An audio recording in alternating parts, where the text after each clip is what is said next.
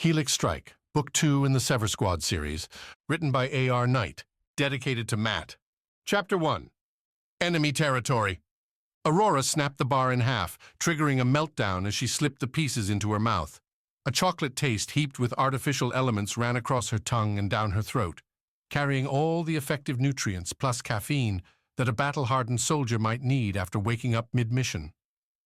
Sever Squad had been on Dynas for almost 2 days now, an adventure starting with a distress call from a planet supposedly inhabited by no one, but actually home to... what? Aurora still wasn't sure. The 5 soldiers dispensed by Defense Corp to handle the call had been given a clear objective: find the VIP who'd asked for the rescue, and no clear exit. Find your own way off world with the objective in hand. When Aurora believed Dynas uninhabited, that arrangement didn't make sense. Now that she, Gregor, and Rovo sat in an abandoned tram station beneath what felt, smelled, and sounded like a busy city, Defense Corp's mission briefing felt like a lie. Like every other galactic corporation, Defense Corp existed to make profits for its owners, employees, and various investors. How it stood to make money by sending Sever on a misguided, deceptive assault to nowhere wasn't clear to Aurora, but she knew how she'd get the answers: by shoving Admiral Deepak up against the wall and making him talk to her rifle. Rovo and Gregor didn't share her fervor, at least not enough to wake them up on time. They'd each taken a bench on the tram as a bed, and Aurora had given them all 5 hours to rest. After a blood-soaked and blast-ridden first day, the dwindling adrenaline had left them all feeling hazy, unsure, drained. Aurora would be damned if she let her squad die due to exhaustion's ill effects. Not that Aurora had all her squad. She'd left the squad's band open, set a message on repeat every few minutes, asking for Aponi and Sai, the 2 missing members, to check in. If they had, Aurora's earpiece would have blasted her awake with an alarm. Nothing had come, which meant Aurora snacked on the nutrient bar and watched the plastic blue-white light parade across the tram station in silence. Relative silence, anyway. Above, she could hear engines rumbling, footfalls pounding, and distant shouts calling for this and that. When Sever had arrived at the station, Aurora and Gregor had done a cursory look that found the station's sole entrance sealed by a locked gate, blocking not only their incoming platform, but several others connecting to elsewhere in the city. Other maintenance options were locked too, and while the tram's tunnel continued on, a flimsy metal barrier across the tunnel blaring closed-in, red-painted letters echoed the surface door's sentiment. Nobody would be coming this way. The why wasn't too hard to figure. The first thing Sever had found upon their arrival to Dynas had been an outpost overrun with strange, half-human, half-fungal creatures. Felix, leading these things, had attempted to infect Sever Squad. He'd failed, hard, and Aurora held to the idea that she'd be going back someday to finish that job. Genetic mutants like him were against galactic law. More important, Felix had tried to hurt Sever, and people who attacked Aurora didn't tend to live long. Cash, vengeance, principles to live by. Rovo sat up next. Aurora had taken last watch. The rookie had the middle, Gregor first. And while giving up those extra couple sleeping hours meant feeling even more sluggish, being tired beat being dead. Plenty of chemicals could help the former, nothing could help the latter. The rookie didn't look too bad after his first day as a full Sever. Simulators could do wonders for training team tactics, for practicing your shots, but getting down on a grimy planet with mercenaries loaded for combat stood apart from the screens and the goggles. Rovo had done well, even gone off on his own for a bit, and while he'd followed Felix into a trap, that could be excused. Like all rookies, he'd either learn or he'd die early. Thus far, Aurora felt good about the kid. Not that she had many options if she didn't. Sever only had 5 members. You had to trust each one to do their jobs. No visitors? Rovo asked as he wandered towards Aurora, sitting off of the tram and on the station's floor. Quiet on all levels, Aurora replied, handing Rovo a protein bar. Rovo crossed his legs, joined Aurora on the hard, dirty grey tile. His eyes tracked to the stairs heading up, behind Aurora and to his right. Wide enough, with a metal handrail splitting the steps, they seemed designed to handle a big crowd. Can't see anyone building a subway like this for a small outpost. Rovo said after he'd sucked down half the nutrient-loaded breakfast. Has this entire mission been a big surprise, or is it just me? Not you. Aurora nodded down the tunnel where the tram could, if not for the barrier, keep going deeper into the city.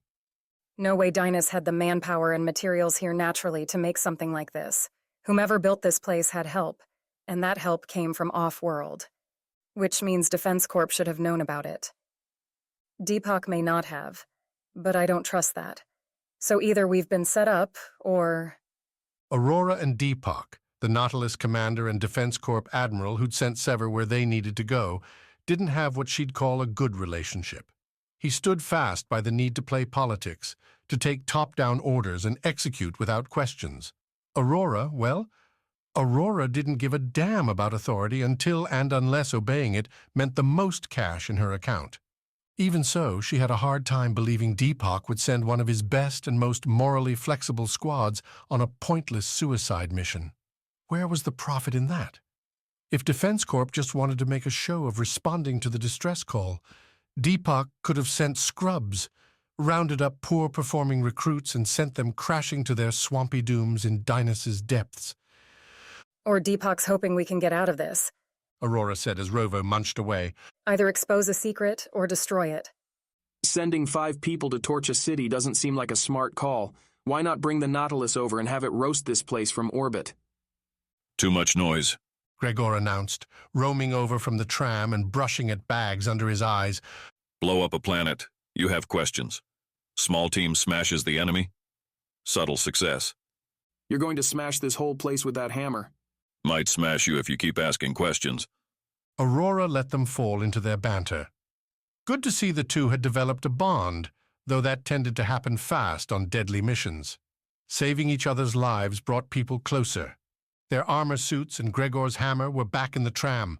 They ought to go back there, squeeze them on, and then go tramping up to the city, ready to spit fire and wreak havoc until they found Sai and a pony.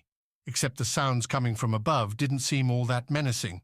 Walking over to the ramp and up it, Aurora went for another look at the chain gate sealing off the platforms.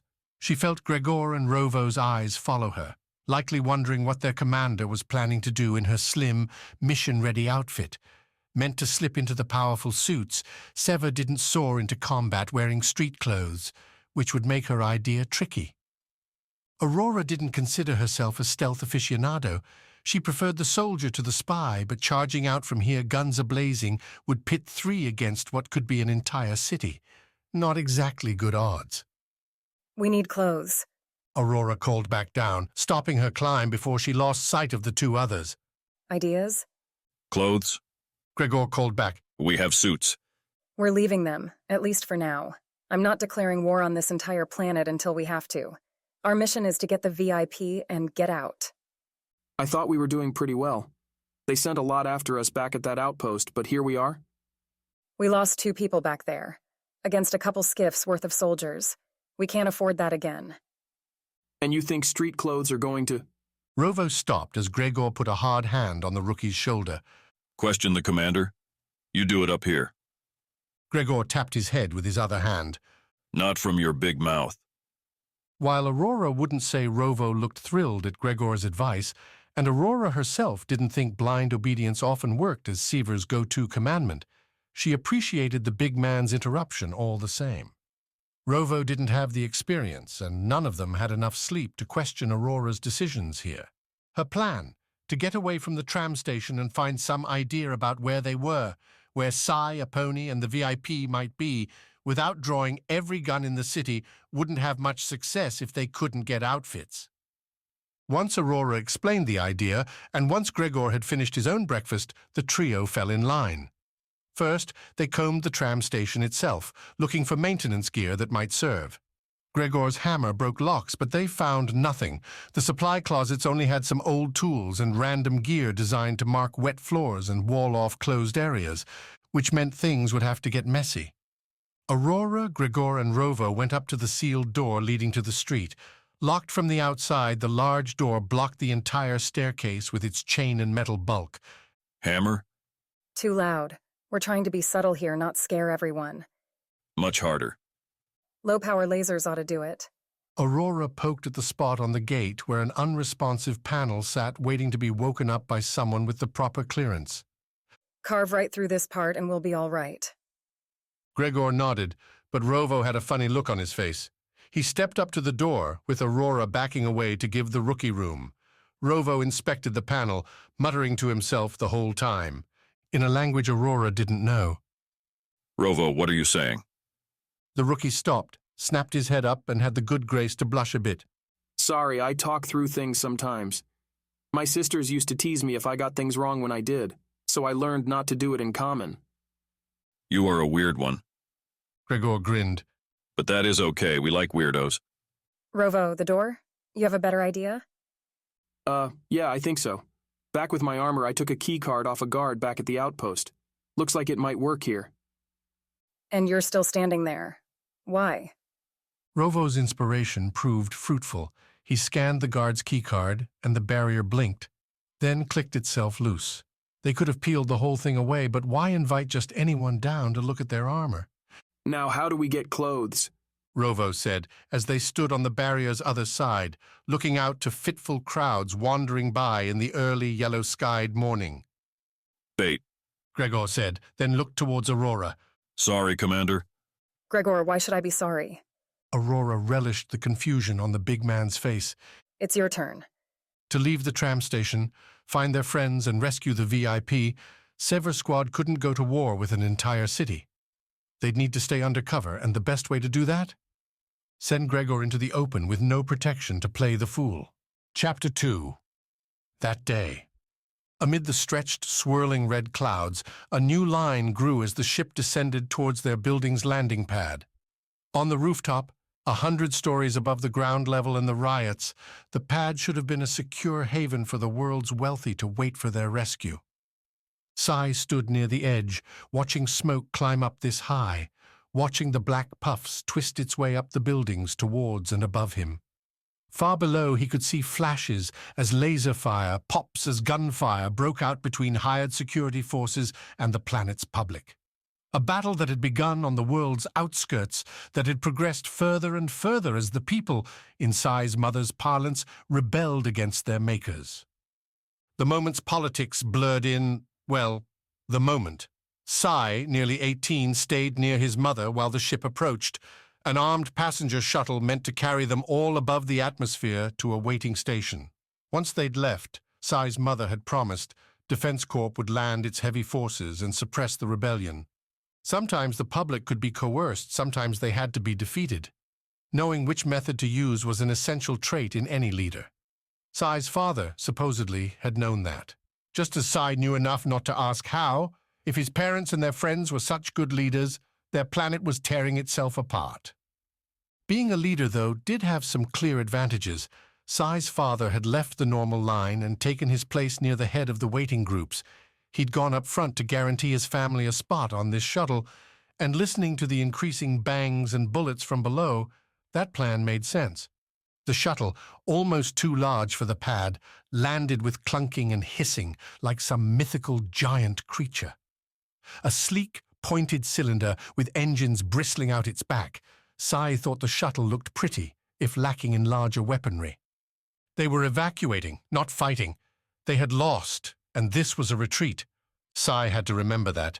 An indented door appeared and rose up along the shuttle's side. A stairway dropped down, and the rooftop panic surged forward. Several official-looking people sprang from that open doorway, waving for any luggage to get tossed aside. No space for any large possessions. Every bit would be saved for bodies. What about the katana? Sai asked his mom as the first passengers climbed on board. We're taking it. His mom, ever calm, ever stoic, left no question in her voice. She held the katana in her right hand, Sai in her left. The sword drew some glances, but nobody right there, right then, cared one bit about a blade so long as it wasn't going to be used on them. Sai took one last look down towards the streets that he'd walked his whole life, to school, to events, to just explore the massive city's neighborhoods. How many people had he talked to, bought from, or played in the park with were down there, turning rudimentary weapons and righteous fury against Sai's peers? Orange blossomed. The cracking blast of breaking glass made its way up to the roof, and the crowd hunched as they scrambled forward, heading towards the shuttle. Sai, his mother, among them, pressing in. Think we'll ever come back? This is our home. Of course we'll come back. When it's ready. Sai tried to find his father, but it looked like the man had already boarded the shuttle. More angry noise from below and around the tower pushed the boarding into a full-on charge. Nobody seemed to be paying attention to rank. Around them, over the city, more shuttles streaked down through the red clouds, heading to other towers, other evacuations, a full-on flight, all these people leaving all their possessions. Sai himself had on a little backpack, filled with the absolute few things he wouldn't leave behind, including, unbeknownst to his mother, a small laser pistol he'd bought earlier that year when the rumblings began. When a boy like Sai might find his family's position making him a prime mugging target. Even though he barely knew how to fire the thing, having it made Sai feel a little bit safer. A roaring noise drew Sai's eyes away from the crowd to another tower across the way, where another rescue shuttle, apparently full and with plenty left behind, withdrew its struts and made to take off. Its engines spun up as the shuttle's front jets pushed the cylinder vertical. Hot fire spewed from the engines and the cylinder began its climb. The shuttle's light came so bright that Sai didn't notice it at first, but he caught the millisecond flash as, from another tower, a rocket flared. The shot streaked towards the lifting shuttle, struck the craft just below center. A rippling boom gave way to a crackling, sparking rise as the shuttle continued thrusting. The rocket, though, had knocked the shuttle off its course, tilting the ship towards them. Sai's mother reacted first, grabbing Sai's hand and pulling him away from the ledge, back towards the tower's rooftop access, the stairs leading down, even as the crowd surged towards their own shuttle. Sai didn't have a chance to scream, to ask about his dad, before his mother threw them both to the ground and the stricken shuttle hit their own. Sai couldn't see what happened then, but later, watching historical recordings, he saw the damaged shuttle's nose strike the midpoint of their own. The nose pierced and then pushed their shuttle off its base, turning it over and thrusting it all the way off the side of the tower. The wounded shuttle's engines began breaking apart as the collision added to the rocket attack's stress, sending the burning nacelles spinning down to the tower's ceiling directly into the scattering crowd. Don't look. Crawl. Keep moving. With me now. Sai kept down with his mother as they went back towards the stairwell. Heat brushed his back, burned at his clothes, but the tremendous rending, crunching, hissing noises coming from the disaster blocked the screams. Smoke singed Sai's eyes, burned his throat, and the tower's roof scratched his hands as he pulled himself along after his mother, towards a home no longer his. Do you always talk so much in your sleep? The woman asked Sai, jarring him away from the rooftop into a small, bright and empty room. A smiling, icy-eyed woman stood over him, one finger on her chin and the other holding a long syringe with something off-white in it. Sai could feel his arms and legs, could feel the restraints holding them fast. Nothing cloaked his face, and while Sai could feel residual aches from the skiff crash, from the fight with the infected, in general he felt good. Really, really good. Where am I? That wasn't my question. The woman reached down, pulled up the thin sleeve on Sai's right arm, looked and felt like some sort of cheap gown. One more time, do you always talk so much in your sleep? What? Why does that matter? Sai said, straining to sit up to see what she was going to do. What's in that? What are you doing? The woman stopped, pressed her hand against Sai's forearm, and turned a somehow more rigid smile at him. Answer the question, please. What, do I talk in my sleep? How should I know? I'm sleeping. The woman nodded, her eyes flicking towards the ceiling. Of course. That makes sense. We'll observe over the next few days and see if the virus makes any changes to that behavior. The virus? Sai felt the prick as the woman stuck the needle into his arm just above his elbow, felt the strange rush as the foreign liquid entered his body, ran along his veins and vessels. Yes. The woman pulled the syringe away. We've spent the last few hours building you up. Now you are healthy enough for us to see whether a Defense Corps soldier can handle our latest generation. That icy smile threatened to falter, but the woman hid it behind a look towards what Sai assumed was his cell's entrance, a glass door spreading from wall to wall. If not, then my job becomes so much more difficult. Sai wanted to say he didn't understand, wanted to get more from this woman. But he knew what he'd fought against in that room, knew the strange creatures present in this tower, and he could guess where they'd come from, where he might be going, and what his children might have just lost. See, my name is Dr. Anaskia. I will be watching you and listening. If you wouldn't mind, after I am gone, please continue to talk. I would love to hear the end of your story, and if we can understand how the virus impacts your dream speak, so much the better. Sai, though, barely heard her. He lay back on the thin pillow, stared at the ceiling, and felt the infection spread like hot fire. Chapter 3. Shopping Trip. If Gregor calculated his life spent with or without armor, a gut-level estimate suggested it'd be lopsided in armor's favor. Spending his youth mining cold comet rock with potential for vacuum exposure and his adult life in various combat zones meant wandering out into city streets with nothing more than a thin, active-wear outfit felt very strange. At least Dynas, with its humid, swampy climate, kept him warm. And Gregor had long since rendered himself, through so many missteps and clunky statements, incapable of blushing. So as faces turned his way, he broadcast a big grin. A confident, strong, half-naked man appearing from a closed tram station. What was so unusual about that? Apparently, everything. Emerging from the tram station, especially coming from the marsh and monster-ridden outskirts, put Gregor's faux smile to the test. He'd served on urban planets before, spent his time in obscure backwaters on Defense Corp assignments. But this place didn't seem to know which it was, or wanted to be. Coming off the tram, down in the station, the whole group had confirmed how wet everything seemed to be here. The high humidity glazed tiles, walls, rails, and stairs. Things were even worse up on the surface. Leaving the station meant stepping onto a watery sidewalk, tilted ever so slightly to run the moisture into large yellowed troughs bordering the narrow street edges. The blotched black buildings adopted similar philosophies, arranging themselves into slopes and funnels so that the perennial wetness would drip and drop into designed points and keep the people walking by dry. Rather than blocky, flat roofs, everything ended in angles, as if someone had built a city from spears.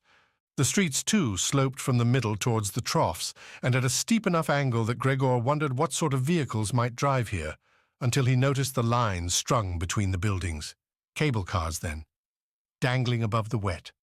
The tram station opened onto an intersection, a cable's nest directly above for the cars to somehow navigate. Crosswalks, for the few people Gregor saw, were grated, studded metal laying over the slanted roadways. All in all, a marvel and a mess.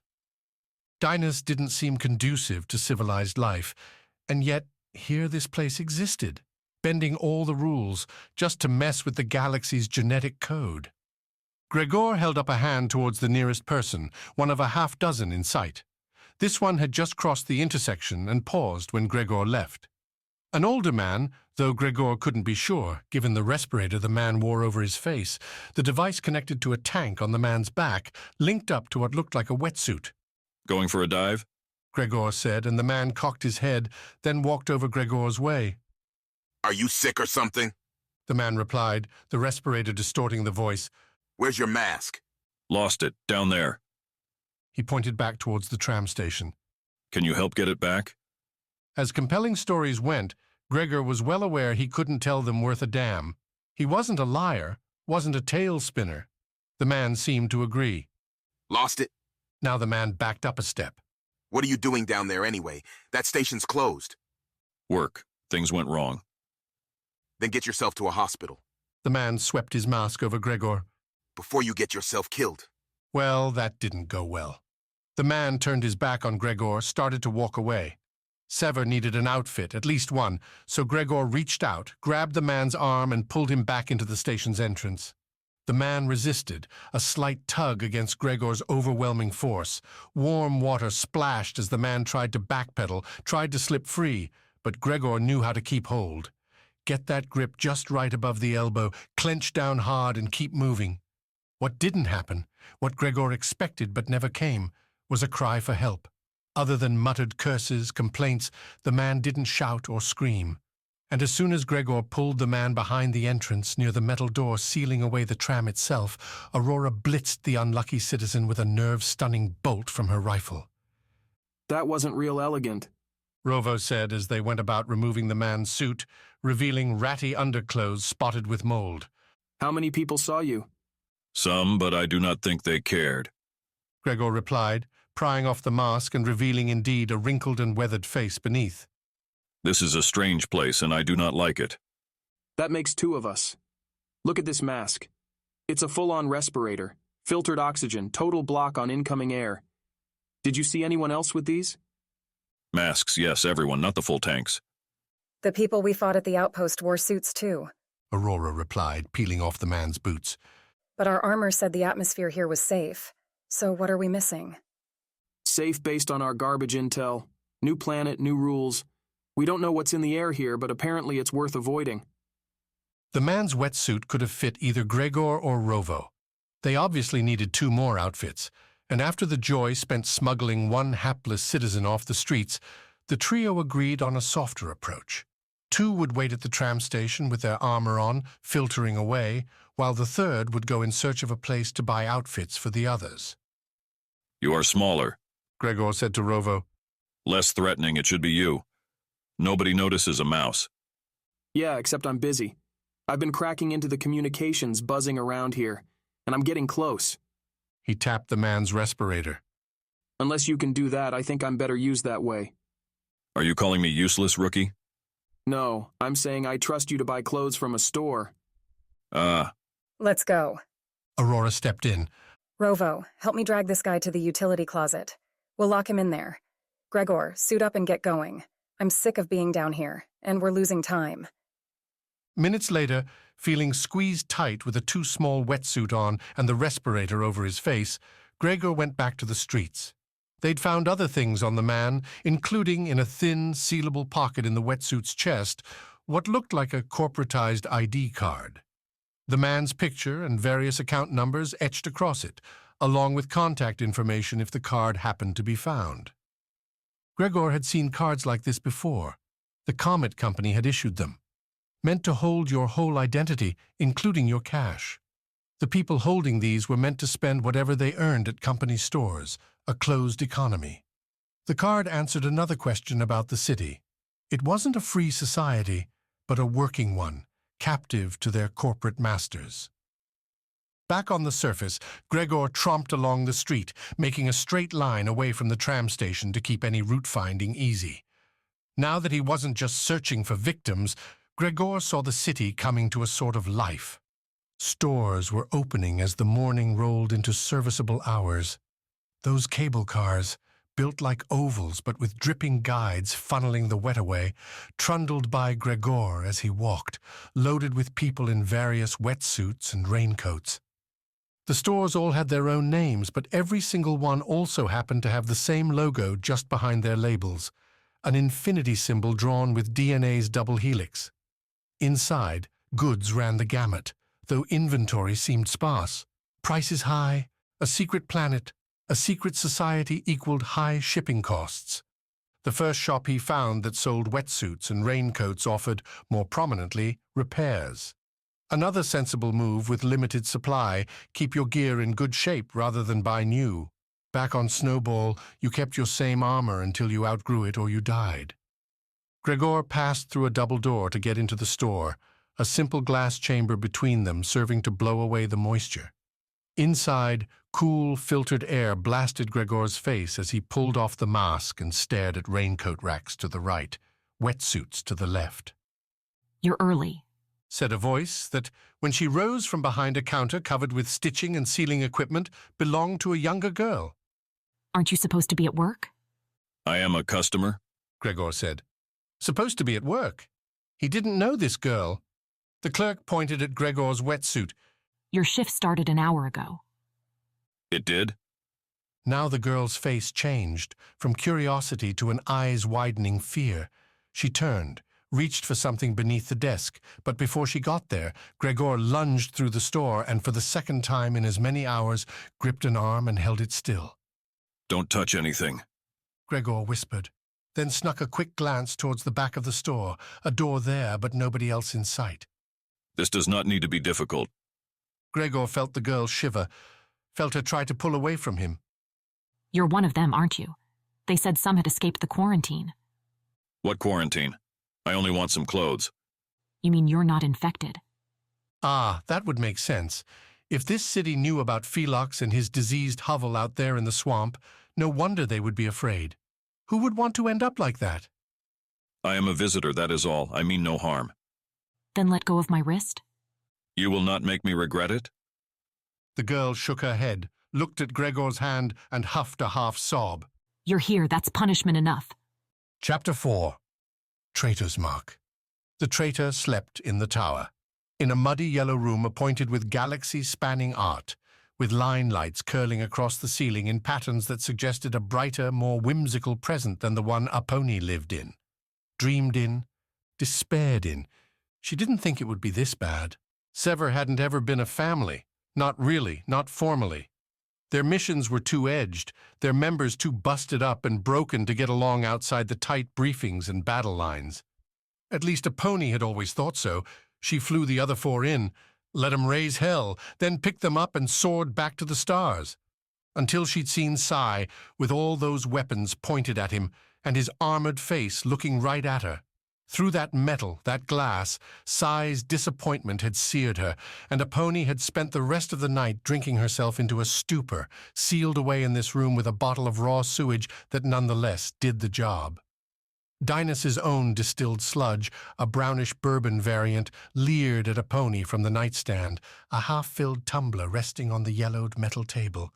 Without her armor, with her other gadgets long taken from her, Aponi resorted to the room's actual clock on a tiny screen bolted to the wall that also told her the temp, hot, humidity, drenching, and weather, foggy. The time, past 8 in the morning now, said that Aponi needed to get up, needed to figure out what she could do with her life.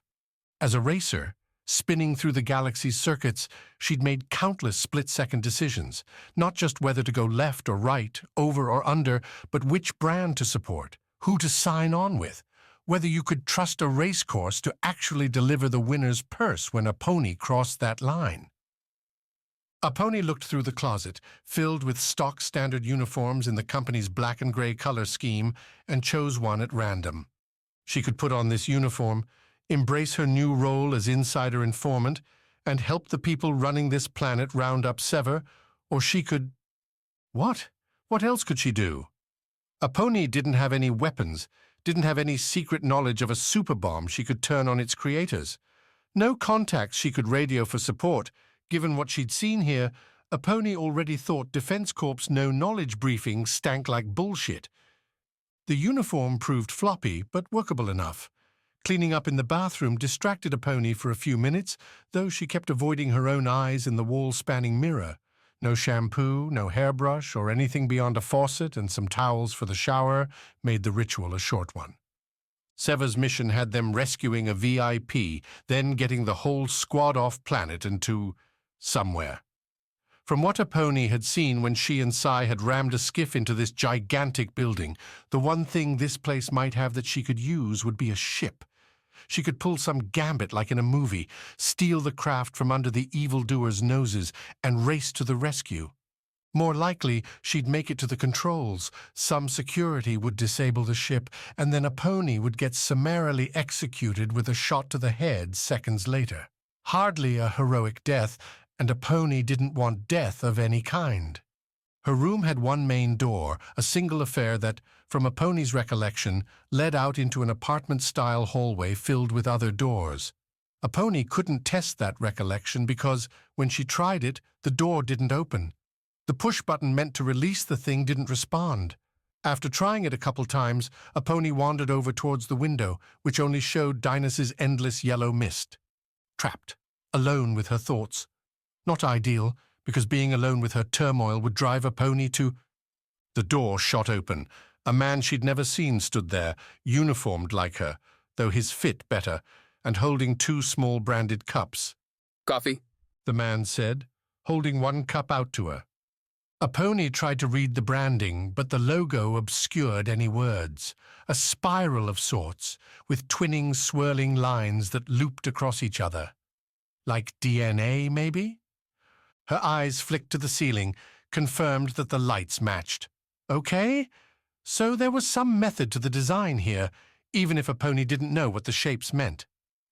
Thanks. A pony offered as she raised the cup to her nose, smelled it. Definitely coffee. Warm but not too hot. Could be poison, but a pony laughed that idea away, drawing a quizzical look from the man. Why would they poison her when they could have shot her already? Why put a pony up in a room at all when they could have tossed her off the balcony, locked her in with Sai? She took a long drink, enjoyed for the first time in a long while coffee that came from something better than Defense Corp's mass-produced product. In fact, the earthy, nutty coffee seemed way too good for Dynas, more evidence that this place had backers beyond its backwater status. Like it? Sure. So what are you supposed to be? My caretaker? Not really. The man replied, then stuck out his coffee cup, tapped it against hers. The name's Ben Tygo, and I volunteered for this. And what is this? That's what I'm trying to figure out, Ben said. A pony noticed Ben had been very careful to not come more than a step into her room, as if following some strict code. Most of us know that a group attacked us yesterday at a fringe site. There's a lot of hurt, angry people right now. A pony drank her coffee, watched Ben. He didn't have any visible weapons. The door had stayed open. If she wanted to, a pony could launch the coffee into his face, lead in with a strike, and then break for freedom. Maybe take Ben's ID card with her, use it to get up. You hearing me? Ben said sharper. I'm saying it's not real safe for you here, even with the tops offering protection. Is that supposed to scare me? A pony folded her arms. A racer like you? Guess not. Wait, you know I'm a racer? Of course I know. That's why I'm here. Ben broke his code, wandered into the room, arms going all over the place. I remember you. This hotshot going places.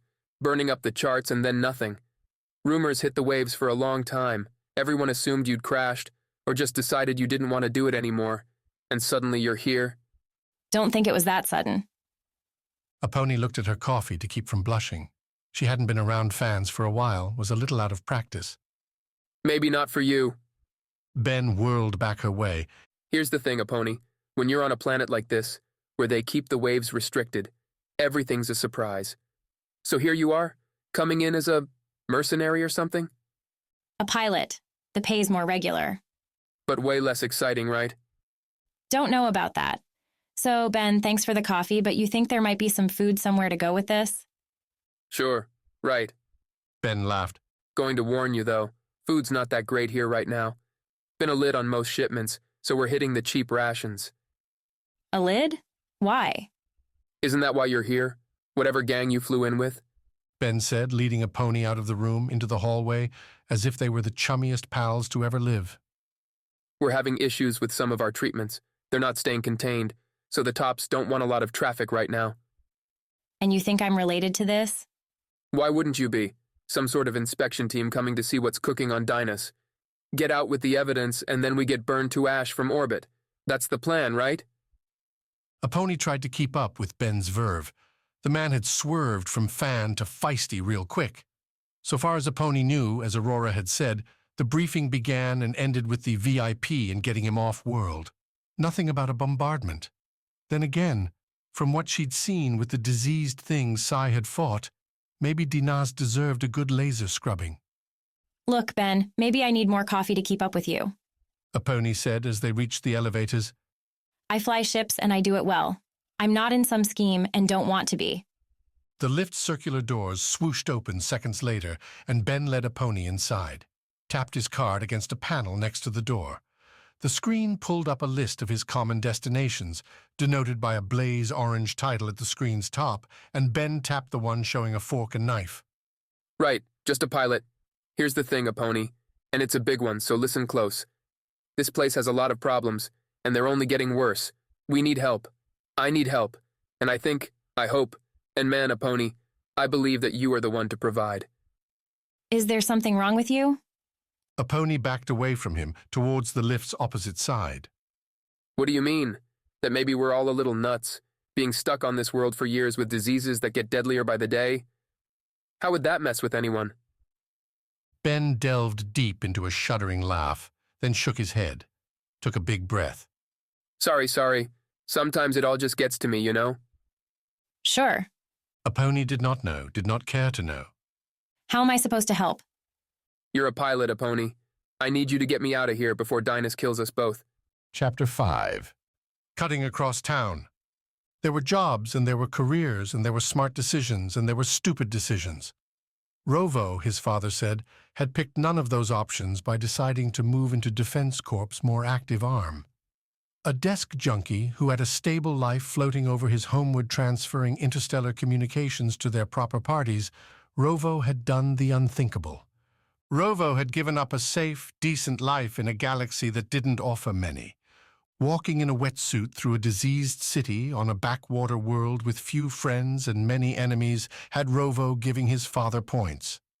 While excitement had been the goal, Rovo had found getting close to death didn't really add much to life.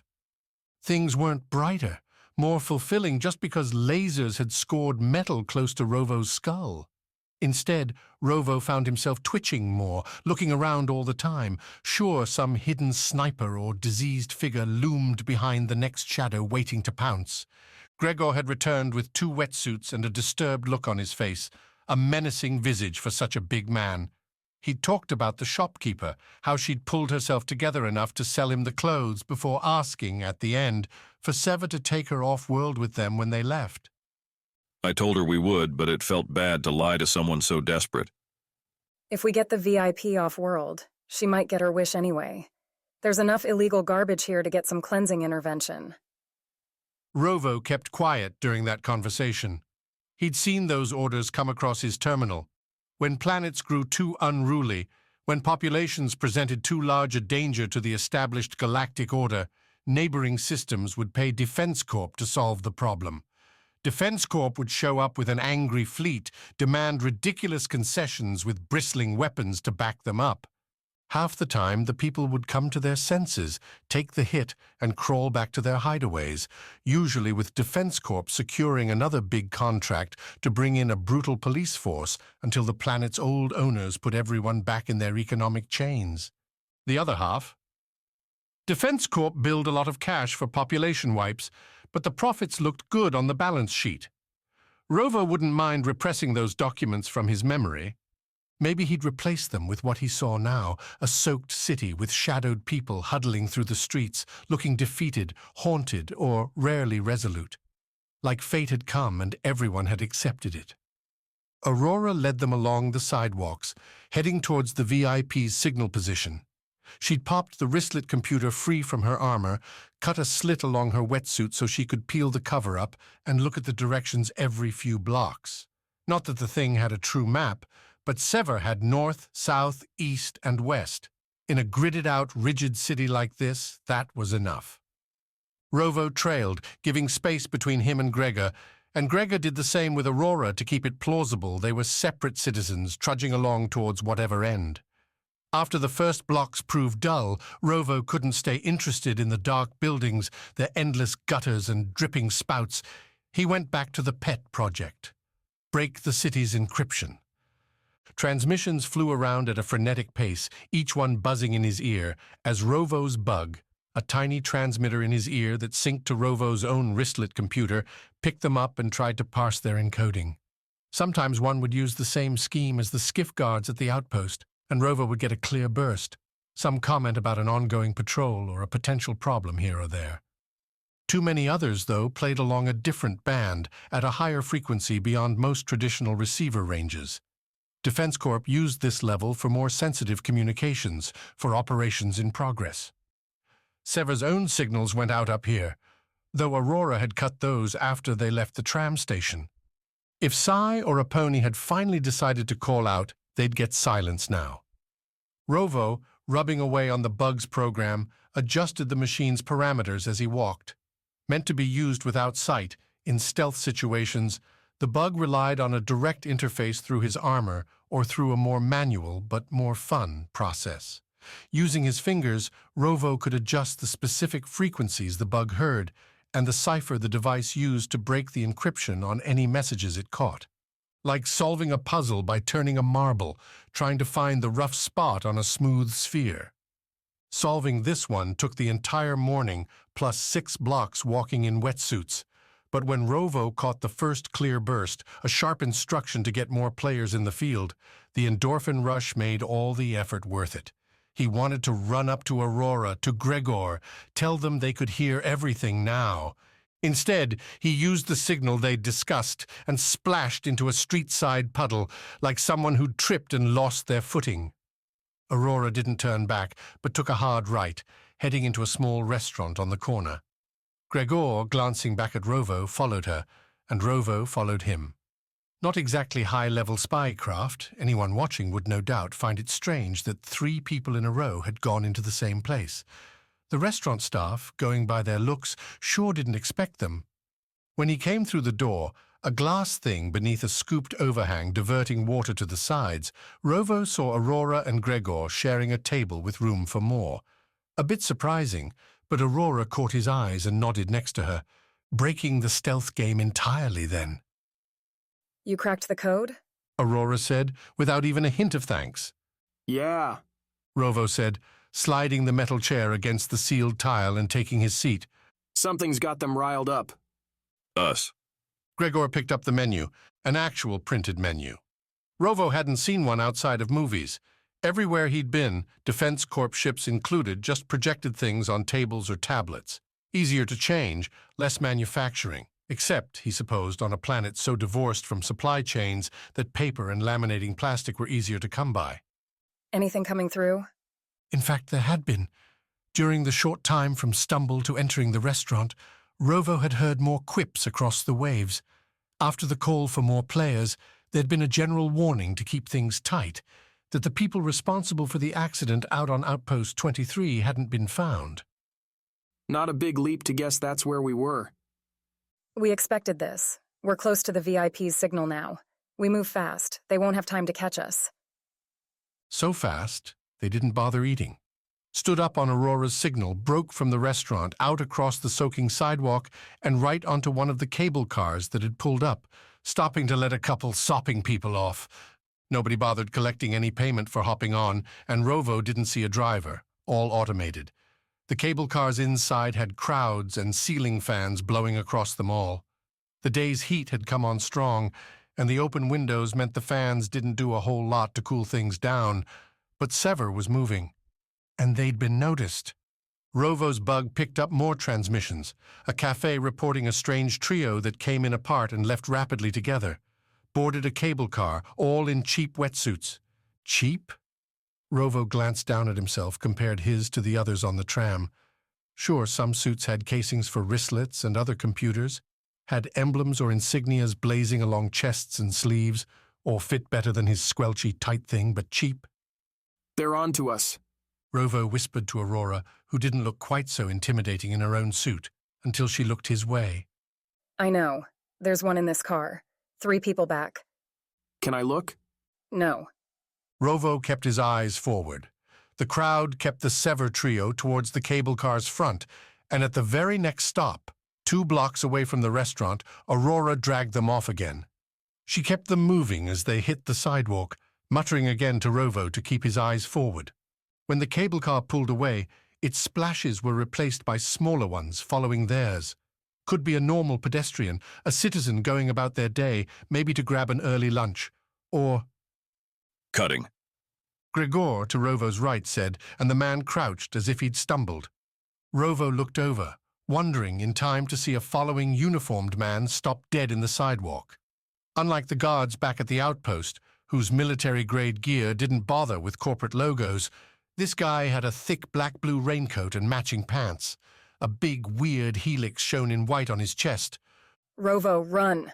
Aurora hissed, and she took off as Gregor erupted from his kneel, twisting back and delivering a long jab right into the tailing man's face. Rovo gaped as the man hit the ground, limbs akimbo and so very unconscious. Then Aurora grabbed Rovo's arm and pulled him along, sprinting through puddles as the bug intercepted one coming disaster after another. Chapter 6. The VIP. Aurora's first mission with Sever, as the squad's newest rookie, had been on Pleidia 4's scorched surface. She'd landed along with a whole Defense Corp contingent, paid for by corporate mining interests that wanted Pleidia 4 cleared out for their machines. And what did they want cleared away? The prospectors, the species and humans that had come before and found the diamonds and harder gems beneath the blue lava flows. The ones that had declared the claims for their own and that, legally speaking, had every right to keep them. What that same rabble didn't have, though, was the right to declare the whole planet off-limits to corporate interests. Once the prospectors started sabotaging the big machines and poisoning any representatives that came to visit, their days were numbered. Aurora had heard the prospectors had offered Defense Corp a cut from the metals they mined, said to be worth more than what Defense Corp would make from this cleansing, but not worth more than the relationships, than a galaxy filled with contracts. So Aurora, Sever, and other squads had stormed into prospector villages and, threatening deadly force, asked the prospectors to leave. Except they found nobody. Aurora, assault rifle raised and ready, heat shields up as she wandered through Sever's designated makeshift mechanical camp, only saw remnants, abandoned terminals, some supplies, but not panic. The prospectors hadn't run. Or they had, but not in a hurry. Meals hadn't been left half-eaten to bake in Pleidia 4's black rock surface under its ashen sky, glowing an eerie blue from the lava lines marking its surface. Word went around that all the camps were empty. Defense Corp had the planet blockaded, so the prospectors could only have gone down, underground into all that heat to their conflict source. Aurora's commander hadn't hesitated. With their armor, Sever could take the heat, so away they marched into the mine and down. With thick rock on all sides supported by fabricated steel crossbeams and yellow geothermal-powered lights, the mine tunnels weren't all that unpleasant. While compared with corporate efforts, Aurora found the occasional loose wires and smudged supports unsettling. The overall effort seemed to discredit the idea that these miners were haphazard, dirty, and unorganized. As they went deeper, Sever passed organized breakpoints, hollowed chambers packed with supplies and ready to protect miners in case lava leaked or some gas ruptured. Professional quality. The sight had Aurora feeling a little sick, a little scared, but rookies, so her commander had said, needed to keep quiet and learn. So Aurora said nothing, followed the pack with her rifle raised, looking for someone to shoot. Communications across the surface fizzled and vanished as Sever went deeper, as the other squads descended into their own mines. Cut off and out of touch, Sever's commander finally acknowledged, deep and surrounded by rock, that the mission hadn't been going according to plan.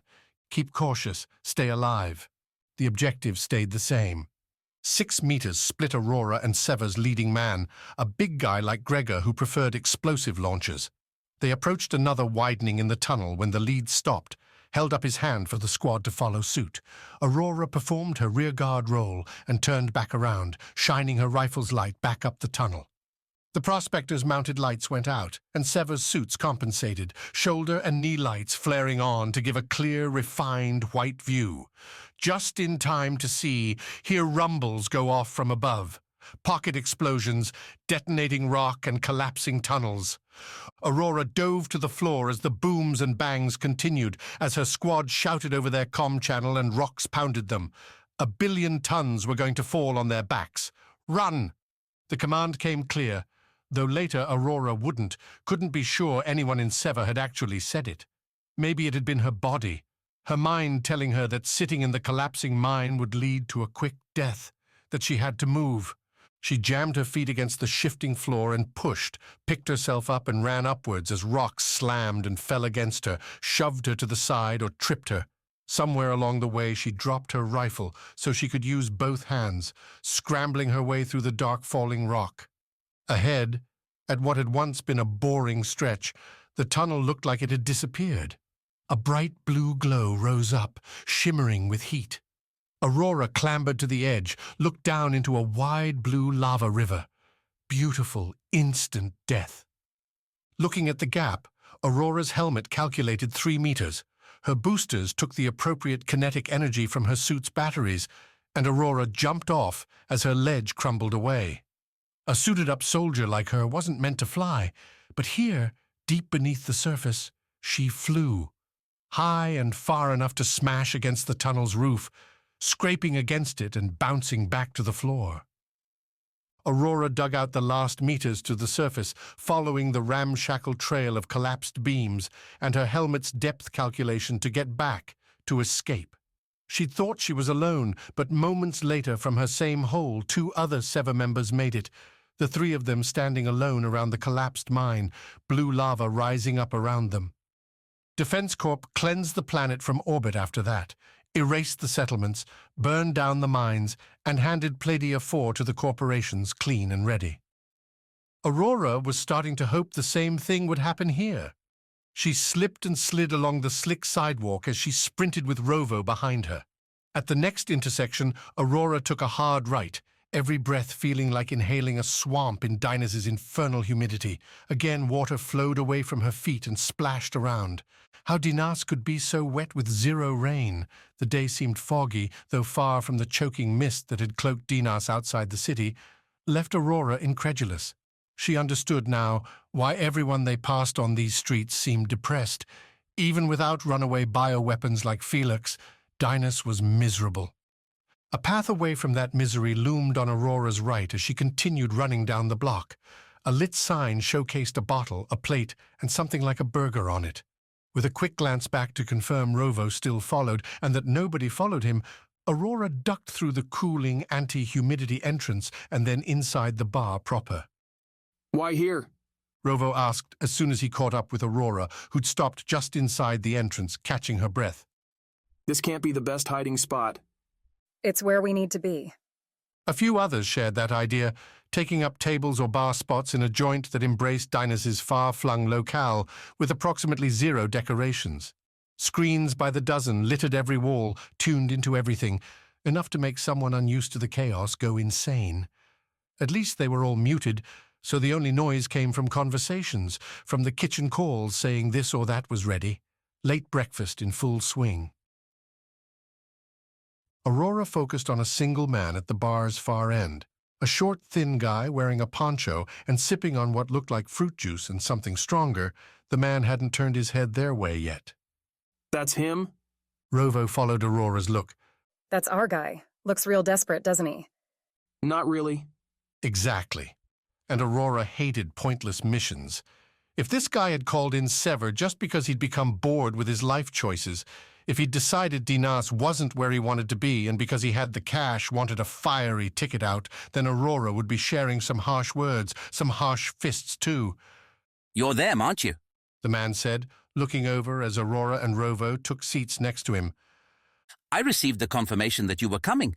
When everyone started freaking out, I assumed you'd arrived. They're after us already, and they know we're here. Of course they do. The whole city heard about your entrance. We don't do quiet. Defense Corp sent us because you called for an extraction, and that there'd be resistance. And there's been resistance. Hey! The man called past Aurora and Rovo to the bartender. Can we get another round? 3 more of what I'm having. The bartender gave a nod back that he'd heard. What are you having? And can we have it somewhere safer? They're going to find us here. Of course, perhaps your ship. On our way off-world? Don't have a ship. We need to steal one.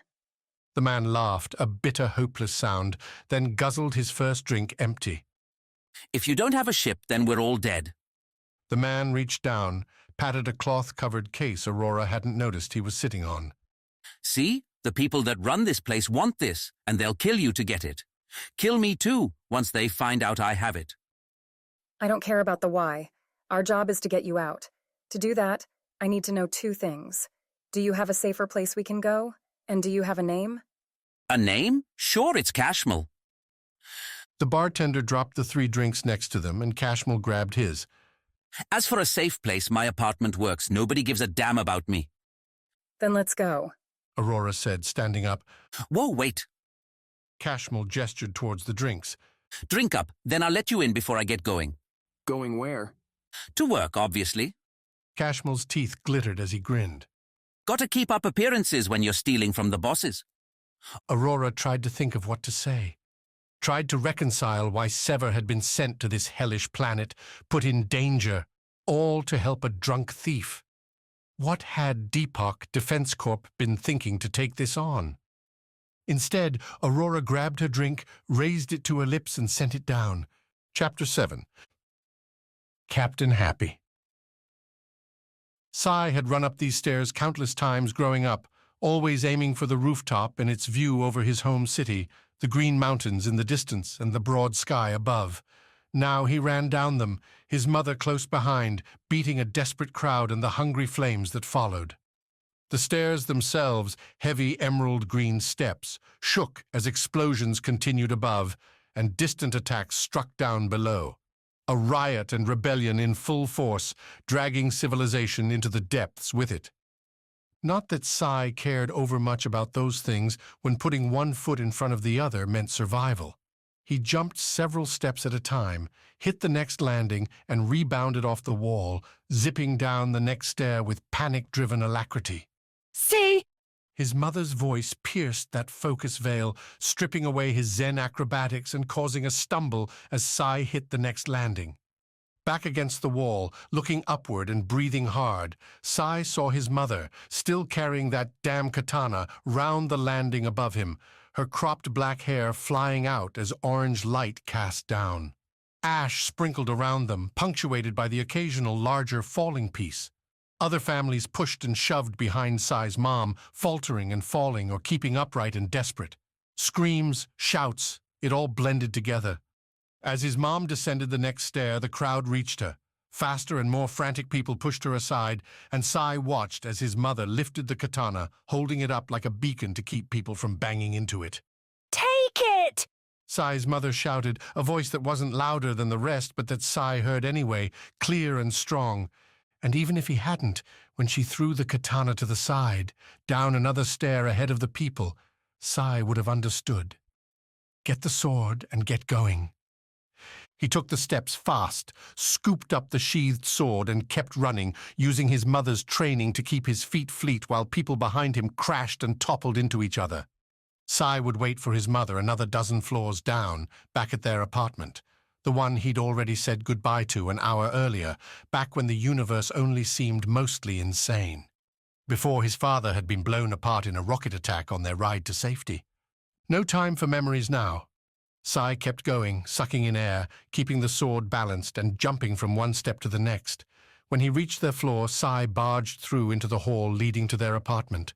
Behind him, the crowd surged past, continuing to ramble towards the bottom and the war waiting for them there.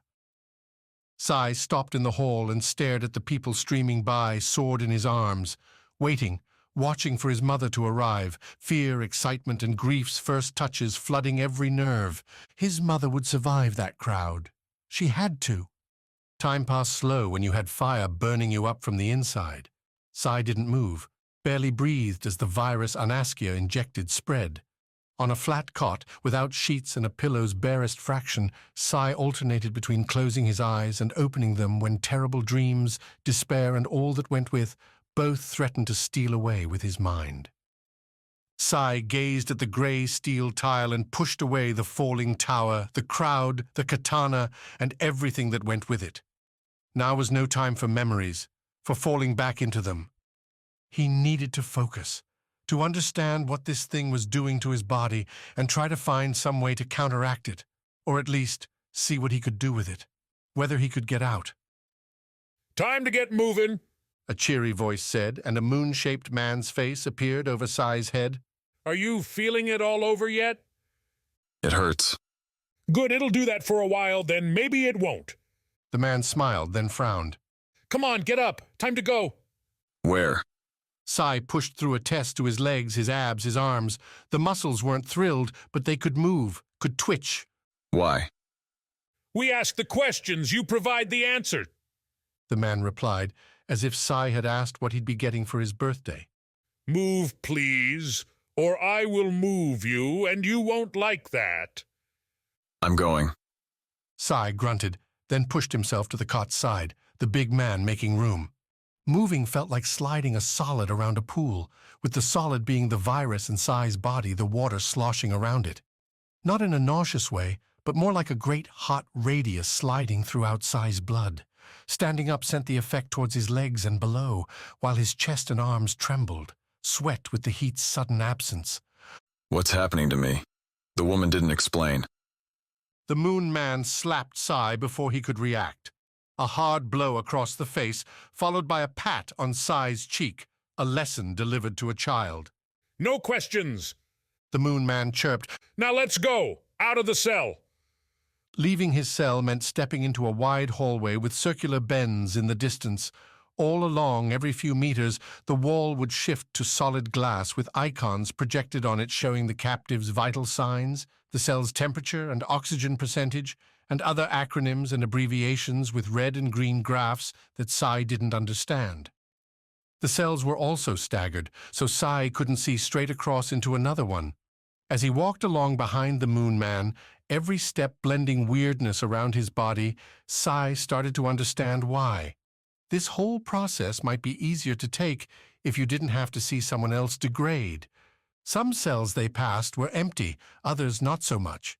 Sai saw women and men, adults looking like him, lying on their cots staring at the ceiling in obvious pain. Others paced, with halting movements as they looked at the ground. These were worse. They often had skin patches in different colors or strange growths hidden by large gowns. None looked up as they passed. Sai started to ask another question, then stopped himself. The Moon Man hummed a tune, something light that looped back on itself like an advertising jingle. Beyond that, the only noises in the hall came from far-off machines rumbling away. No windows, no artwork, no emotion in the dark stone and steel. After 2 rounded turns, the Moon Man led Sai into an elevator, one larger than Sai's cell. His guide pointed to a brighter spot on the floor, where the tile had been painted over with a rough white. Stick yourself right there and don't move a muscle. We're going for a ride and I don't want you to get hurt. Sai managed a quirked eyebrow but stayed quiet and listened to his captor. His hands itched for the katana. Something to hold, give him purchase in this surreal hell that he'd entered into. His guide keyed something on a handheld computer, and the floor under Sai vibrated ever so slightly. As if falling into the lightest sand, Sai sank a centimeter or two before the white, apparently not just paint, reformed. Sai tried to lift his feet, just to see, and found them locked in. Just for safety, Captain Happy said. Sai decided he needed to give the man a name or he'd go insane, and the Moon Man's voice reminded him of a show his kids had watched when they were younger, before Sai had started this planet-hopping life. Hold on! The elevator lurched and they descended, smooth and quick. Captain Happy resumed his song during the trip, which may have taken 5 minutes or 5 hours for all Sai knew. The viral heat spread to his face, and he found himself in a battle to keep his suddenly heavy eyelids from falling shut, his mouth from hanging open. The elevator stopped, and Captain Happy led Sai out and into a wide room, an antechamber with other glass doors leading away to who knew where. Spread across the floor at regular intervals were more white tiles like the ones Sai had been trapped by, and, with Captain Happy's efforts, released from in the elevator. People already stood in several of these, looking as delirious as Sai felt. Their hands rested on small stands wrapped up in wires and cuffs. The stands, pure glass minus an embedded column, projected vital signs across the top for every subject. Thank you. Anaskia, sweeping over from a captive, said to Captain Happy, Bring the rest, please. It's going well. One at a time? One at a time. Anaskia gave Sai her practiced patient smile. We'll need to get each one set up, and it's safer this way. For all of us. Captain Happy didn't object, wheeled around and wandered back into his elevator. Sai watched the big man go until he felt Anaskia's hand on his shoulder, steering him around towards the white patches, the stands, the next step. You're looking quite well. Don't feel it. I'm sure, but be confident. Anaskia guided Sai forward. You're in far better shape than most of our subjects. Consider this one here. Anaskia, holding Sai's arm now, nodded towards an older man covered in sweat who seemed lost to the world. He worked with us for years. Desk duties. Nothing like the hard training you're used to. His body can't accept the change. What? Sai focused on the words he wanted to say, like talking through glue. Is wrong with you? Anaskia nodded, resumed the movement. You should have been told that there are no questions allowed. It disrupts the mood. My mood, their mood. The whole experiment is at risk if the subjects question the motives. Please, take your place. They'd stopped near an empty spot, though a glass stand had been placed in front already, waiting for someone to don its cuffs, stick their fingers into its measuring slots. If Sai stepped up to that podium, he'd be trapped, slotted into the next phase without any answers. He tried. Sai put all the effort he had into his hands, his legs to turn and reach for Anaskia, to tackle her and maybe wrest away a badge, something that could get him away from here. Except his muscles didn't respond like they used to. Sai didn't snap into action as he had hundreds, thousands of times before.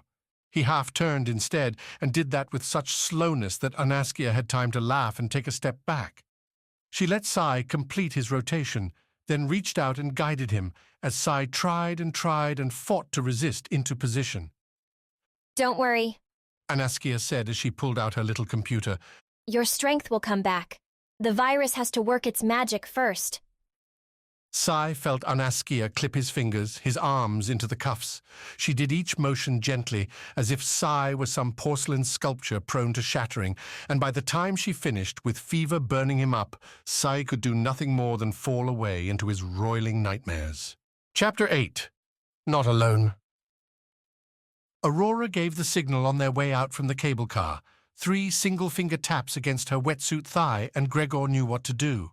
Sever had these silent signals ready for ambushes, for missions where vocals could be intercepted. This one, cutting, had been designed for use with their armor on, for a quick turn and smash with the hammer or blast with a rifle.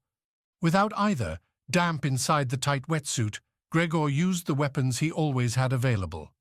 While he slipped a bit spinning on the wet sidewalk, his trailing target couldn't get any traction to dodge, so Gregor had laid the poor man out with his heavy haymaker. And now Gregor ran.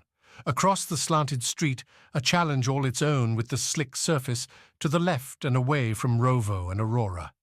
Cutting's whole purpose lay in drawing attention from Sever's other members, letting them set up a reverse ambush. At least, that's what Gregor hoped was happening. Without their armor, Gregor, Aurora, and Rovo had no way to talk to each other from a distance. As he rounded the intersection, the same one where they ditched the cable car, Gregor went right and kept at it, breaking around people and noticing the gradual change in buildings from concentrated residential, restaurant, and recreation to corporate-labeled entities. Unlike most cities, though, all these windows held the same corner logo, that spinning helix. Sprinting through the enemy's core didn't seem smart, so Gregor slowed down, drawing glances from passing people but no follow-up. Typical for a fearful, desperate place. Everyone had too many problems to take on another.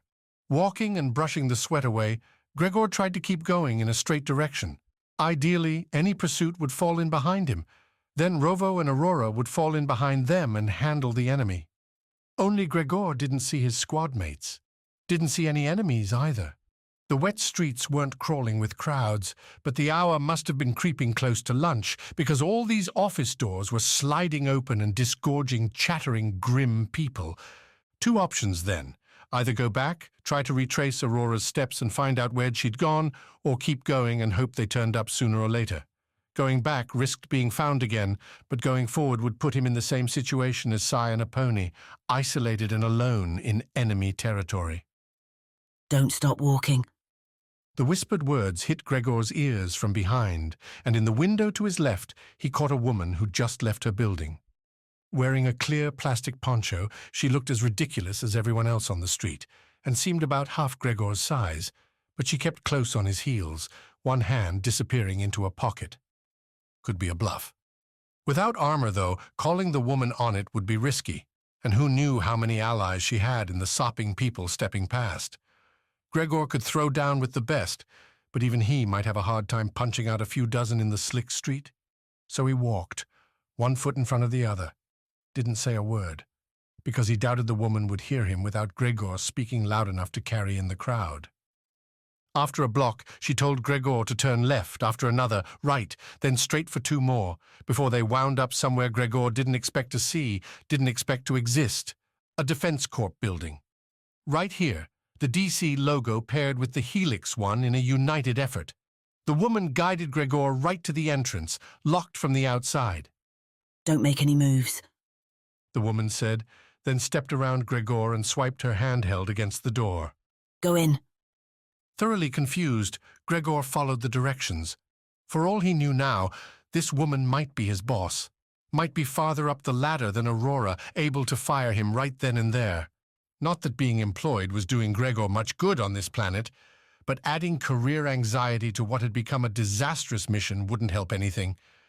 Inside, Gregor realized this wasn't a business office, not a liaison space, where Defense Corp could sign deals and conduct administrative work. Stacked cases, all locked, lay around the wide entry space. Cheap gray plastic tables filled in elsewhere, laid over with active gear. Doors, locked with those black scanners, split the walls, no doubt leading to further storage rooms. Several dots stuck down from the ceiling, devices that could track Gregor's movements and, on command, shoot out little, lethal energy beams. Gregor had seen arsenals like this before, dropped into places where Defense Corp saw a profit advantage to having supplies ready for use, if, for example, missions were going to be commonplace, if a planet was a violent mess, like Dynas. You're not supposed to be here, the woman said, stepping around Gregor. Before slipping off her poncho, she pressed something on her handheld that sent the windows dark, that locked the front door. Who sent you? Who sent me? Gregor said, still running his eyes over the supplies. No armor.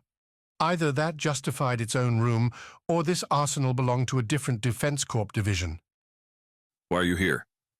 Business, the woman replied, folding up her poncho and setting it on a nearby table.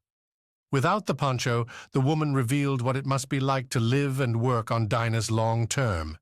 She kept her dark hair cut close, her darker skin soft and wrinkled, though Gregor wouldn't put her all that old. The heavy humidity, most likely. Beneath the poncho, she wore aggressive athletic gear, like what Gregor and the others wore between missions back in space, except this set bore frays and stains from heavy use. Me too. Really? The woman said, crossing her arms. Because I thought you were just here to make noise. Rile people up, get me in trouble. Gregor matched her stance. If she wanted confrontation, Gregor could deliver. We came because we were asked to come. What were we supposed to do when these people tried to kill us? We were not warned. Because I didn't know you were coming. Not my fault. The woman shook her head, turned, and, waving for Gregor to follow, went past the arms cases towards the middle back door and scanned her way through. Behind the imposing barrier was a home? Spending so long on the Nautilus, surfing the stars between brief planetoid deployments filled with action, Gregor had almost forgotten what it looked like to have a long-term place larger than a bedroom. Here, with a white stair leading up to a loft, was a small apartment. A kitchenette sat to one side, with a tiny table for 2 beneath the stairs, and further back, a rather cozy living room dominated by a thrumming dehumidifier. One that, by its colorful exterior, had been painted. Paint, in fact, was everywhere. On canvases framed on the walls themselves, the tiled floor and the ceiling. Some patches looked like they were still in progress, others looked like they were being painted over and not for the first time. Get in here. I don't want anyone else coming in and seeing you. Not till I know whether you should be dead or alive. If I am coming into your home, I should know your name. I am Gregor. And you are? Lani works, and I'm not fooling. Get inside. Gregor risked a look back, wondering if some enemy had pushed Lani's urgency. Nothing had come into the lobby, nobody was trying the door, but Lani had fight on her face all the same, so Gregor complied and walked, wet boots and all, into her apartment. After shutting and locking the door with both digital and manual bolts, Lani ordered Gregor to take off those boots, then make his way to the couch, keeping his hands where she could see them the entire time. Then she offered him some water. I feel I will never be thirsty here. Yeah, all that's on the outside. You still got to stay hydrated. Lani pulled 2 glasses from a cabinet, filled them up from the same spout, handed one to Gregor, and took a long swig from the other. There's a million ways to die on this damn world. Would be pretty stupid if you let water be the one. You are not wrong.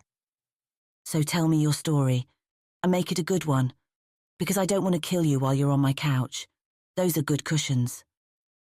The cushions, tanned and soft, were definitely high quality, and Gregor respected solid craftsmanship, so he told Lanny the bare bones about why Sever had come to Dynas, the call, the landing interception, and the tramway to town. No Felix, nothing about Sai and a pony going missing.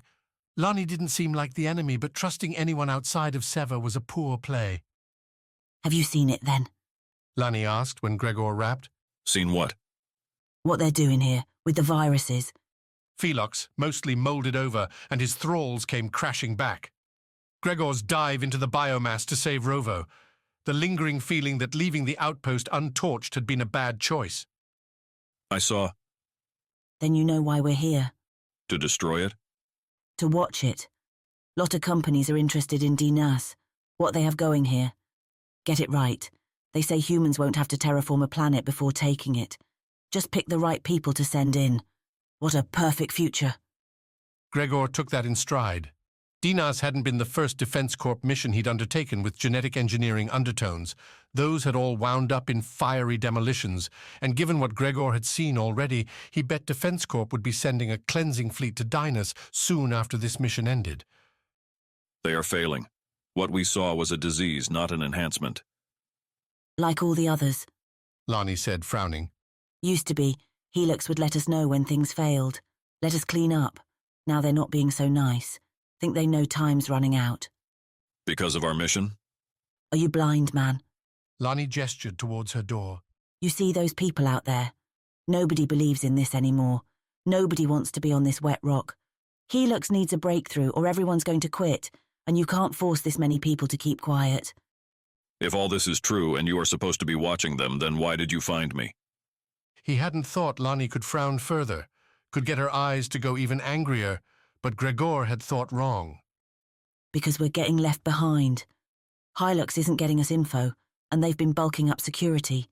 Defense Corp just gave us new orders, and you're going to help me carry them out. Why would I do that? Because if you do, I'll make sure your squad gets its ship off this blasted rock. Chapter 9. Drafted. The hostage breakfast turned out to be pretty good.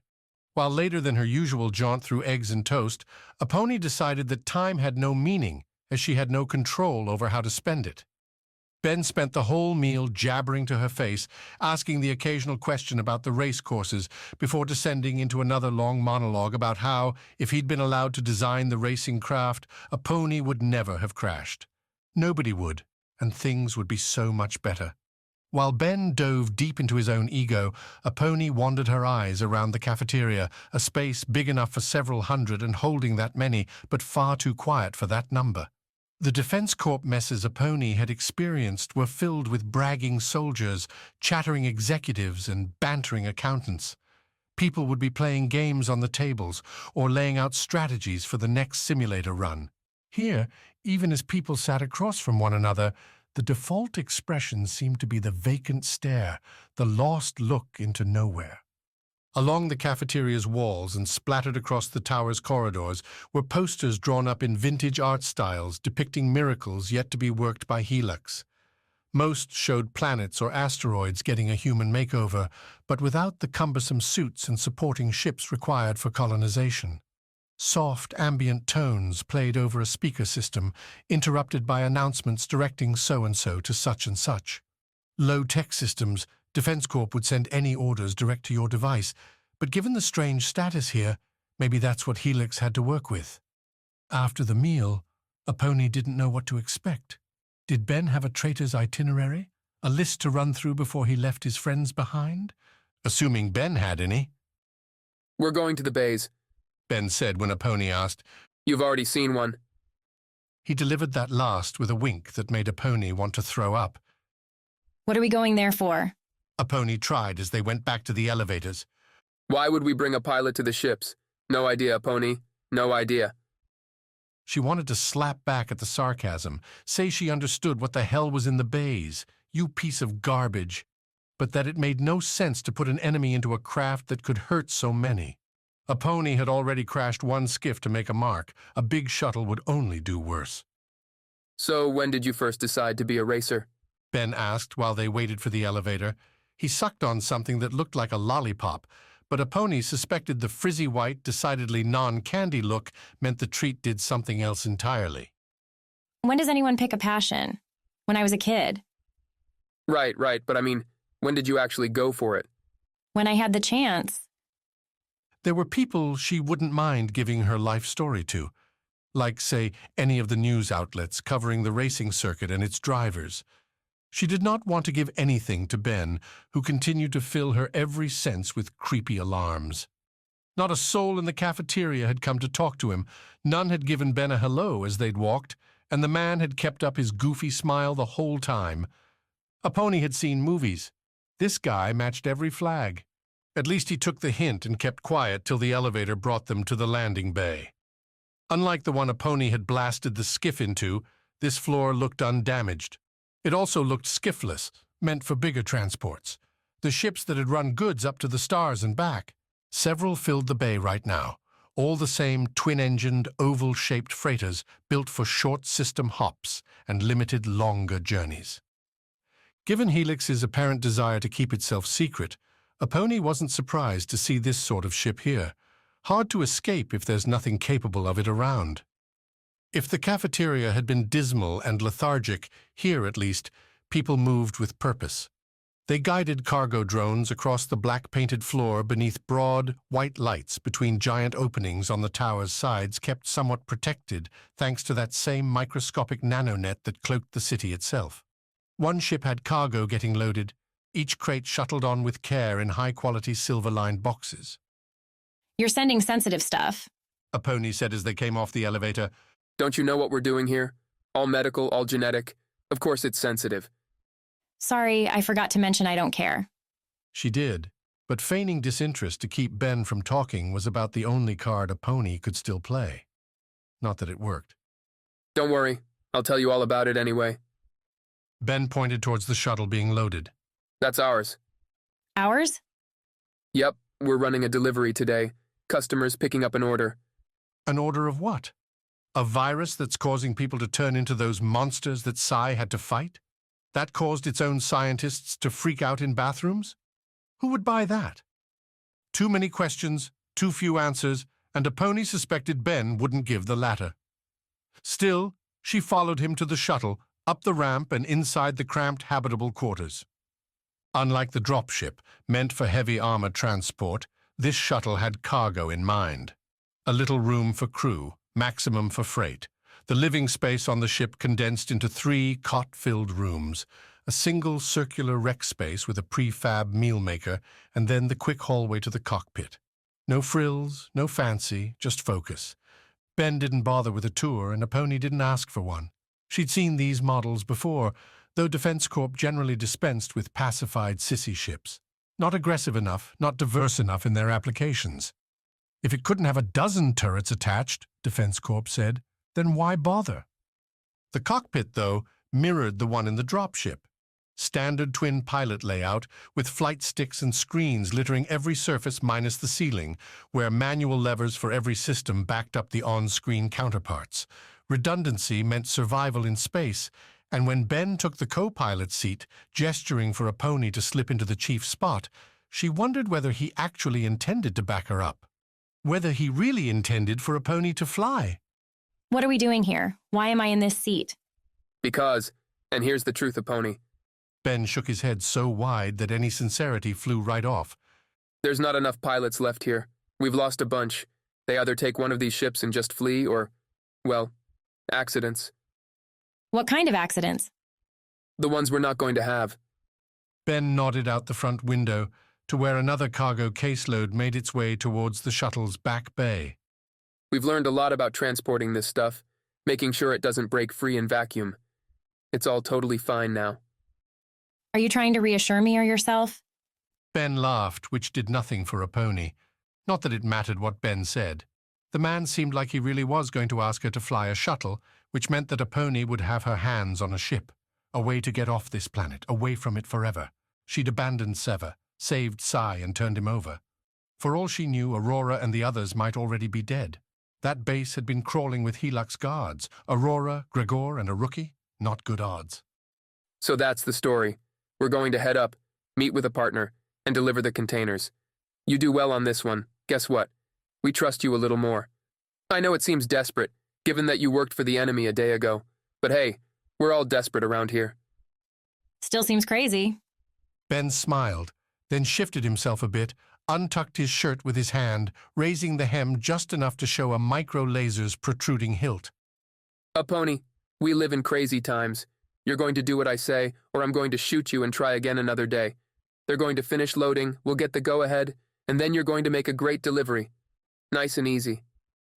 A pony rolled her eyes, a move that, for once, seemed to throw Ben. If you knew how many times I've had guns shoved in my face. You want me to fly this ship, fine. You want to deliver your disease to someone, cool, whatever. I'm not in this to be a hero. I'm here for the cash. I'm here to live. So put your laser away and let's get this done. Chapter 10. Dirty Secrets. By the time Cashmel finished his introductions over the second round, by the time he'd finished explaining what disasters were at work on Dynas, Rovo started to feel like they'd entered a joke. What do you get when two soldiers and a genetic engineer walk into a bar? An interstellar crisis, so the punchline needed some work. Rovo played with it as Cashmel led them from the bar and, with a slight wobble to his walk, back to his apartment in a tall building 2 blocks away. Though Rovo couldn't tell it by the constant ochre overtones across the sky and the damp city, his wristlet computer's clock told him time had slipped into the afternoon. While Defense Corp hadn't given Sever any timetable for this mission, easy to do when Sever had to find their own ride off planet, a successful conclusion tended to be less likely the longer things took, especially since the enemy knew Sever had made it into the city. Though Gregor's trick had done its job, the bug kept Rovo apprised of the city's policing and the various snippets sent by more secretive forces, and none had good pins on Sever's locations. It seemed there were enough other issues in the city, like a large protest at the tower's main entrance. Eyes were watching, but amid the shuffling wetsuit crowds, Sever went unseen. Cashmel's building lacked the finery Rovo might have expected from someone involved in crafting humanity's next version. Black brick flowed up for 10 stories before ending in a metal overhang that shot the dampness down the sides in a continual, slim waterfall. Cashmel, his suitcase in one hand and an ID card like the one Rovo had stolen and still had in his wetsuit pocket, in his other beeped them in. "Don't act like you're not impressed," Cashmel said as they went inside to a lobby filled with mailboxes, grody green tile and nothing else. That won't be a problem. A dripping elevator took the trio up to the 8th floor, and Cashmel led them to his apartment, a corner one. Whether a corner apartment meant anything on Dynas, Rovo had no idea. Though upon opening his apartment door, Cashmel proved he could not afford basic sanitation. Leftover food of unknown, multiple origins made itself known in a stultifying wash that had Rovo back out to the hallway to get one more humid breath before descending into Cashmel's brutal hotbox. Last night," Cashmel said as he wandered through his own place, shuffling off random garbage into a bin he'd picked up from beside the door. "Things weren't too good, and everything decays so fast on this damn planet." "Things weren't so good?" Rovo said, taking in the desperate straits of someone who'd long ago given up on the sanitary things in life. "What happened?" Beyond the scattered wrappers and food bits, the apartment flickered its way to daylight as Aurora, stepping around Cashmel, began pulling heavy blinds up and cracking open windows. A bad move for secrecy, but a necessary one for survival. A living room, a kitchen, a short hallway to a bathroom, and according to Cashmel, 2 bedrooms sufficed for the layout. Nothing had made it to the walls except odd-colored splotches here and there. Rovo touched one, his finger coming away damp, and frowned. Mold, on a planet like Dynas, seemed like an inevitability, but that didn't mean Rovo had to like it. As Aurora set about debriefing Cashmel, she flashed a signal to Rovo behind Cashmel's back, a simple 2 fingers pointing to the ground. "Take a walk around," Aurora said, "and do it quietly." A single finger would have had Rovo breaking down doors and prepping for a fight. From the kitchen, A dismal affair with a small fridge and 2 food prep machines atop a grimed gray counter, Rovo went on back to the hallway, took a peek inside the bathroom, which looked serviceable.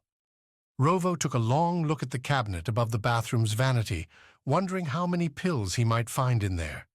His reluctance to touch anything in the damn dirty apartment, though, kept his hands at his sides.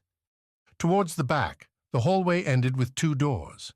One opened to what looked like Kashmal's messed-over bedroom. At least that window had its blinds up, giving the sheet-covered bed some light. The other room's door was shut, an old-style knob with physical key combo looking back at Rovo. How long had it been since Rovo had seen a lock like that? Everyone ran on electronic ones now, the slight decrease in security conquered by the convenience gained by always having the right key in your pocket, in your computer, ready to go. Rovo glanced back down the hallway, saw nobody coming to check on him, then reached out and touched the door's knob, tried to turn it, ever so slightly, and the motion stopped hard. Locked then. Rovo tried turning the knob back the other way, just to be sure. Stuck there too. Wait. Rovo turned the knob back along its locked range. Felt the jiggle again. This time, when he twisted the knob back left, the jiggling began immediately. Not frantic, but like something saying hello, communicating through the metal. Rovo stepped back, let go of the knob, stared at the door. He could talk, ask if there was something in there, but that would break Aurora's quiet look-around rules. Curiosity could carry Rovo a long ways, but crossing his commander on a mission that had already gone so far sideways went out of bounds for the rookie, so he turned and went back to the living room. So if I'm understanding you right, Aurora was saying as Rovo came back, you want to go to work, even though we're here to rescue you? I don't see a rescue here. Kashmal leaned against his counter while Aurora had stayed standing. I see 2 mercenaries in wetsuits without weapons or ships. I have what I need in this suitcase, but you don't have your end ready. Until that happens, I've got appearances to keep up. Work to do. And we're supposed to do what then? Your job, maybe. I'm paying Defense Corp for a rescue, not for a chance to babysit. It's just after lunch. I'll be back here tonight. You get your ship, meet me here, or send me a message.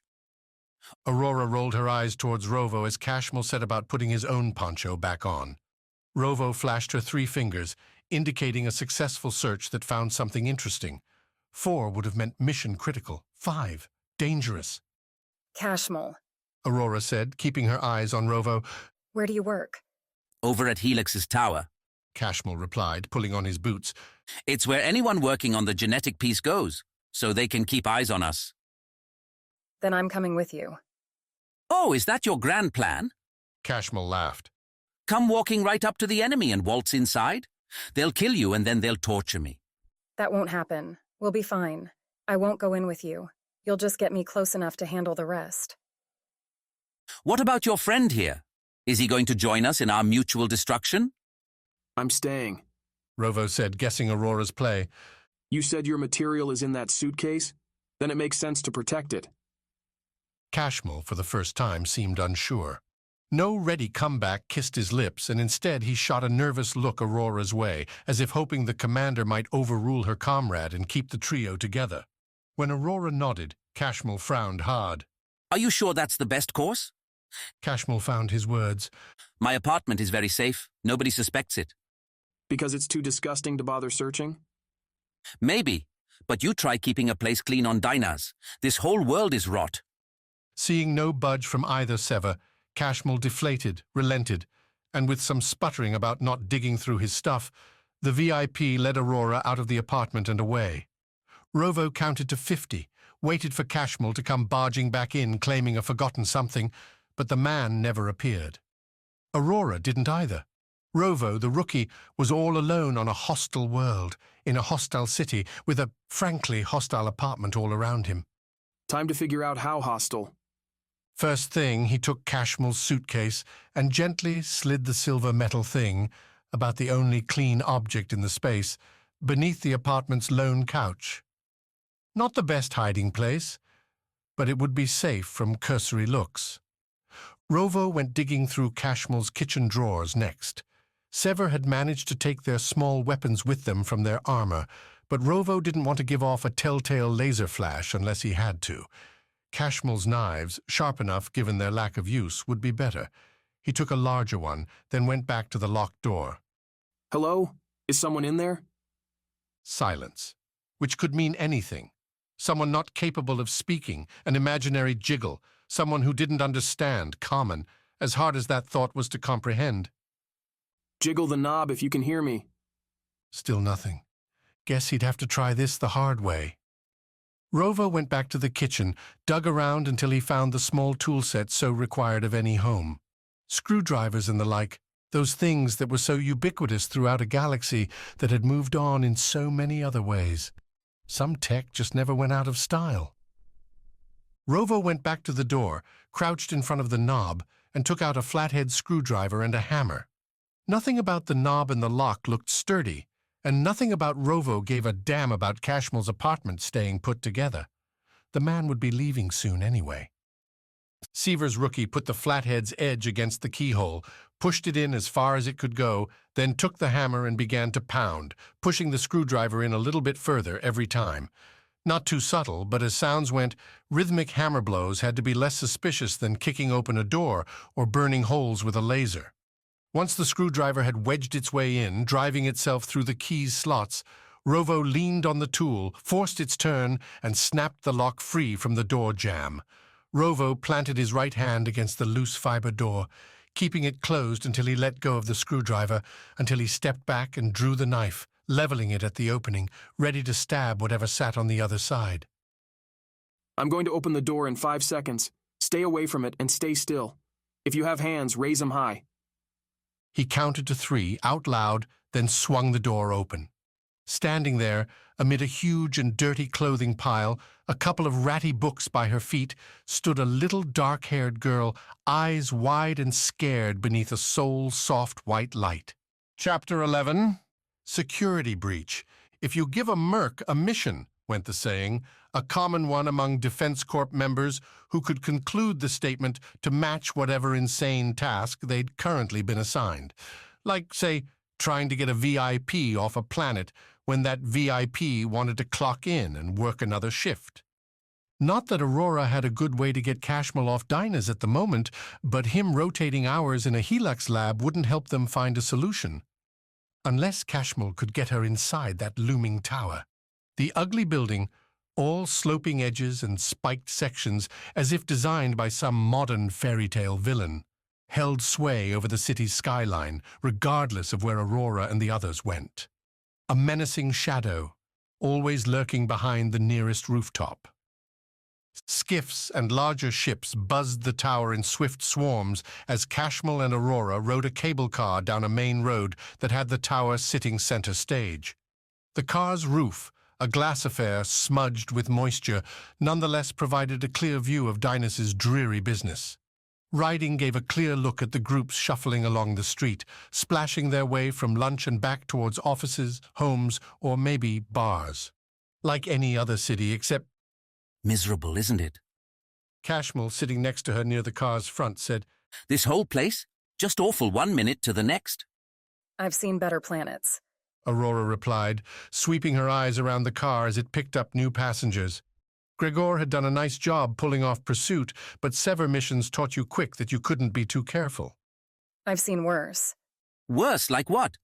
Fantares, during the first settlement. People with no options making homes out of bombed rock. Aurora and Sever had played guard duty during that one, though most Fantares migrants had bigger worries than getting in fights. You have homes here, lights, hell, cable cars. Oh yes, when humanity sails the stars, such technological marvels like cable cars ought to be appreciated. Aurora did appreciate the cable car. After spending the morning hiking around the city and yesterday in pitched combat with soldiers and strange mutants, sitting down and watching the blocks go by felt pretty good. Cashmel, though, continued running through complaints, as if entering Dynas in a competition for the galaxy's most decrepit planet, with Aurora as the judge. Learning to tune out ramblings from various mission targets, senior and junior officers, and crowds was a skill Aurora had developed with strict intensity. She focused on the car, on the sidewalks and the sky, anything to blot out Cashmel's continued commentary. She didn't care, at all. Because at the end of this, Aurora would either be dead or sent along to the next mission, with another complaining, panicking person to save or shoot until she finally amassed enough cash to never need to listen to this garbage again. But you see, they can't give us the conveniences because they don't want those ships coming here, Cashmel said as the car slowed to an announced final stop and Aurora tuned herself back in. Secrecy doesn't help you if the people keeping those secrets decide it's not worth it. Or if they decide to sell those secrets for cash. Exactly. Now get up. Go. Cashmel nudged Aurora out from her seat, into the aisle, cutting off others making their way off. Aurora preferred to go last, to help rule out potential tails and account for everyone on the car, but once Cashmel had her in the flow, there wasn't any stopping, and she stomped off into a crowd heading towards the tower. Cashmel went behind, and then in front of her, smelling his own breath, as if realizing spending the first half of his day lounging in a bar wasn't the best call. Cashmel, Aurora said, catching up to the VIP as they weaved through the walkers. Ever push me again and I'll make sure you spend the rest of this mission unconscious. Cashmel laughed. Please do. The sooner I can leave this place, physically or mentally, the better.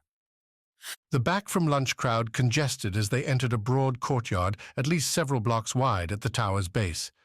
People shifted in and out from several streets, going past corroded statues displaying Helix logos with stone bases etched in with names Aurora didn't recognize. Company founders, employees, victims? Who knew? Who cared? More interesting by far were the chants ringing out as they came closer to the tower. The coming and going crowd funneled into a chained-off entryway, and on either side dozens more stood behind those chains carrying signs and shouting, "Things?" Rather than truth to power, it seemed like Dynas's protest movement took its cues from Cashmel, or maybe vice versa. The signs demanded more modern food, links to galactic entertainment networks, better medical care. Several suggested conspiracies around missing persons, and Aurora couldn't help wonder if some of those had become Felix's virus-mutated playthings. A hodgepodge, Cashmel said, as the incoming line became a strict 2-by-2 affair. People that don't understand the work being done here, that are trapped here anyway by spouses or circumstance, hopeless. Aurora stayed quiet, studied. Up ahead it looked like they'd reach a security checkpoint where her lack of corporate ID would go from minor nuisance to critical issue. How will you get in? Cashmel said as the line moved forward. You can't threaten them all. I could, but I won't. Keep your beacon on. When we call, it'll be time to leave. Aurora stopped walking, turned to her side to let the other workers drift by her. Cashmel had the sense to keep going without looking back. It wouldn't look good if Aurora started a fight next to the person she was supposed to protect. Right now, Sever Squad had lost its squad name. Every member was on their own, and while seeing the skiffs all head towards the tower's upper levels gave Aurora some hope a Pony and Sai were inside, she had no idea where. Gregor, too, hadn't shown up at Cashmel's place, nor tried to contact them via Sever's secure line. He might be dead, a prisoner, or, like Felix, something worse. Rovo at least had a safe spot.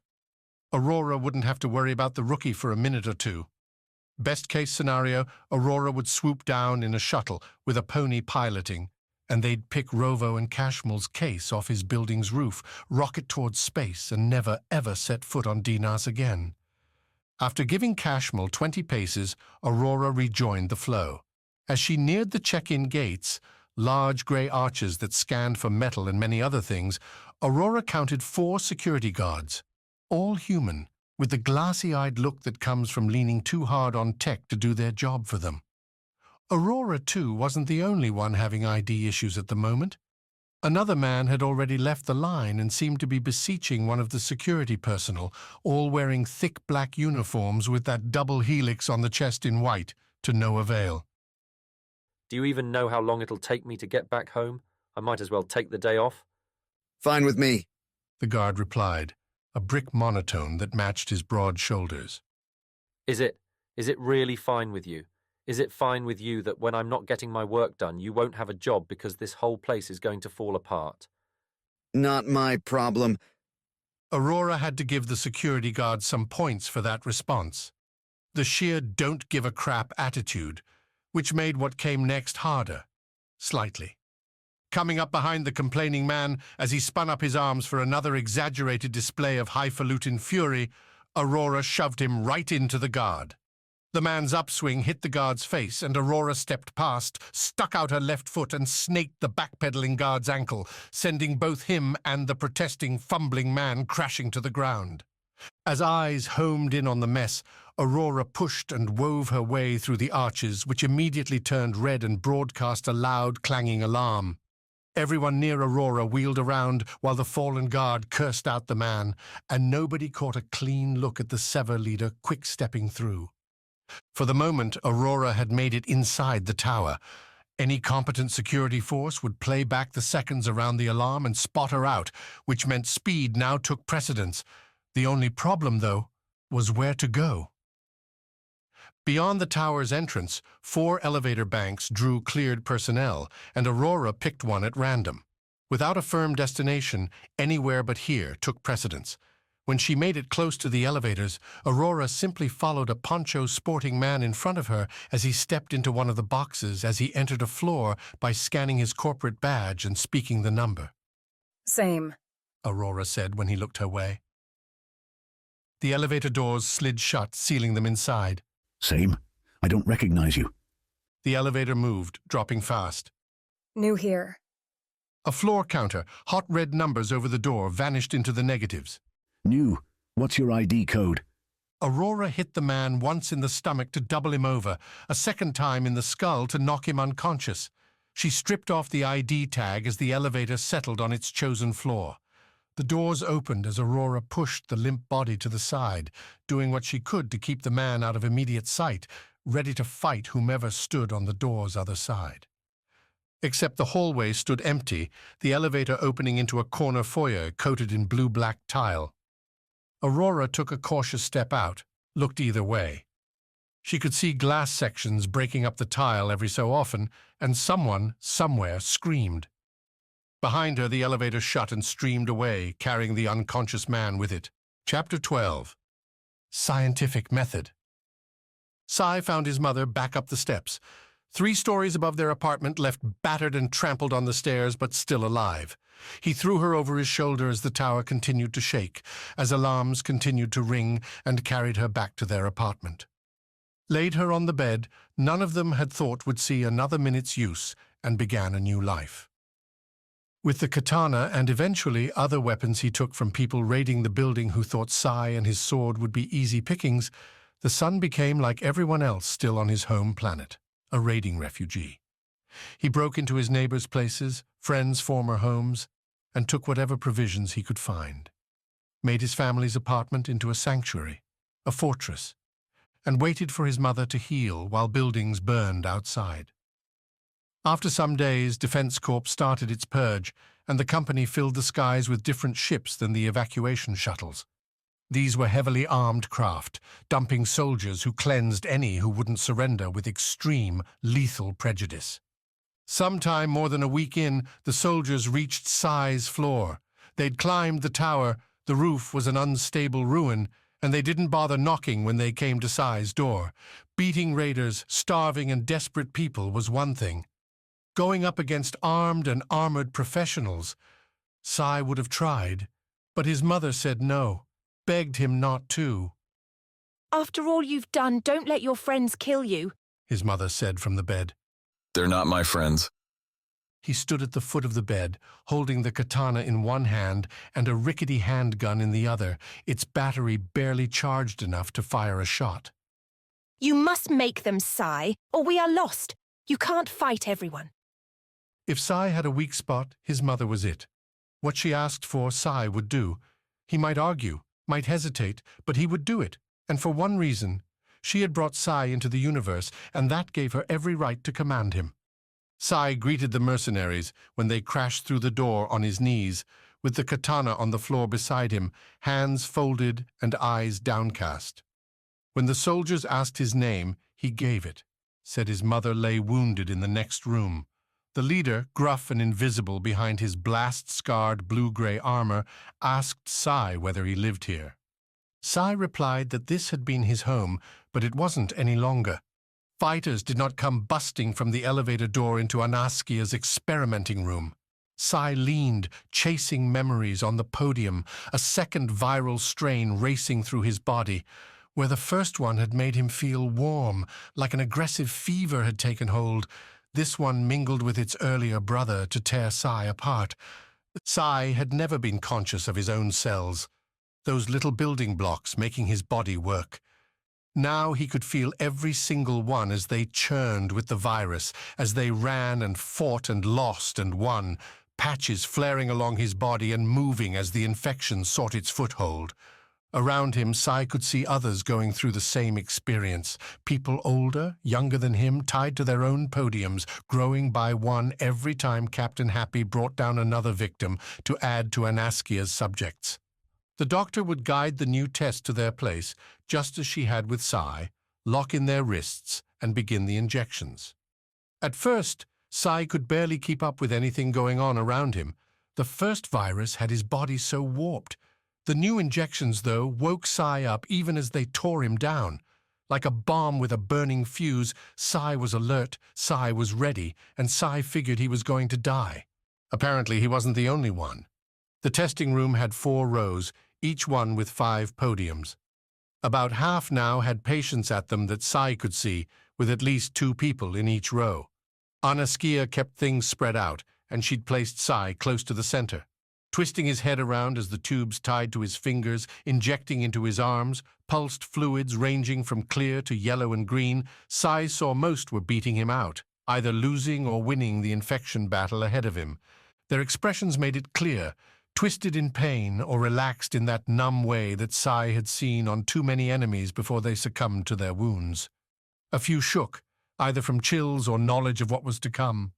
Some others cried, one shouted. No music played except the soft, constant ventilation whir. Why had Sai come to this planet again, found himself in this place? That answer lay inside a part of him that Sai was steadily sealing away, memories and thoughts and goals shunted aside as the viruses gobbled away at his being. Instead, he clung to his family, his children and his wife and his mother, and tried to forget about this awful room and the fact that he would die here. The reality brought tears, eye-filling drops that grew for the first time in forever and dripped down his cheeks, splashing against the podium. What soldier cried like this in the middle of a mission? One thinking about birthdays he would miss, stories he wouldn't be able to tell nor hear. Stop it! He wouldn't take his wife to the frozen beaches and watch the salted water lap away the ice crystals. No, don't. They would wake up. On those early days when Sai worked Defense Corp contracts on his home planet, and his family, all 5, mom, wife, daughter, son, and himself, would go out and greet the dawn star as its shock-white form rose over the southern sky. The rending crack drew Sai back from his tears, from his memories, and he looked down to see he'd broken the podium, torn it in half and tossed it aside, his hands hooked to the tubes, still feeding the viral solution.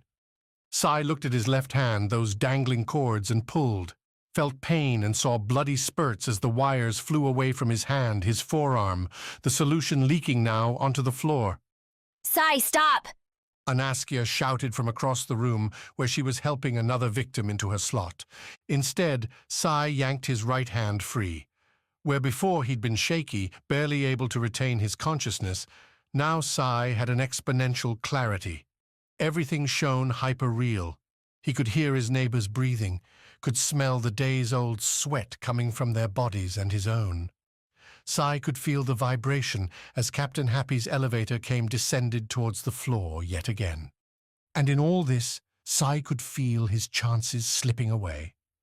Nobody in this room had come here of their own free will. Sai could bet on that. Unwilling subjects could make allies, and Sai needed them fast before Anaskia managed to get whatever security she had in here. So Sai went to the closest person next to him, a fit older woman, and yanked her free. She blinked at him, not understanding the moment, the reason to go. Save them. Sai said, the words coming scratched and mushed before he turned around to the next one.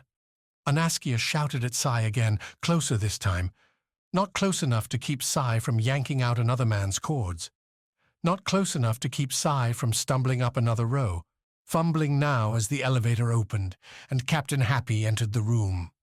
He had to free as many people as he could. Some didn't help, some simply fell over, vomited or sat on the ground, but a few responded to Sai's urgent rescue attempts, to their sudden, bloody freedom as Sai pulled them off their podiums. 2 rows down and Sai went for the front, the only row fully filled up. He lunged for the first target, a young woman who looked somewhat coherent, only for a much larger force to shunt Sai aside into an unoccupied podium. The glass thing shattered as Sai fell through it, sprawling on the floor with who knew how many scratches slicing up his prisoner's clothing. I thought we talked about the rules, Captain Happy said, trundling over to stand above Sai.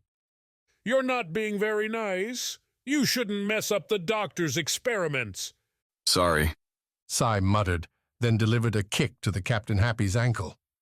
The thing was harder than rock, but Sai managed to pack enough force into the strike to move Captain Happy back a step. Sai used the room to scramble away, hands digging into glass bits in the process, before rising up in time to see Captain Happy readying a punch. The hit didn't land. Before Captain Happy could swing, the older woman Sai had freed earlier ran into the man's back, scratching at him with her wounded hands. Captain Happy grunted, swung around and threw her off, exposing his knees to another swift Sai kick.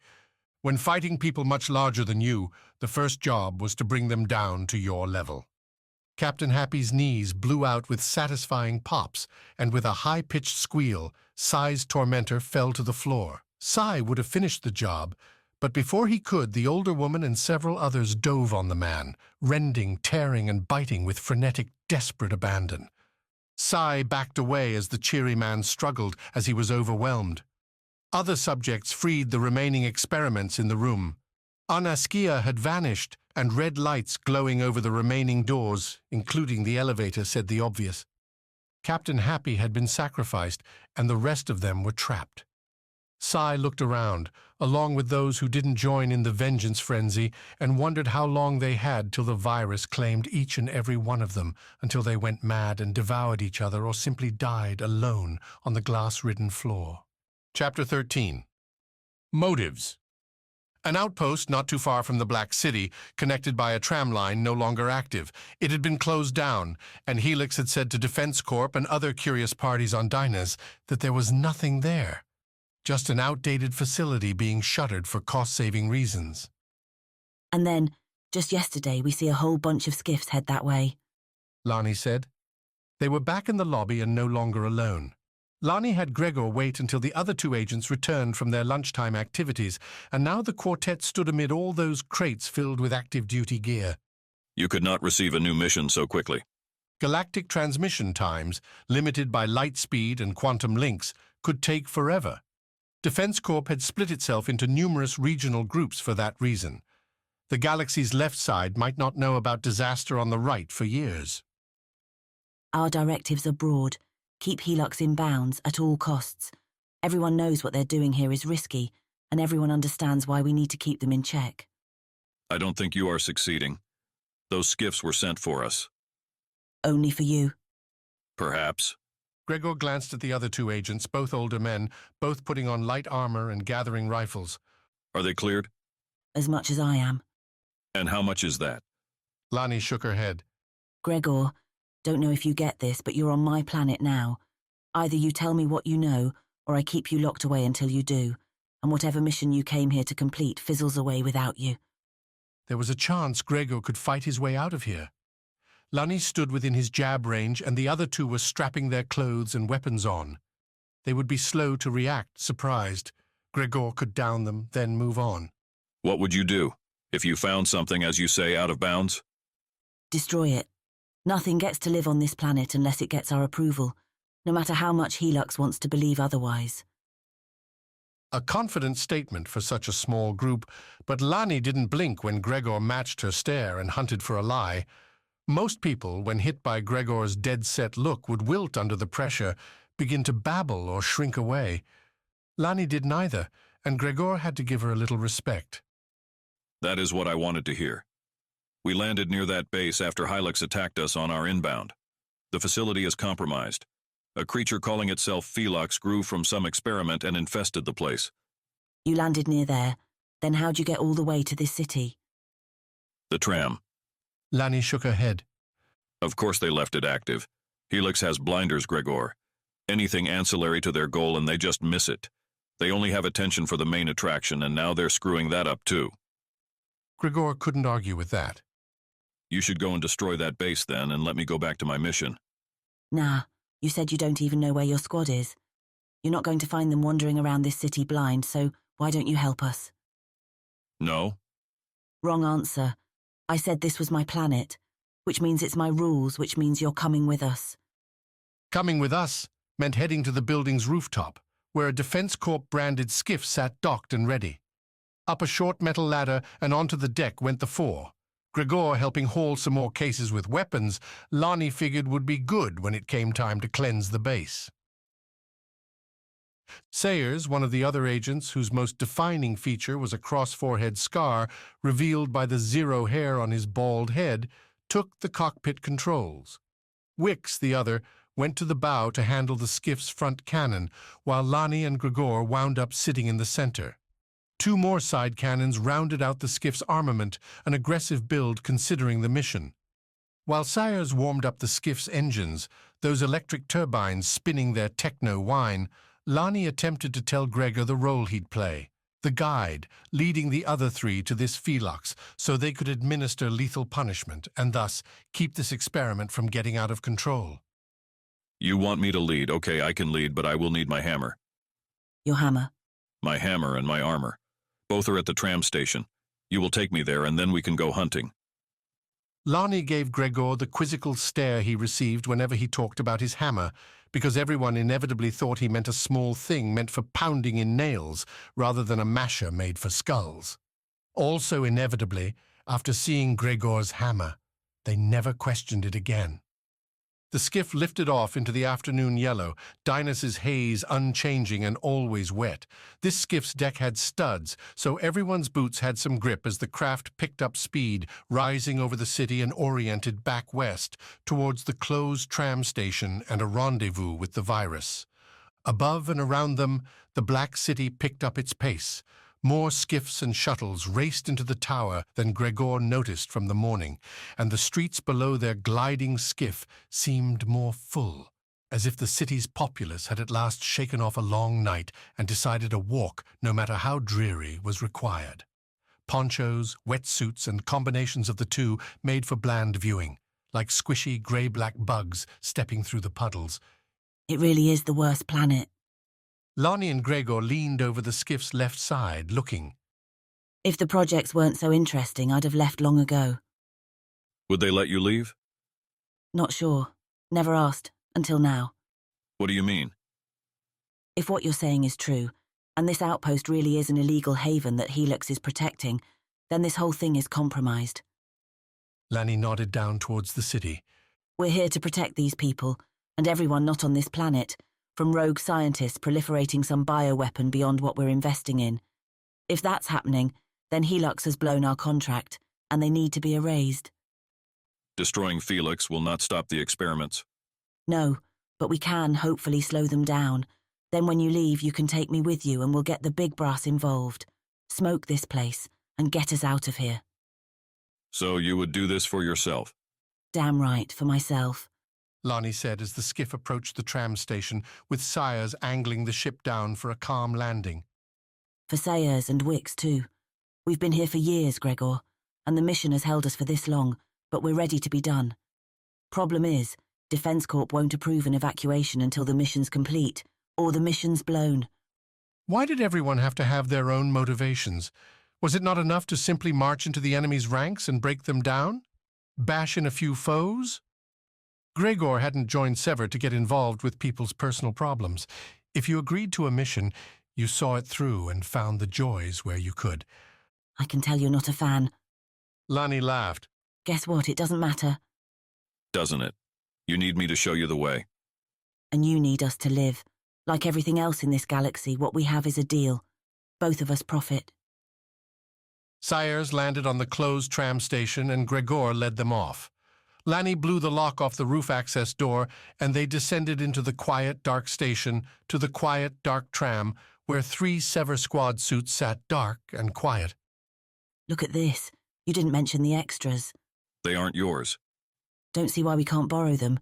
This one looks about my size. Wix, can you fit into the blue? Wix muttered, playing with Rovo's suit. They won't work without the codes or their DNA. Gregor said, beginning to put on his own armor. Leave them. Lani cocked her head and Sayers, standing behind her, whipped out his own handgun, aimed it at Gregor. Then you'll give us the codes. Now. Because we have some cleanup to do, and then a planet to leave behind. Chapter 14. Up, up, and away. The cart's control sticks, 2, slightly curved like scribbled C's, felt tight in a pony's hands, sensitive, quivering as the cart's batteries jumped its jets and leaped the craft a meter above the finished smooth ground. Around a pony, the glass bubble cockpit closed and her earpiece crackled as she made connection with one of the galaxy's most famous racers. All right, The sound cut for a second. A pony, right, a pony, can you hear me okay? Forgot her name already. That hurt. But a pony let the cart's whine wash it away. She held the sticks. She'd be flying the lap. That's what mattered. I can hear you, a pony replied. The course stretched beyond her, twinkling blue lights glaring out beneath Solano's red sky, red sand, red mountains. The glossy black pavement between the blue lights would twist and turn, arc over and under terrain as it tested a cart pilot's ability to stay within bounds. To stay, at some points, alive. Looks like you've flown one of these a few times, right? The contest required some experience to pick this particular prize, and yes, a pony had that experience. Those nights on the old track after hours, but this? An official daytime sanctioned lap run? Never. I know how to fly, a pony said, then ran her eyes across the info screens for the 10th time in as many seconds. The cart checked out, green and ready to go. Then here's what we're gonna do. The voice on the other end, currently sitting number 3 on the galactic leaderboards, said with a hangover's enthusiasm, Get started, take it slow, and enjoy the ride. Keep it under 100, and I'll tell you when to brake and turn. Should be a good time. Under 100? Even the greenest kart circuits pushed 300 kilometers an hour. A pony knew there were plenty of people looking to hire the next new racer at the course today. They probably weren't watching her. Official tryouts would be coming later, with people who'd worked their way up, rather than made a lucky pick with their last race wager. They probably weren't watching her, but a pony would make them look all the same. A small drone, a little ball with a single bright red light, flew and floated in front of a pony's cart. As she was the only racer on the track, the drone centered itself right in her face, making sure she couldn't miss when its light turned green. And if she did, the cart itself would vibrate, tell her in multiple senses that it was time to go. A pony exhaled long, slow. She had to keep her nerves down on the track, keep her grip loose and flexible, her eyes looking ahead, keep the panic at bay. The racers who crashed were the ones spending too much time on the danger they'd already blown by. Okay, here we go, said the voice on the other side, already bored. Nice and easy. A pony jammed the accelerator and slammed herself back into her seat as the cart shot forward, the electricity's instant torque shooting the frictionless floating cart along the track. A pony managed to keep her grip even as momentum pulled her fingers away. The voice yelled something in her earpiece, but it didn't matter, didn't register. She flew. The curves melted away as a pony fell into instinct, into all those simulator practices she'd run during off hours, when nobody gave a crap what she did. Those long days coasting the digital stars from one circuit to another, paying off now. A pony had never raced this course in reality, had raced it 1,000,000 times in a virtual one. Sometime during the first lap, the voice in her ear had fallen silent. Sometime during the second, someone new had come on, not saying anything more than to keep going, that they were timing her, and they'd tell her when to quit. Time to go, Ben said as the shuttle's dash beeped that the cargo hatch had been closed. We've got what we need. He'd put away the gun, at least. decided, apparently, that a pony wasn't going to pull a deadly trick in this cramped cockpit with enemies all around outside. Where are we going exactly? Up and away. Ben replied, then glanced at his wristlet computer. We're on time to make the meeting. They'll get us out of here. They? How many people wanted off this planet, and how many lacked a way to do it? Sever's whole mission briefing boiled down to extricating someone from a place that didn't seem all that hostile, yet she had the growing impression that Dynas was not a place anyone wanted to be. That's for me to worry about. Just take us up. Once we get out of the atmosphere, we'll catch an orbit and make our rendezvous. A pony thought about asking Ben if he'd ever flown before. Quips like catch an orbit didn't help when you were plotting astrogation covering millions of kilometers at ludicrous speeds. Any space-side meetup needed precise timing, planning, communication. Then again, none of this was her problem. Ben shooting her for not going along with the plan definitely was.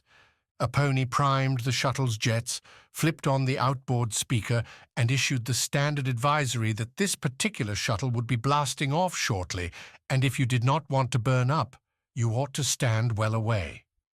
The words did their work, and soon a pony's shuttle had room to hover a meter off the ground, rotate around, and look towards the docking bay's exit.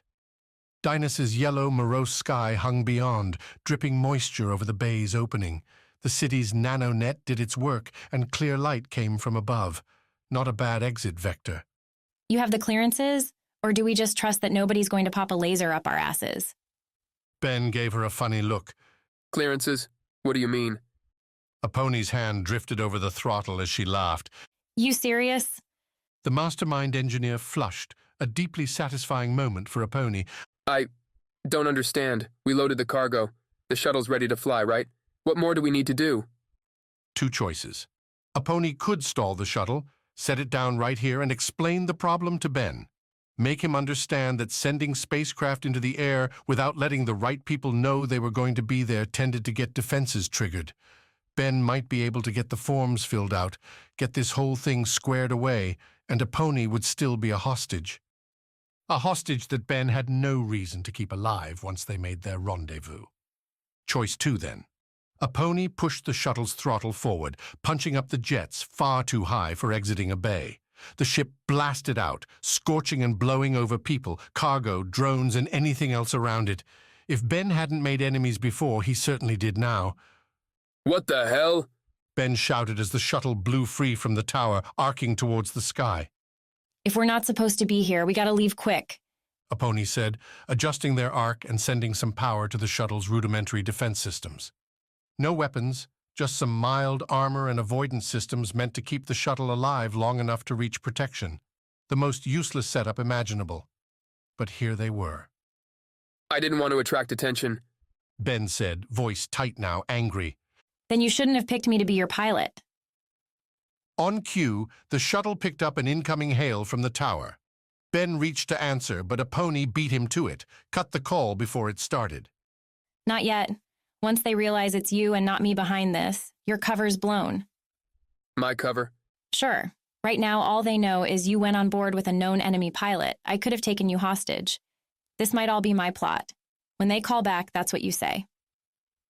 Lights lit up on the shuttle's board, one after another, as the tower's defense systems, and likely some pursuit, focused their attention on the shuttle, ready to erase the ship from existence. The hail came again. Answer it. Convince them not to fire, or we're both dead. Ben looked like he might be having a panic attack. Sweat coated his face, his breath came and went in manic gasps, and the man turned around the cockpit as if expecting to find some hole he could jump through and return to a time when this had never happened. Hit the damn button, a pony repeated, then pulled the shuttle into a steeper climb, straight up into that yellow sky and beyond it the stars, if they lived long enough to make it that far. This is Ben Tigo, Ben said after he slapped the button, gulping several times through the sentence. Please don't shoot. Please. This isn't a scheduled departure, some tight-laced voice on the other end said. Any unauthorized flights are to be terminated unless you can convince me otherwise. A pony shot a glare Ben's way. Remind him who the villain was here. Not him, but her, the pilot taking the shuttle hostage. A pony. I brought her on board, Ben looked wide-eyed at a pony. He wanted me to check the shuttle out, confirm that it looked ready to fly in exchange for some extra dessert. A pony said a ridiculous statement. He looked the other way, and now the shuttle's mine. So let's negotiate. The other line went silent. A pony tapped the mute button on their end, looked over at Ben as the yellow sky in front began to darken. Space loomed. You ever do anything like this before? Because, speaking frankly, you're a terrible criminal. No. Apony found it a little sad how fast Ben's bravado had died away. Some people just weren't cut out for a life beyond the limits. Shuttle a pony. The Helix flight officer resumed. The craft you're in has no interstellar capabilities. If you return to the tower, we will not fire upon you. No lives need be lost. This can be forgotten. A pony screwed up her face. Forgotten? They must really want her alive to offer something like that. What did a pony have that Helix cared about? Sorry, I'm going to take my shot. Dynas is literally the worst. Only coming back if I can't get this thing anywhere else. Then take your time. A pony could hear the sneer in the voice. When you realize the futility, we will be here. The call dropped.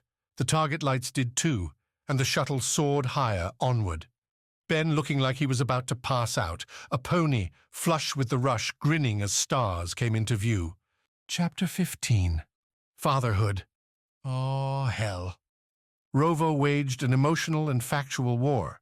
The former would lead to inevitable anger, to a strange despair that a child could be treated like this even on a planet as wet and worthless as Dynas. The latter would be what Sever Squad would expect. A rational analysis, pick the situation apart and make some sense of what he was seeing. She sniffled. Rovo stopped himself from reaching out, from turning around and finding a tissue in the bathroom to offer the girl. He had to stop himself because of what he'd seen in that outpost not long ago. Felix, the disease. Cashmel presumably had a reason for locking this child in the room, a reason for not mentioning her. Facts. It would have to be facts. Can you understand me? Rovo asked the girl, who hadn't attempted to cross the door's threshold. She looked, apart from the filth and the ragged gown. Dress? Pajamas? Rovo didn't know kids' clothes. About 6 or 7, somewhere in the range where she should be able to understand him and yet be hesitant to leave her safe space, no matter how disgusting. As Rovo peered beyond the girl, her room truly was a disaster. Crumpled bedsheets, no mattress in sight, and a mealy pillow, a bucket in one corner with a paper roll whose purpose Rovo could, with a stomach-turning frown, discern. The walls had scratches all along them, random patterns and shapes, all stopping a little higher than the girl stood. Whether they'd been drawn with a tool or the girl's fingers, Rovo couldn't tell. Yes, the girl said, or rather croaked. Somehow, on this wet disaster of a planet, the girl was thirsty. Rovo crouched, getting to an eye level with the girl, and took closer stock. Her brown hair, tangled and long, flowed below her waist and almost to her knees. Dirt smudged her cheeks, but her green eyes were bright and she didn't look malnourished.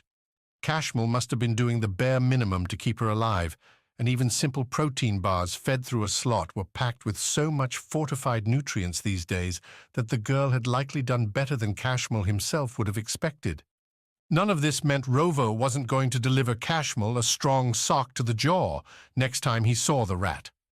Leaving a kid, diseased or no, unwanted or no, locked up in a room like this, deserved nothing less. Rovo had sisters, younger ones. Before he'd leapt to space for financial necessity, he'd patrolled their relationships, their health like a shark, seeking out and destroying any potential threats. He'd been good at that too, perhaps too good. They'd been happy to see Rovo take a gig on an orbital station and get out of their hair. What are you doing in here? I'm supposed to stay hidden always. Why? Because I'm sick. There we go. Rovo closed his eyes for a long moment. He'd opened the door, and while he hadn't touched her, the air the girl had been living in for weeks, months, years, had wafted all over an exposed head, mouth, nose, and Rovo's lungs. Any airborne virus would have found him already. But maybe she was sick with a cold, a common flu. Sick with what? Something very bad? The girl nodded, sniffled again, looked down at the floor and her hands as they played with her hair. Rovo's face quirked. This sucked. This was not the plan. Badass mercenaries were supposed to dart in and destroy, then beam out the victorious heroes. They weren't supposed to find kids like this. Do you know how it spreads? Your sickness? Can you breathe it on me? Or do you have to touch me? The girl looked up at him, confused. It's inside. She tapped on her arms, her chest. He says it's a part of me and we have to wait and see what happens. Who says that? Cashmel? The girl nodded again, a cute little nod where her chin went all the way to her chest and back up again. Still, the girl's answer didn't do much to help Rovo decide if aiding her would get himself killed or not. He and the girl stared at each other for some seconds while he put together a different tactic. How does Cashmel feed you, or empty that? Rovo pointed to the bucket. Does he come in here? Sometimes. Does he wear anything, like a mask? A what? Does he look like me? Rovo pointed to his face, then to the little girl. Like you, not wearing anything? He doesn't look like me. The girl replied, then took a step forward. Rovo shrank back without thinking. Are you afraid of me? Rovo shook his head. Not of you. Maybe what's inside of you. The girl hadn't yet reached the door. If Rovo moved now, he could probably slam it shut in her face, lock her away again, or he could assume the virus wasn't airborne. The door wasn't exactly an airtight seal. And if the girl had to touch him to transmit the disease, then Rovo could let her out, could give her some food and just keep his hands away from her. Do you have a name? Yeah. Can you tell me? Cashmel says I'm not supposed to. Well, Cashmel told me you could. Rovo ran along his mental line. In fact, while he's gone today, I'm supposed to watch you. And to do that, I'm going to need to know your name. The girl didn't react for a moment, then slowly smiled in that shy way kids do when they're really happy and really worried because what they're about to say or do means so damn much to them. Kaya, that's my name, the one my mother gave me.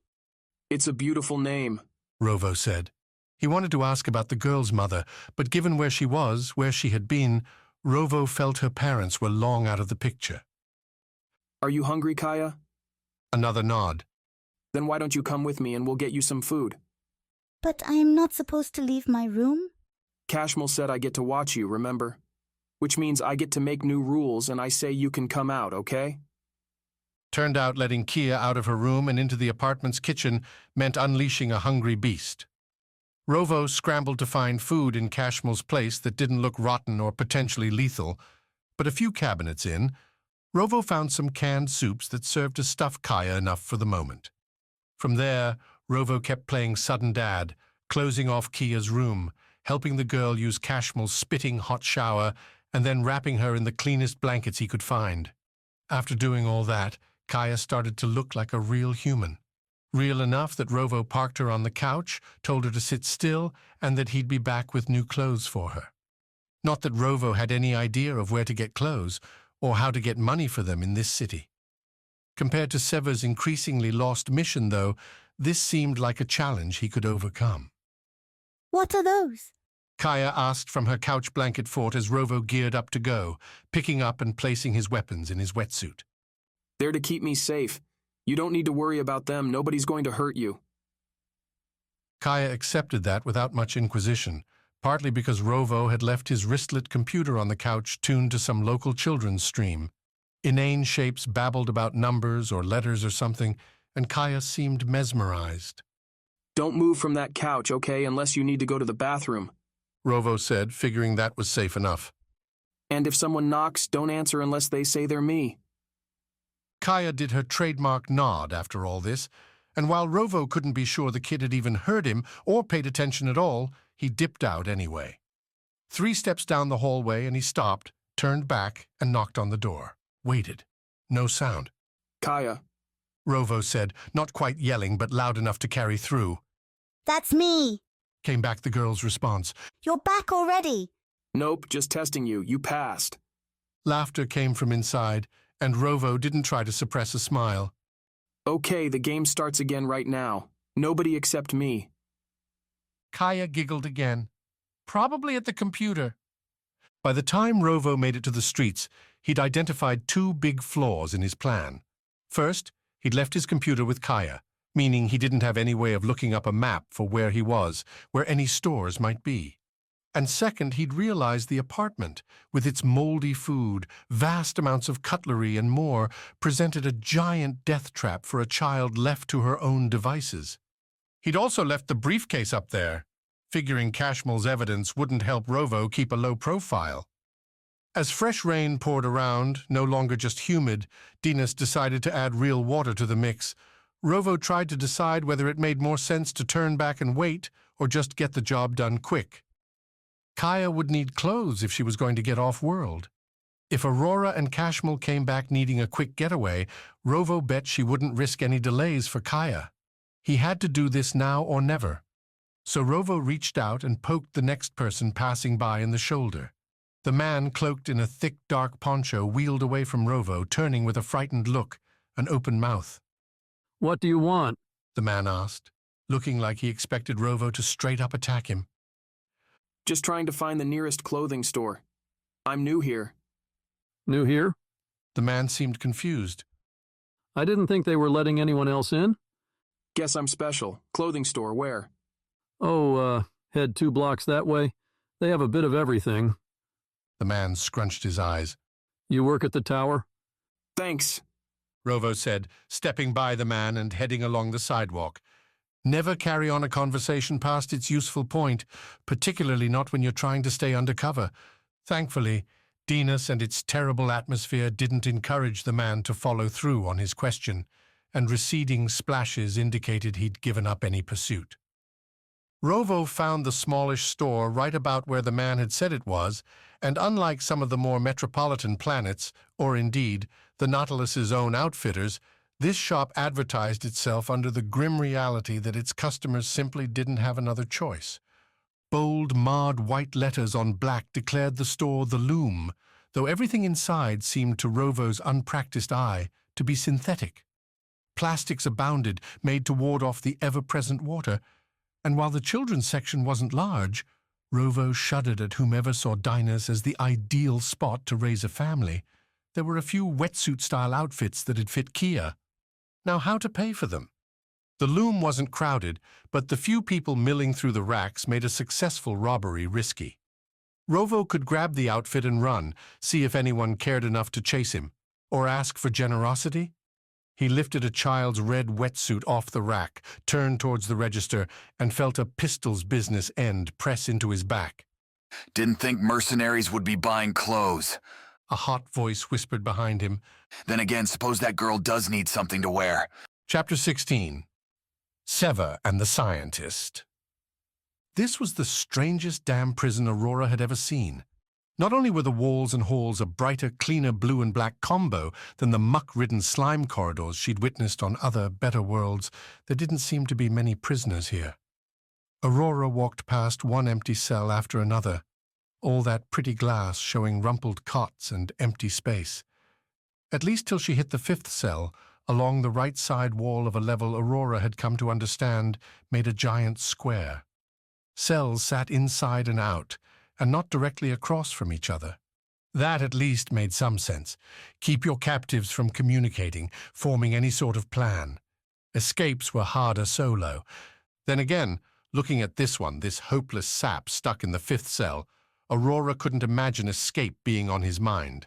The man leaned on all fours, knees on the ground with his hands planted, heaving into a grate in the cell's center. Sickness played an obvious part. Obvious because Aurora could see the discolored patches on the man's skin. He wasn't wearing anything other than cursory undergarments, his shoulder-length hair plastered to his sweaty shoulders, twinging with every gasping breath. After seeing Felix, after witnessing the mutations already wrought upon its people by whomever ran this god-forsaken planet, a normal sick person, however severe, left Aurora feeling hollow. Not scared, not disgusted, just detached. Perhaps that's what came with a life like this, exposure to so much awful removed empathy. That and the sealed glass cell meant Aurora likely wouldn't catch whatever plagued the man. Felix had indicated his virus required a kind of blood transfusion, an injection to get across, and it didn't take much of a leap to see that what had plagued Felix came from right here. Aurora amended the mission in her mind, added an optional objective. If she could destroy this place on the way out, or at least cripple it, she would. Who are you? The question came from down the hall, asked by a woman wearing a frazzled, stained lab coat and carrying a large silver case, one that looked a lot like Cashmel's, under her arm. Better question, Aurora said, squaring up to the woman in the hallway's center, though several meters sat between them. Who are you, and what are you doing here? The woman screwed up her face, as if not quite comprehending an interrogation in what was obviously her own palace. She looked so at ease with the prison, with what was happening around them, that Aurora didn't need an answer to know this woman drove, or at least helped, these prisoners suffer. I don't answer to intruders. If you would kindly put yourself inside. She tapped a cell to her right, an empty one, though the scattered sheets and stained floor inside suggested only recently. Some ID badge in the woman's sleeve prompted the cell's door to open. I will be able to help you soon. Don't think so, but on second thought, maybe you can help me instead. Aurora took a short step towards the woman, who responded with an equal retreat of her own. I have 2 friends that came here to this tower yesterday, Aurora said, injecting that steel menace any competent captain learned to employ. I haven't heard from them, and I'm wondering if you might know what happened. People come to this tower all the time, the woman replied, keeping focused on Aurora, keeping a tight grip on that briefcase. I don't meet them all, and sadly some do disappear. Disappear, Aurora said, continuing to advance as the woman continued to retreat. Into these cells, maybe? Now the woman smiled. Oh no, I am helping these. I always know where they are. Her smile dropped away as quickly as it came. Though sometimes they do not appreciate my work. Shocking. With diplomacy seeming out of the question and Aurora's patience wearing thin, she started another slow step, then burst forward in a sprint. Without armor, Aurora moved faster than she expected. How liberating to fight without kilo upon kilo weighing you down, and her target seemed as surprised, turning to run and tripping over her own boots to fall on her chest, briefcase slipping away and sliding on the smooth floor. Aurora had her own boot on the woman's back before another breath passed, and her hand on the woman's neck a hot second later, twisting the woman's mouth so that she could speak, breathe, for the moment. Tell me again. I had 2 friends. They came to this tower. Do you know where they are? The woman coughed, tried to say something, then coughed again. Aurora let up a little, took her hand off the woman's neck. Not everyone responded well to aggressive interrogation, and Aurora could be patient. The woman wasn't much of a fighter. You are one of them, aren't you? The woman said between further coughs. Those soldiers that came to Dynas? Sure, one of those. Now answer the question, or I start breaking things. Then yes. Yes, I do know where one of your friends has gone. The woman said, smart enough not to squirm under Aurora's foot. He is down below with the others, trying to survive the gift I gave him. Oh, damn. Sai hadn't seen Felix back at the outpost. He might not know what would happen with this virus, assuming the woman was still injecting her prisoners with the same stuff, which meant Aurora had to find her friend a cure. The nice gloves were coming off. Aurora stepped off the woman, grabbed her collar and pulled the woman to her feet, pointed to the briefcase. Tell me there's a cure for whatever you're doing in there. Cure? The woman said, then shook her head. There's no cure because this isn't a disease. I'm making them better, more complete humans. The woman didn't sound afraid anymore, and that scared Aurora. She'd met cocky scientists before, people so full of their own work that they neglected to realize the threats around them. That made their work dangerous, but gave Aurora a chance. Egoists like to talk about their projects, and the scientist might give away an option if Aurora kept her talking. That hope died when shouts came from behind, back towards the elevators. Aurora spun around, keeping the woman between her and the half-dozen Helix soldiers, wearing that all-covering body armor she'd seen at the outpost, quick-stepping towards them with weapons raised. Let her go and we won't shoot, the lead soldier said, identified as such, Aurora assumed, by the gold lining around his double helix patch. You're outnumbered. I can see that, Aurora said, then whispered to the woman, Tell them to stay back or I'll snap your neck before they can get a shot off. Snapping my neck won't save your friend. Whatever your reason for being here, I doubt it was to kill me and then die in this hallway. Not wrong. The woman made a good point. Aurora backed up, pulling the scientist along with her. The soldiers came on, keeping the same distance, repeating their demands without firing a shot. Pick up your briefcase, Aurora said as the pair passed by the item. The woman obliged, crouching with Aurora to pick the silver container off the ground. and keep walking. After the scientist picked up the briefcase, the lead soldier apparently decided this walking negotiation wasn't going anywhere. He held up a hand, and the back three soldiers turned and began running the other way. This floor's a square, isn't it? Aurora said, keeping up her retreat. You're so smart. Are you sure you don't want an injection of your own? It would help you. I'm certain of it. Keep your needles to yourself. Aurora estimated a minute, maybe 2 for the running soldiers to get behind her. Her hostage couldn't cover both sides at once, which made a shot to the back the most likely outcome coming her way. Not good. At the hallway's corner, Aurora used the turn to backpedal faster. Another elevator lingered not far down this side, opposite of the larger bank where Aurora had arrived. This one, unlike the standard corporate design of the others, had warning stickers and red lights all around it. An important one, a dangerous one, and possibly an escape. Unlock the elevator, Aurora said to the woman, pulling her over to the door. Of course! Though you may not like what you find down there. The woman obliged Aurora's order, slapping her wrist against the elevator's door and changing the red lights green. Aurora slapped the call button as the soldiers rounded the corners on either side, yelling for her to stand down. The doors didn't open, the elevator wasn't ready. Aurora was out of time. Aurora pushed the woman away, stuck her hands up. The lead soldier grabbed Aurora's hostage while the other two went for Aurora herself, taking her hands and binding them with metal stun cuffs, ready to numb Aurora's nerves if she made any aggressive moves. "Stay down and stay quiet," one of the soldiers said to her. "And maybe we don't kill you." The woman shook off the lead soldier's help, turned back to Aurora with that devious smile she wore so well. I'm sorry your plan didn't quite work out, but don't worry. We always have room for more subjects like you. These fine gentlemen will lead you to a cell, and I'll see you in a few hours. Looking forward to it, Aurora said, as the guards cuffing her lifted and pressed her against the hallway's wall. All told, Aurora had never been arrested before. This, despite all the hostile invasions she'd carried out, missions that broke local laws with wild abandon. Usually her enemies just went for the kill shot, less dangerous that way. A dead Defense Corps soldier wouldn't come back to haunt you. And when the elevator Aurora had called opened its doors, Aurora saw her chance to do just that. Chapter 17. Reality Rumble.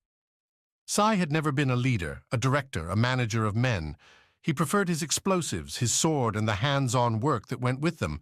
Yet feverish and furious, in a large room filled with test subjects feeling the same, someone needed to step up. Someone needed to steer the plague in the right direction. Askia had gone for the elevator, disappeared as her large companion met his grisly end at the sharp nails, biting teeth, and slobbering jaws of barely there humans.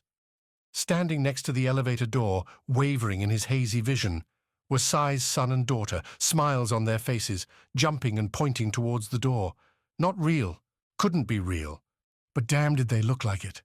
The same age as when Sai last saw them, years and years ago. Peppermint ribbons in his daughter's hair the way he'd do it on holidays. If his kids wanted him to go in the elevator, if his fevered, infected mind saw that as the path, then Sai would take it. As Captain Happy's last bits were torn away, the Sever soldier stumbled towards the elevator and slapped its call button, stuck the man's ID, ripped from the victim's ruined shirt, against the elevator's scanner, and saw the green acceptance, the priority override beating out any other callers. "This way." Sai yelled back to the group, a wet, coughing call that meshed well with how Sai felt. "If you want a chance at a cure, we have to catch her." Sai couldn't tell how much the other dozen or so victims understood, but most followed the call, dropped their fleshy bites and meandered Sai's way. The man that started it all, whose virus seemed more advanced than anyone else's, led the shambling crew in a sashaying run as if fluid filled his body and slid side to side with every step. The man's red eyes weeped a yellowed pus, while his skin otherwise continued a fast shift towards a darker blue, like a giant spreading bruise. When he sidled up, as the elevator doors opened, he acknowledged Sai with an open mouth and a hoarse grunt. Together. Sai replied, not knowing what else to say. The Defense Corps soldier reached out before he could stop himself and put a hand on the other diseased man's shoulder, tightened the grip for a second, as Sai would have done to Gregor or a pony. He'd known this human wreckage for less than a few minutes, but common purpose forged common bonds. They went into the elevator, and the others poured in behind them. Sai didn't quite know whether they exceeded a weight limit, whether getting this many infected in close proximity would hurt or help them. He did know that his swimming vision, a constant burning throughout his arms and legs, and an occasional seconds-long hallucination bringing him back home to his family meant Sai was on a dire trip to nowhere good. The elevator only had one other button. For this, at least, Sai could thank Onaskia. Her desire for direct efficiency gave Sai one less choice to make, one less decision to ponder. He slapped the button, watched the doors close, and listened to the heavy, soaked breathing around him. From their looks, Sai's motley infected blend came from everywhere on Dynas's societal ladder. Some wore wetsuits, torn and stained, suggesting a life on the city's streets. Easier victims, perhaps, to take. Others, like the doomed man next to Sai, had clothes bearing the double Helix logo. Employees sacrificed at the corporation's altar, by choice or by force. Sai guessed the former, courtesy of the latter. An offered bonus or a trip off this world. And when the reality of that choice made itself apparent, a gun shoved against the back to keep people from turning against their initial ideas. The short elevator ride and the man's decaying disposition left no time to confirm Sai's idea. When the elevator doors opened, Sai tried to make sense of what he saw. Immediately across from him, face pressed up against the wall and wearing one of those cheap wetsuits, was his captain. 2 soldiers worked on her, while another half-dozen loitered nearby, all looking back towards the elevator. Their masked faces no doubt confused at the diseased mass rolling out towards them. Sai didn't give any order, didn't stride out first and demand each and every guard be turned into grist for his monster's murderous appetites. The monsters did it themselves. The ruined man led the charge, catching those black double helix uniforms in his eyes and rushing forth from the elevator with a crazed, coughing roar. Sai pressed himself back into the elevator as the others followed, streaming out into the hallway and diving towards their chosen victims with weeping-eyed abandon. Sai, Aurora called above the shouts, and Sai finally left the elevator to find his commander on the ground, kicking away a diseased woman half-heartedly reaching for Aurora's ankle. Lay off her, Sai said, reaching through the blur to push away both Aurora's kick and the infected woman's grab. The ones with the uniforms, they're the enemy. They did this to you. The woman looked at Sai, a weathered face starting to show the same dark blue splotches as the warrior man, and she started to say something when her head simply exploded, burst into flames and melted down as one of the guards unloaded his weapon into her. He aimed at Sai next, when Sai felt a sudden pressure on his left ankle. Sai hit the floor as the guard's shot blazed through the space where he'd been a second before. Aurora, to his left, reeled back her leg from kicking Sai down, curled, and dove headfirst into the guard, her matted, sweaty hair leading a gut-busting charge into the man and knocking him down. The prison hallway ceiling loomed above him as Sai lay on his back, the fall hitting his chest hard and pushing air away from weakened lungs. He saw Aurora make her headlong charge, hands cuffed behind her back, and knew that he needed to get up, needed to do something. Between one blink and the next, his mother stood there, smiling down at him, looking just the way she had on the tower rooftop on that terrible day. She leaned forward, reaching with both hands for Sai's, and he took them, felt his mother pull him up and— Sai, some help here. Aurora shouted, and his mother vanished, replaced a meter away by his captain's struggling form as she tried to keep the guard's gun hand pinned to the ground. Right. That's what he was doing. Fighting. Sai lurched forward and fell on the guard, missing Aurora and driving his elbow into the guard's face with enough force to send the man limp. The diseased victims were holding their own around the hallway, tackling, biting, and tearing at the armored guards. Several of Sai's makeshift companions had been obliterated by laser fire, but surprise and savagery had downed all but 2 of the guards, who were gang-tackled moments later by the remaining horde. Sai, mind getting me out of these cuffs, then telling me what the hell is going on? Aurora said, cutting through the panicked shouting from the infected's meal. Opening the cuffs meant getting a badge off their downed guard, something that shouldn't have been so hard, except Sai's fingers had started feeling as big as sausages, and his children kept showing up on the fringes, making it hard to concentrate. See, focus, Aurora said after he made a fumbling attempt to open the guard's badge pocket on the man's chest. What's wrong with you? With them? Sai closed his eyes, tried to shut everything away just for a second. Reset. They injected us with something. It's what they're doing here in the tower, I think. The point of this whole place. Sai had to keep talking, had to keep spilling out the words, because if he stopped, if his mouth closed, Sai had the sudden feeling that he might not be able to open it again. His fever had to be spiking, that virus sending its heat rushing up and down and all over his body. They're going to turn us into something else? Sai continued, sucking in air as he could, and managing to get the guard's ID badge out. Aurora turned her back to him, presented the cuffs, and a sweaty tap unlatched the blue metal restraints. Anaskia kept saying it would help us become better, but I don't think she knows what she's doing. Aurora turned around, helped Sai to his feet, kept her hands on his shoulders. Her face looked clear, solid, real, but then, of course it was. Aurora wasn't like Sai's kids, his mother, not a hallucination. Real? Sai said after Aurora asked a question that he didn't catch. You're real, right? About to be a whole lot less so if you don't keep your friends away. Aurora replied, rotating Sai around to face the survivors, who'd gathered around the 2 of them, looking as distraught, as ruined as Sai felt. They're not. Sai looked around. The faces staring back at him ran the line from barely coherent to bubbling rage, but all shared a singular trait that Sai had seen before. They're not my friends. Might want to rethink that before they eat us. We're infected, said one of the others, a built-up woman wearing the bloodied remnants of a double Helix uniform. That's all. That's everything. But we're not crazy, just angry. And sick. A sickness in desperate need of a cure. One that, Sai suspected, Anaskia would have, if one existed at all. We have to go after her. Anaskia. She's the only option. Are you talking about a scientist, leader of this bunch? Because she was here a minute ago. As soon as Aurora finished the words, the infected group broke and started off along the hallways, calling out for Anaskia's name and getting replies from prisoners still stuck in their cells. Aurora and Sai watched them move, and Sai would have gone after them if not for Aurora holding him fast. Sai, I need to know. What's happening to you? Are you compromised? Sai relayed the symptoms, said he felt he could handle standing, moving, that any sustained action would be disastrous.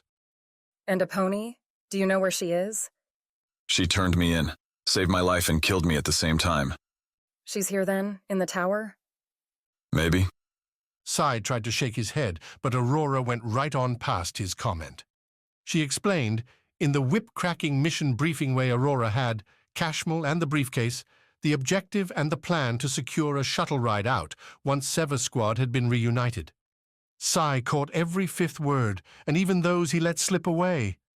Because truth was, he'd be dead soon, or something so different that the Sai who'd journeyed all this way might as well be gone. Chapter 18, Infected's End. Being in Sever meant threats had a way of finding you, whether directly like with Lonnie's gun pointed at his face or collaterally, like when Wix attempted to break Rovo's armor's code and almost set off its self-destructive anti-tamper feature. The suit began a rapid countdown, and Lani, wisely, let Gregor brush by her to enter in a 12-digit string on the armor's keypad, just next to the seam along the armor's left side. Dying when his own team's power armor exploded wouldn't be the dumbest death Gregor had seen in his time with Defense Corp, but it would be close. Nothing, though, would top the time he'd witnessed a fleeing prisoner accidentally eject himself into space's cold vacuum seconds before hitting atmosphere. The parachute didn't do the poor man any good. Thanks, Wicks offered, standing well back from Gregor. Forgot they did that. Agents. Gregor had been thrilled to see Lonnie at first, figured maybe she'd help him find the rest of Sever, maybe assist in getting a ship off-world. Instead, Lonnie had reminded Gregor why he liked to avoid Defense Corp's clandestine service members. For one, they kept too many secrets. Lonnie could say all she wanted about destroying Felix and keeping Helix within bounds, but Defense Corp could have done the same with periodic inspections, a frigate waiting overhead ready to melt down any objectionable material. Embedding agents in the city meant Defense Corp had other ideas or wanted to guarantee some investment from this whole venture. But did Gregor care?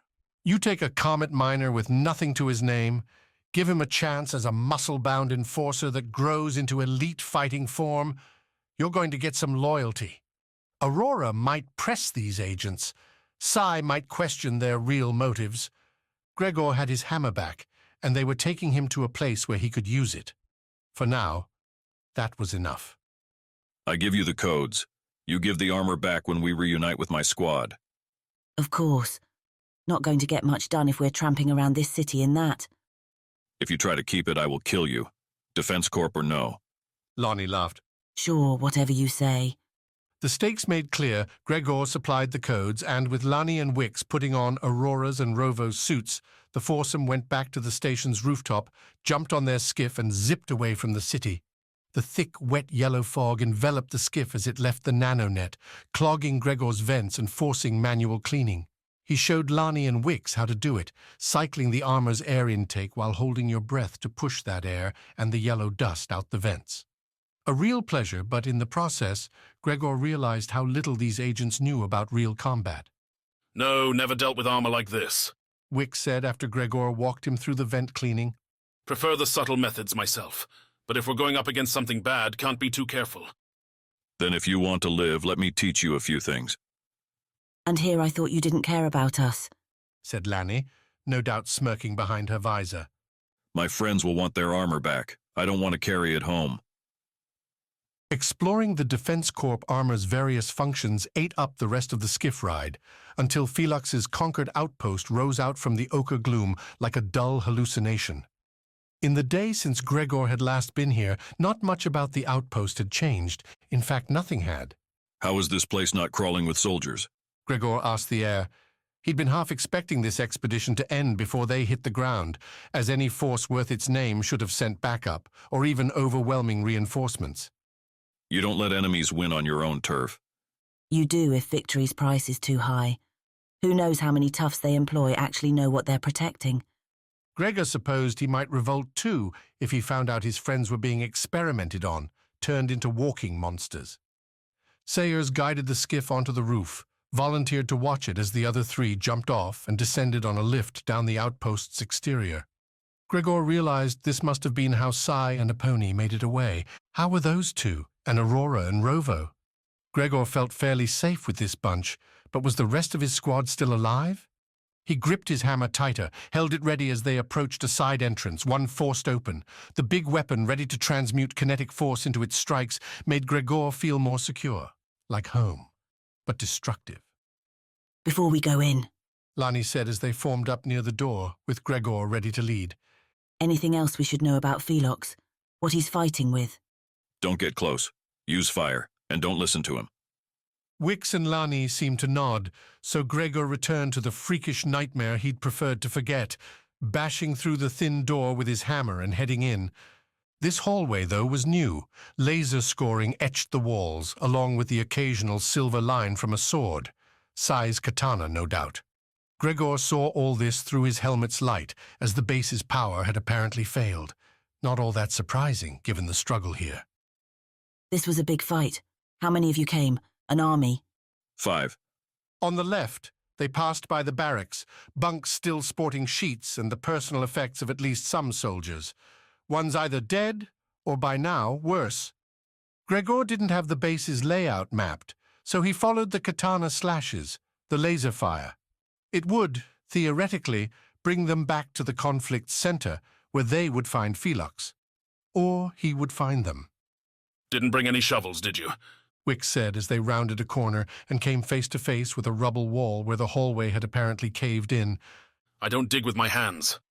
We go around. Gregor led them into a room to the left. An office, supplies, then readied his hammer. Stand back. It took 3 thunderous strikes to crack a hole through the walls into the next room, a larger command center-esque space. Dead monitors plastered the walls, stood on desks. More important, a door on the far end led to another hallway, which... I hated this elevator.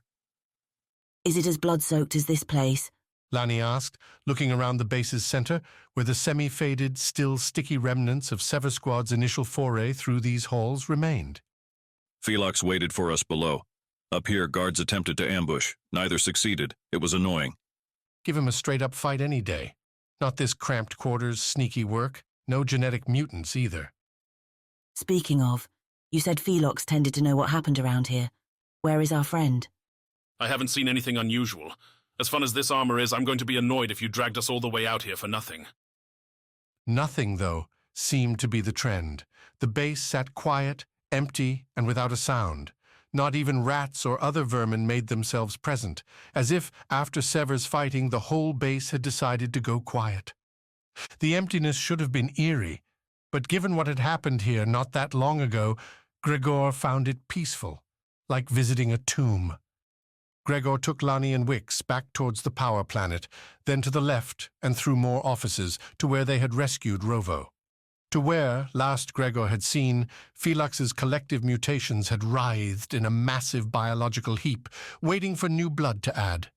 Except here, in the empty elevator shaft that had served as Felix's cellular vat, Gregor saw nothing, only at the very bottom, a lingering bit of black sludge. You're going down there?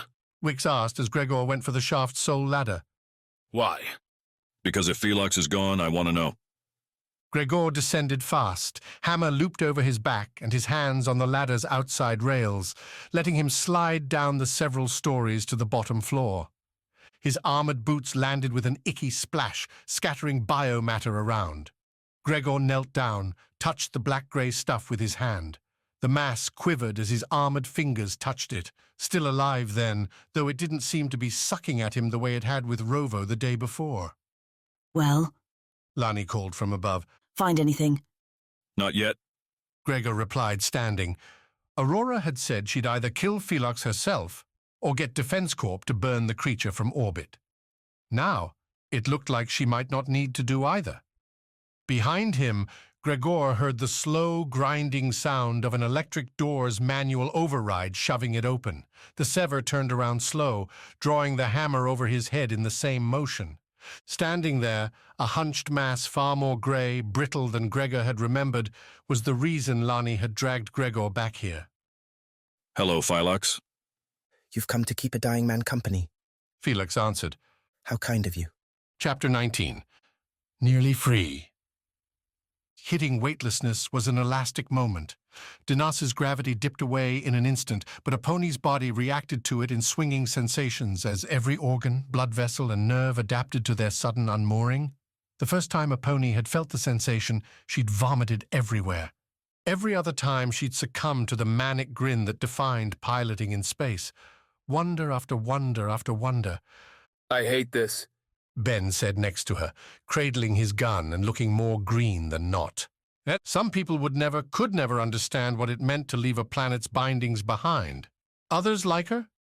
A pony wasn't lost to the idea that growing up captive to menial jobs and stuck on a backwater world made her sensitive to getting freedom, however imaginary that freedom really was. She'd left Dynas, yes, but Ben still had her hostage, though now, in space without another pilot, she had him hostage too. You'll either get used to it or you won't. I don't belong in space. Ben shook his head. That's why I took the Helix job in the first place. If things went well, I could stay there forever. Then you went? Then I went. Spend a day on Dynas and it's already too long. Ahead, space brightened as stars and planets by the billions popped up in the black.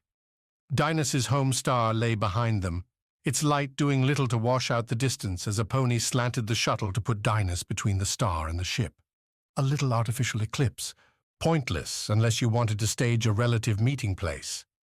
As they descended, Ben had mentioned that he didn't have coordinates, just a name, a date, and a promise.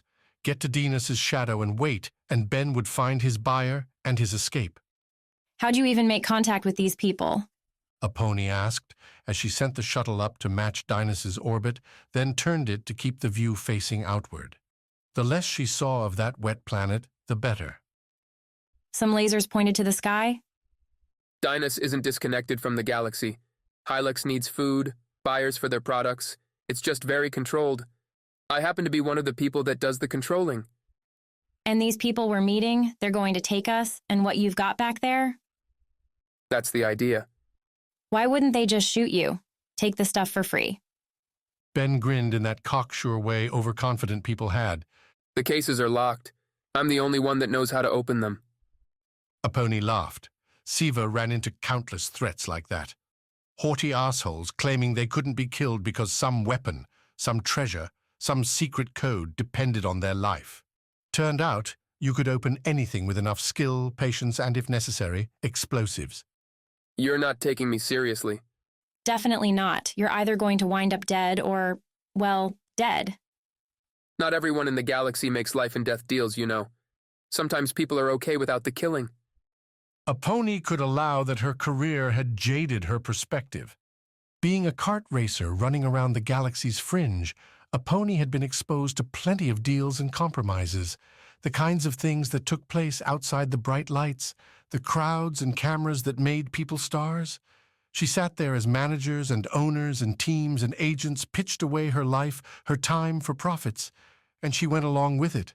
That was how the galaxy worked, the industry and the life.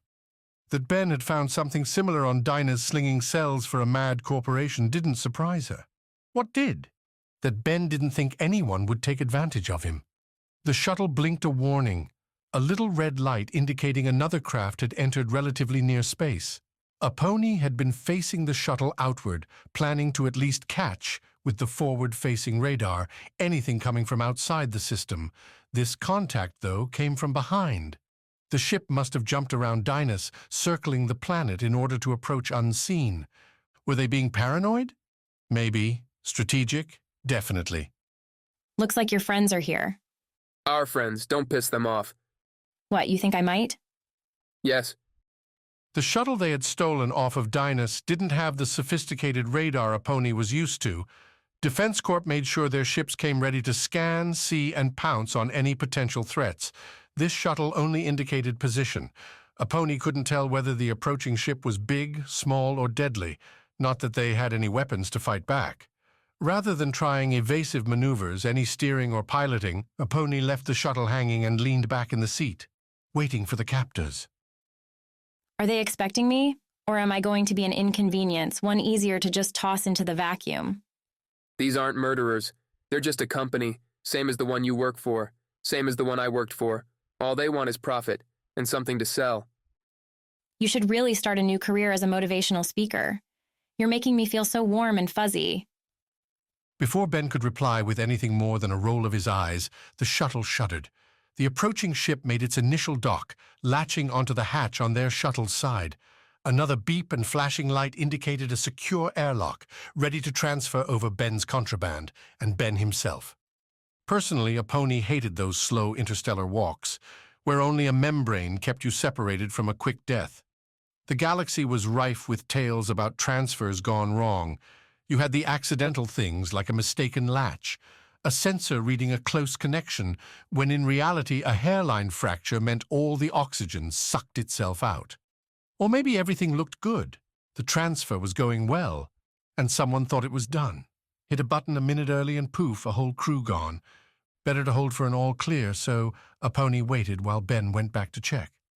Stayed in the cockpit where she could, if need be, close the doors and seal herself in that tiny compartment. Give herself just enough air to get back to atmosphere if something went catastrophically wrong. If Ben's buyers proved less interested in Ben and his hostage. Trust was not one of her dominant traits. A pony, can you hear me? Ben's voice came through the cockpit speaker. Crystal clear. You meet your friends yet? They've established the link. Should be over in a minute. I'll talk with them and let you know what's next. Which gave Aponi plenty of time to stare at the stars, to count her breaths, to check around and see if there was anything left in the cockpit that could give her some clue, maybe, as to who they were meeting with. What company? Not that she wouldn't find out eventually, but any scrap of information might help. As stated, Aponi didn't trust anyone she didn't know, especially companies. The first time Aponi had left her home on Salano, the kart racing organization supplied the trip. Aponi had thought she was leaving behind a red mass where so many dreams died or sputtered out, thanks to them. Aponi signed everything they asked her to. She went along with their demands, raced every race she could, and only when she met the other pro racers, the ones who had been at this for years and years and years, did she find out how bad she had set herself up, how beholden she was to the arbitrary decisions made by people far more powerful than her, even though she had all the talent. That talent pushed Aponi to start making demands, asking for more cash, better resources, which all worked fine as long as she was winning, as long as there wasn't someone new that could get the same without all the grief. She crashed one too many times, like all kart racers, but also because of her demands, not. They decided it wasn't worth repairing her when the next rookie would fly without complaint. And when you're cast out from your life's passion at such a young age, you wind up flying dropship missions for a dangerous company as part of a dangerous squad. Speaking of, where were they? Down on that surface. Were they still alive? Would they be surprised to know that Aponi had made the escape, one airlock away from a jump to another life? She rested her hands on the control panel and leaned forward, trying to find some answer out there. If she went over to the other ship, took that supposed offer and left with Ben, she'd be out. Likely branded a Defense Corp deserter, targeted with a license to capture or kill if anyone came across her. But Aponi was small potatoes, small game. Defense Corp wouldn't care about trying to catch her, and they'd let her disappear into the dark as so many others did. No more guns, no more missions, no more armor, no more strange planets with stranger people and still stranger viruses. She could ship cargo, send things back and forth until she saved up enough to get her own cart. Not a bad life. Not bad at all. Aponi? Ben said, his voice jarring in. You still awake? I'm here, where are you? On their ship. They're taking the deal. They're taking what we brought. And me. Ben delivered the end with a heavy weight, a finality to it. The kind of tone used in breaking up with someone, or an idea or dream, or maybe just disappointing a friend. You? Aponi said, letting the ice formed from his words run through her veins, freezing away any shock. No trust, remember? Does that mean what I think it means? It means you're free. Not my hostage anymore. Why aren't they taking me? No room. But really, once I told them who we were, they didn't want to make an enemy of your employer. Guess Defense Corp has too much pull. Right. What else could she say? Thanks, Aponi. Thanks for getting me out of there. And now you have your ship. You can go back and pick up your friends. In a shuttle that couldn't leave the system? Sure. Have a nice life, Ben. Aponi cut the comm. A second later, the shuttle shuddered again as the latch broke. That airlock seal fell away. The scanners beeped again, tracking the other ship as it blasted off towards the system's outer edge, where it would accelerate out to near light speed or over on its way to some other world, some other life. Her shuttle couldn't take her anywhere. No, that wasn't right. The shuttle could take her to the only place she needed to go, back down to that miserable world. Chapter 20. Rumble in the Wet. There were only a few reactions that made sense when you had a gun to your back. There's the first one, which was to surrender. Throw up your hands and hope and pray that the person sticking you up had something he wanted you for, or else you're dead. Except Defense Corp forbade that move. Why? Because Defense Corp wouldn't pay any ransom, and every time the kidnapper found that out, well, they tended to take their hostages all the way to the grave. Option 2. Try to fight, throw an elbow or slam your head back if the enemy is getting too close and see what happened. See if you could break their nose, make them drop the weapon, maybe grab it and turn it back. In any case, Give all you got to the wild, hectic scramble to see who could make it out alive in a back-to-nature rumble. Or option 3, talk it out. Likelihood of success? Low. But for Rovo, former communications officer for Defense Corp and master of many languages, perhaps a little higher. You put that gun down, Rovo said, forcing steel calm into every word. And then you let me turn around. Talk face to face to figure out what you're doing and how I can either help you or kill you. Doesn't sound like a good deal to me, the guy with the gun said. Kneel so I can put these cuffs on you. Try again, Rovo replied. As he spoke, his eyes surfed the shop, hunting for something more useful and close, something that might help him get out of this alive. He saw nothing, which meant Rovo had to get creative. Because guess what? I'm not alone. If you don't put that gun away, one of my friends will put a hole through your skull. Oh yeah, the guy replied, hiding a laugh under the words. I think you're lying. The man shifted his tone, spoke into something near his chin, to someone not named Rovo. A question beaming to some sort of backup force waiting out in the street, and in that moment, Rovo had the distraction he needed. The secret about option 3? You do it right, and it gave you a great option too. Rovo crouched and turned, slinging his left arm out in a gut-level punch. Crouching removed the man's gun from its lethal aim and also put Rovo behind a clothes rack on his left, the outfits hanging and blocking the view from the street for any of the man's reinforcements who might have been lining up for a shot. Rovo's punch hit tough padding, a thick wetsuit, maybe professional grade. Thin muscle beneath that moved at the impact. By the time he pulled his head around, Rovo realized he wasn't looking at a badass experienced killer, but a younger man, wearing a respirator and holding the gun like he didn't know what to do with it. Was Helix lacking in security personnel? Had Sever and Felix wiped out so many that they were pulling in reserves from anywhere? Either way, the kid didn't seem to know what to do, so Rovo made the choice for him. He straight up tackled the Helix thug, driving him back into the ground. With his left hand, Rovo ripped away the gun and threw it across the floor. You stay down, you keep your life, Rovo said, pressing his face close to his would-be captor. You're in way over your head, kid.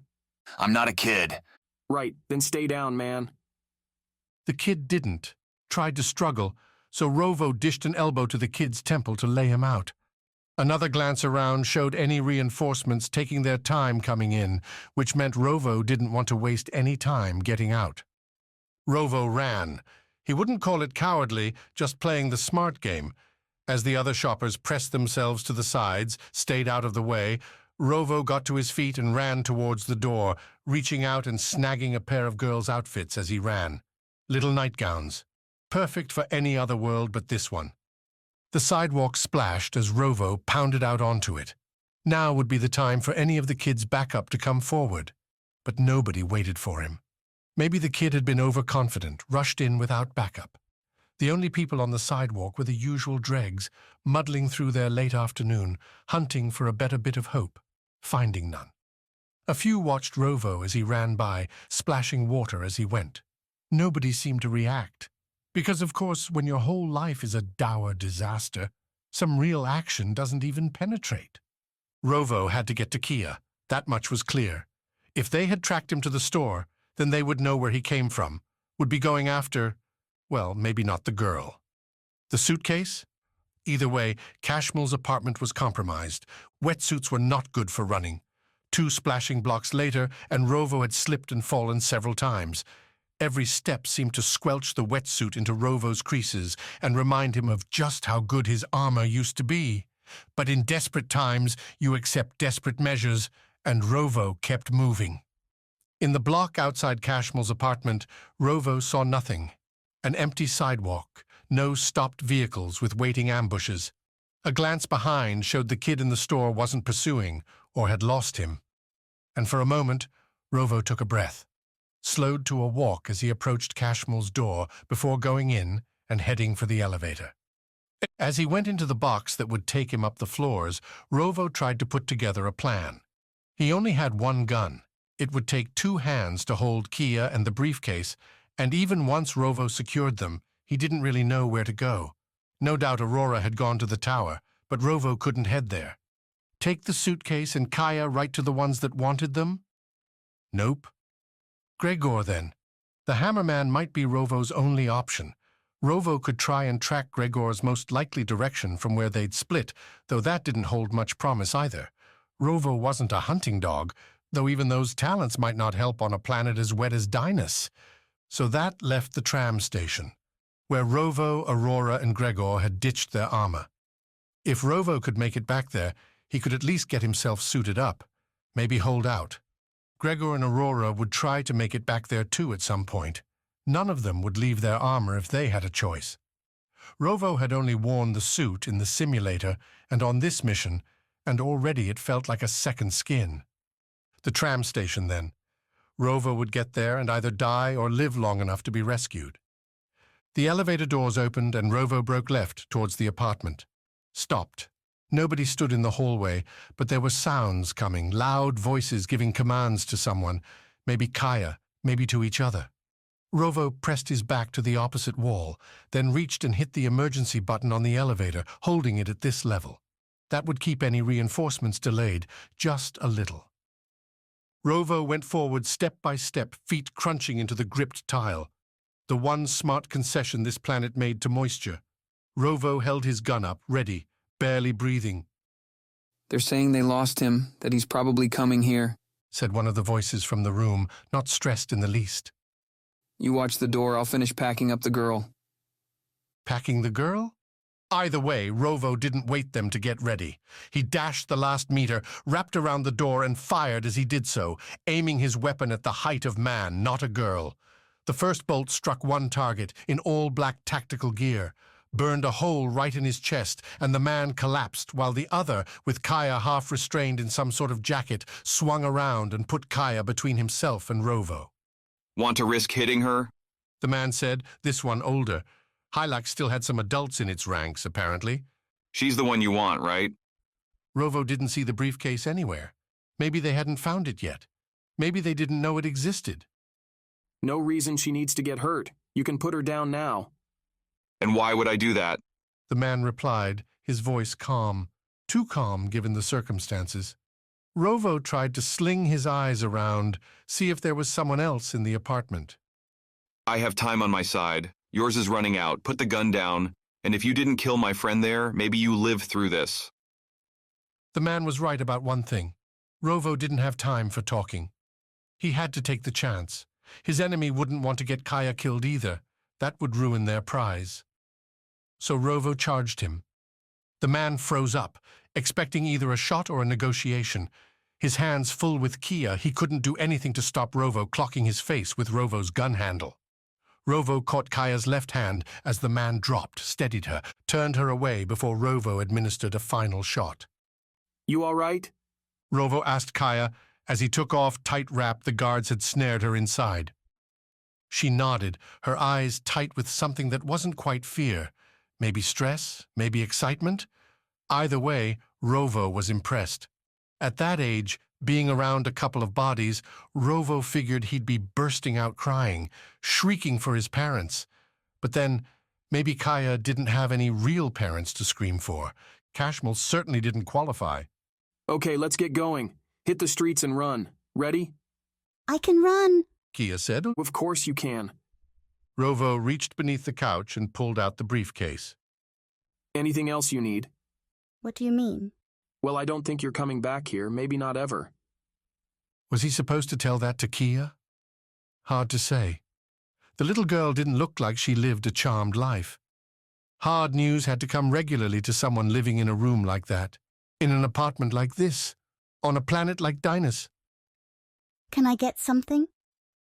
Make it quick. The girl dashed away, back towards her room, and Rovo dragged the two bodies into the kitchen, left them there behind the counter, just hidden from a cursory glance. Not exactly a high-level move, but better than leaving them in the open, where they could be seen through a window. Anything to buy him a couple seconds. She came back, carried a small ball, a little lion, hopelessly out of place on this world, mottled yellow, overused. But she hugged the doll like it meant everything to her, and since Rovo was taking away everything else, he let her keep it. Chapter 21. Way Off Dynas. The prisoner revolt on Cassius 5. That's what Aurora could compare this to. Where Sever, at that time fielding a different crew except Aurora and Gregor, dropped in and intentionally allowed themselves to get captured.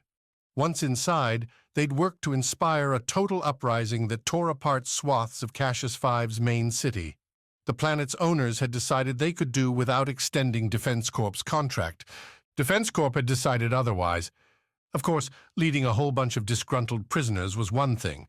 Breaking out of a high-tech laboratory on a miserable planet with a whole bunch of devastatingly ill science experiments was something quite different. Aurora and Sai, the latter barely hanging on to his consciousness, gathered all the infected they could find on the prison floor.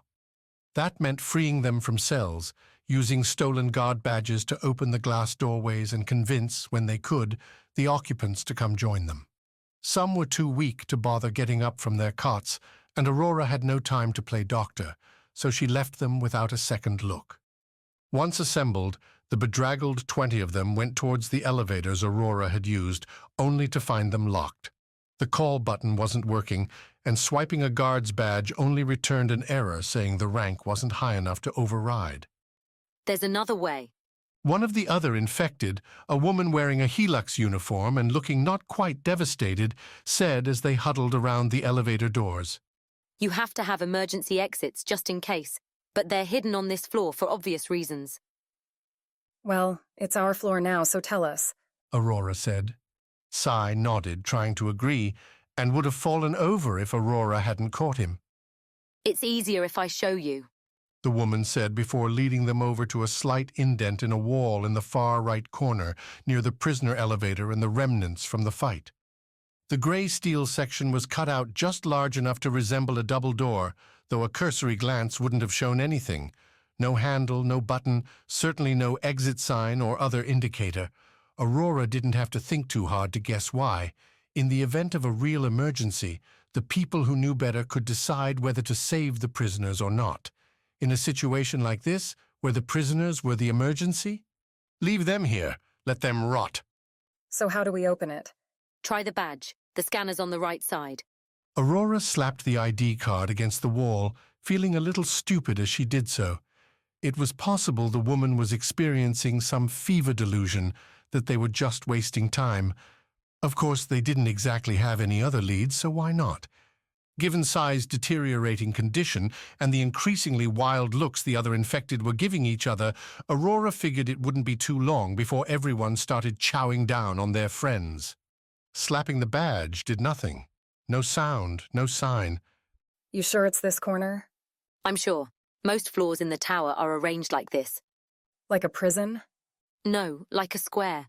This corner always houses the stairs. I don't know why we'd change here. This floor wasn't always for this. Aurora gave the woman a closer look.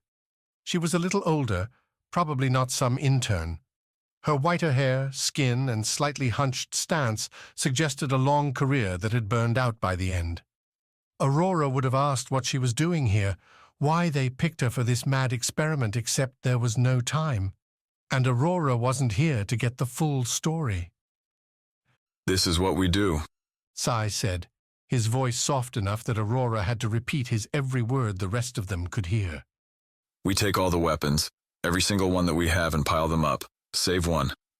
The old explosion. Ignite all those laser-burning gases at once, blow a hole in the wall. Not a bad tactic, although the side effect, disarming yourself to fuel the makeshift bomb, wasn't exactly the best plan. Except the infected had already taken out a bunch of guards with their fists and their teeth. Maybe they could just keep that train going. Break out of this the physical way. You heard him. Get the guns, pile them up. Right here. These doors are meant to stop fires. The woman protested as some of the infected moved to follow Sai's orders, placing looted weapons on top of each other near the door. You really think this'll blow it open? Fires and explosions are two different things, Sai said, leaning on Aurora, breathing hard. It's not the heat that's going to open the door, but the force. Aurora and Sai moved down the hall while the piling continued, until the infected had jumbled all the guns on top of each other. One pistol remained, handed over to Aurora once the pile was ready. She beckoned for all the infected to stand behind her halfway down. Not far enough. I don't think so anyway. This could be a lot of shrapnel. Maybe something worse. We should be around the next corner. This isn't strong enough to make a shot from that far away. Aurora looked at the little pistol, meant for close-up duty, inaccurate any range beyond a dozen meters or so. Someone's got to be closer. Then I'll do it. It's my idea, and look at me. I'm not exactly alive anyway. Aurora hesitated. Self-sacrifice wasn't exactly the Sever code, but in an impossible situation, sometimes you had to make an impossible choice. But they weren't doomed here. Not yet. They could finagle something. Maybe replace one of the bigger weapons with the pistol, take the shot from the end of the hallway and dive behind the corner? Sai, there's other options. We can try something different. No. Sai said, attempting and failing to point as his arm twitched. I can barely stand. I'm only going to hold you back. Let me do this. Let me do something worth it at the end. But Aurora didn't give Sai the pistol.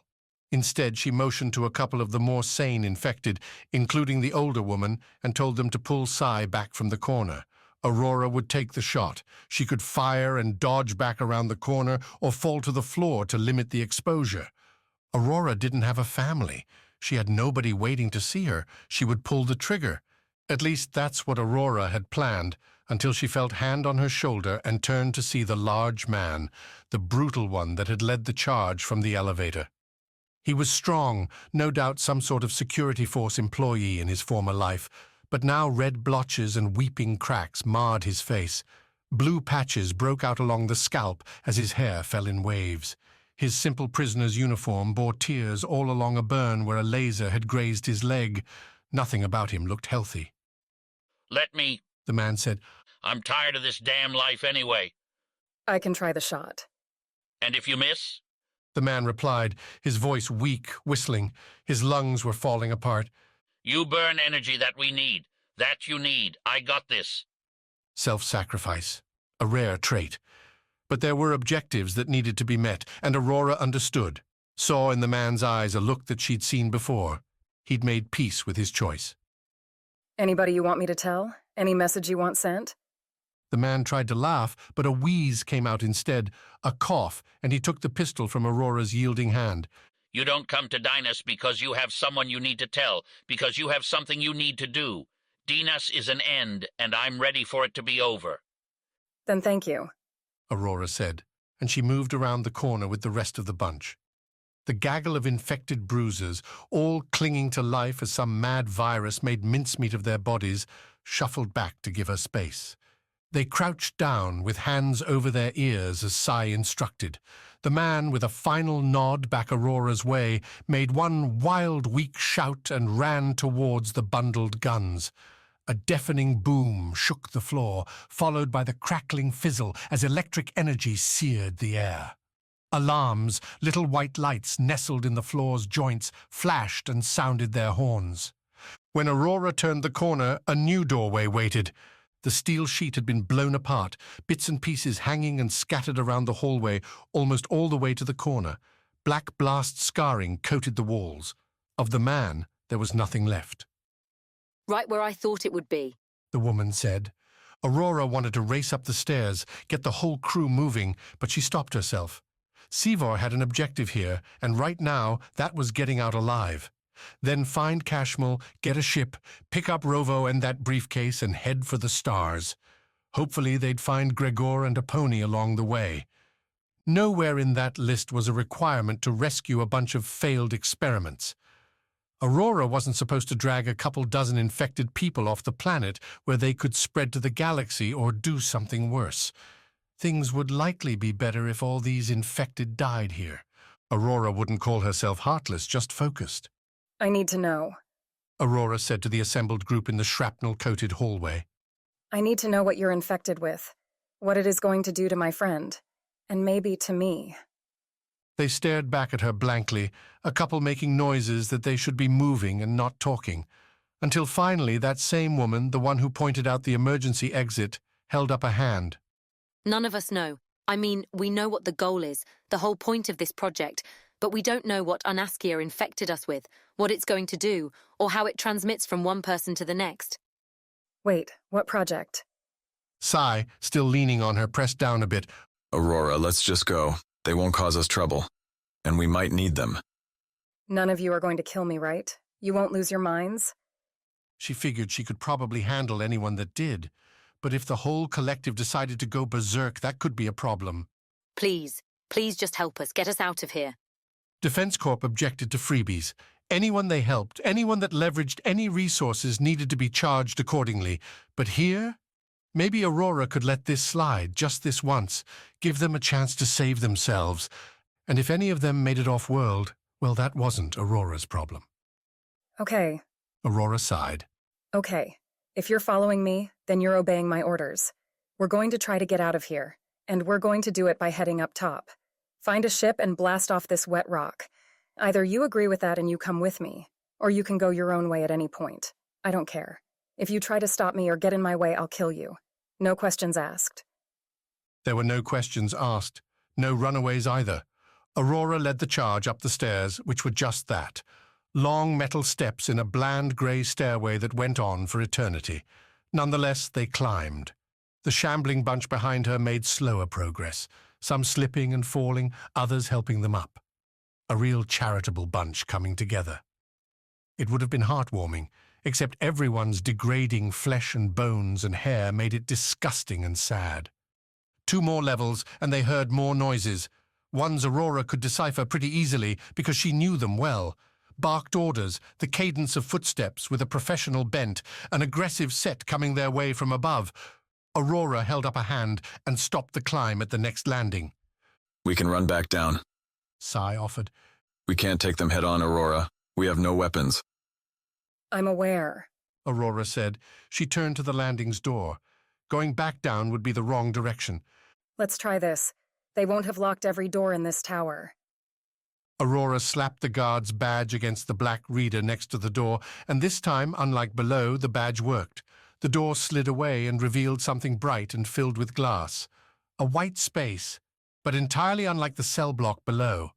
Long tables took advantage of the open area, with various cases on each one, some surrounded by machines and whirring monitors. Ventilation ran overhead, not a soul in sight. Come on, before they catch us. They hustled into the new space, their filthiness entirely at odds with the floor's sterile purity. The last one shut the door behind him, and silence reigned. Sound seemed at odds with the climate here, the science obviously at work. Aurora could tell this place was a lab, the place where, she could guess, the thing infecting her friend had been made. So what do we do now? They'll find us in here eventually. We head to the elevators. Hope they haven't locked them down. Aurora didn't say that, given there were no other doors on this floor. Locked elevators meant they were all very, very dead. As they went through the lab and towards its far side where the elevator bank made itself known with a pair of blazing signs, Aurora glanced at various samples, the monitors and what they read out. Most were indecipherable gibberish, the kind of scientific language only known to those who practice it, but others had labels, designations that were clear and purposeful. The buyers, the funders, the ones paying for all this, and those names Aurora recognized. Everything from exploration companies dedicated to finding the next new batch of valuable minerals to tourism agencies who wanted an easier way to station people on faraway planets. And yes, one Aurora knew would be here. Knew deep down had to be involved. Of course Defense Corp would be investing in this. Of course they would be paying to see if they could transform their mercenaries into a more effective fighting force. That didn't make Aurora angry. Breaking galactic law wasn't a good look, but galactic law could always be changed. No, what pissed her off made Aurora clench her fist and grind her teeth even as some of the infected reached the elevator and called out that it was, in fact, working, was that Defense Corp knew what was happening here and sent Sever in anyway. They had gone in blind for no reason. Well, Aurora could see now, and she was going to make it off this rock, damn it. She's going to make it off, and she was going to make whomever ordered this mission pay, no matter what it cost. Chapter 22. What lies beyond? Why demolitions? That's what they asked him when Sai first came to Sever. Aurora and Gregor were the only current ones there at that point. The question had come on his first mission, his first flight when Sai was very much a rookie, having only played around the edges in less risky Defense Corp outfits. If you wanted the real cash, though, you had to jump into the danger. Which was why Sai picked up explosives. He'd done his homework, looked at the deadliest job in the squad, and taken it for himself. Sai felt he'd do it better than anyone else, and he didn't want to die because someone else screwed up the explosives. After the infected man detonated the way out through the gun pile, Sai had felt vindicated as Aurora and his infected friends climbed the stairs. All that training had paid off, all the time and effort to blow a wall chunk away to let diseased wrecks make a half-hearted escape. Better than no escape at all. Better than getting corralled and executed on that prison cell floor. The lab hadn't come as a surprise. Not like it so clearly stunned Aurora. All the specimens, all this work, all sponsored by supposedly reputable players in the Galactic Order. Of course, someone had to be paying for this.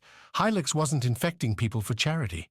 Sai saw the labels and felt a suspicion confirmed, the logic behind how such a city existed on a seemingly isolated and uninhabited planet cleared up. But as Aurora grew angry, Sai found himself leeching that emotion. She swore up and down about the companies they saw, and those words pierced Sai's infected haze. This was all their fault. He wouldn't see his children again because of these companies' vast negligence, their inhumanity. He wrapped his hand around the beaker, marked for a test the following day. Samples for some strain marked with numbers and letters Sai couldn't understand, but he knew the buyer.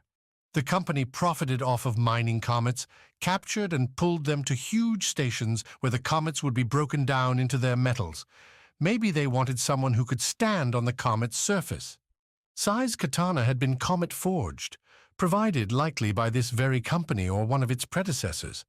That something so tied to his family had invested in Helix finished bursting the ennui that came from the disease. Could nothing really be pure?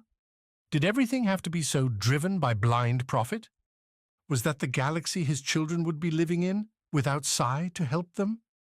Destroy it, Sai said. His voice proved lacking, so he coughed, then repeated the command, louder.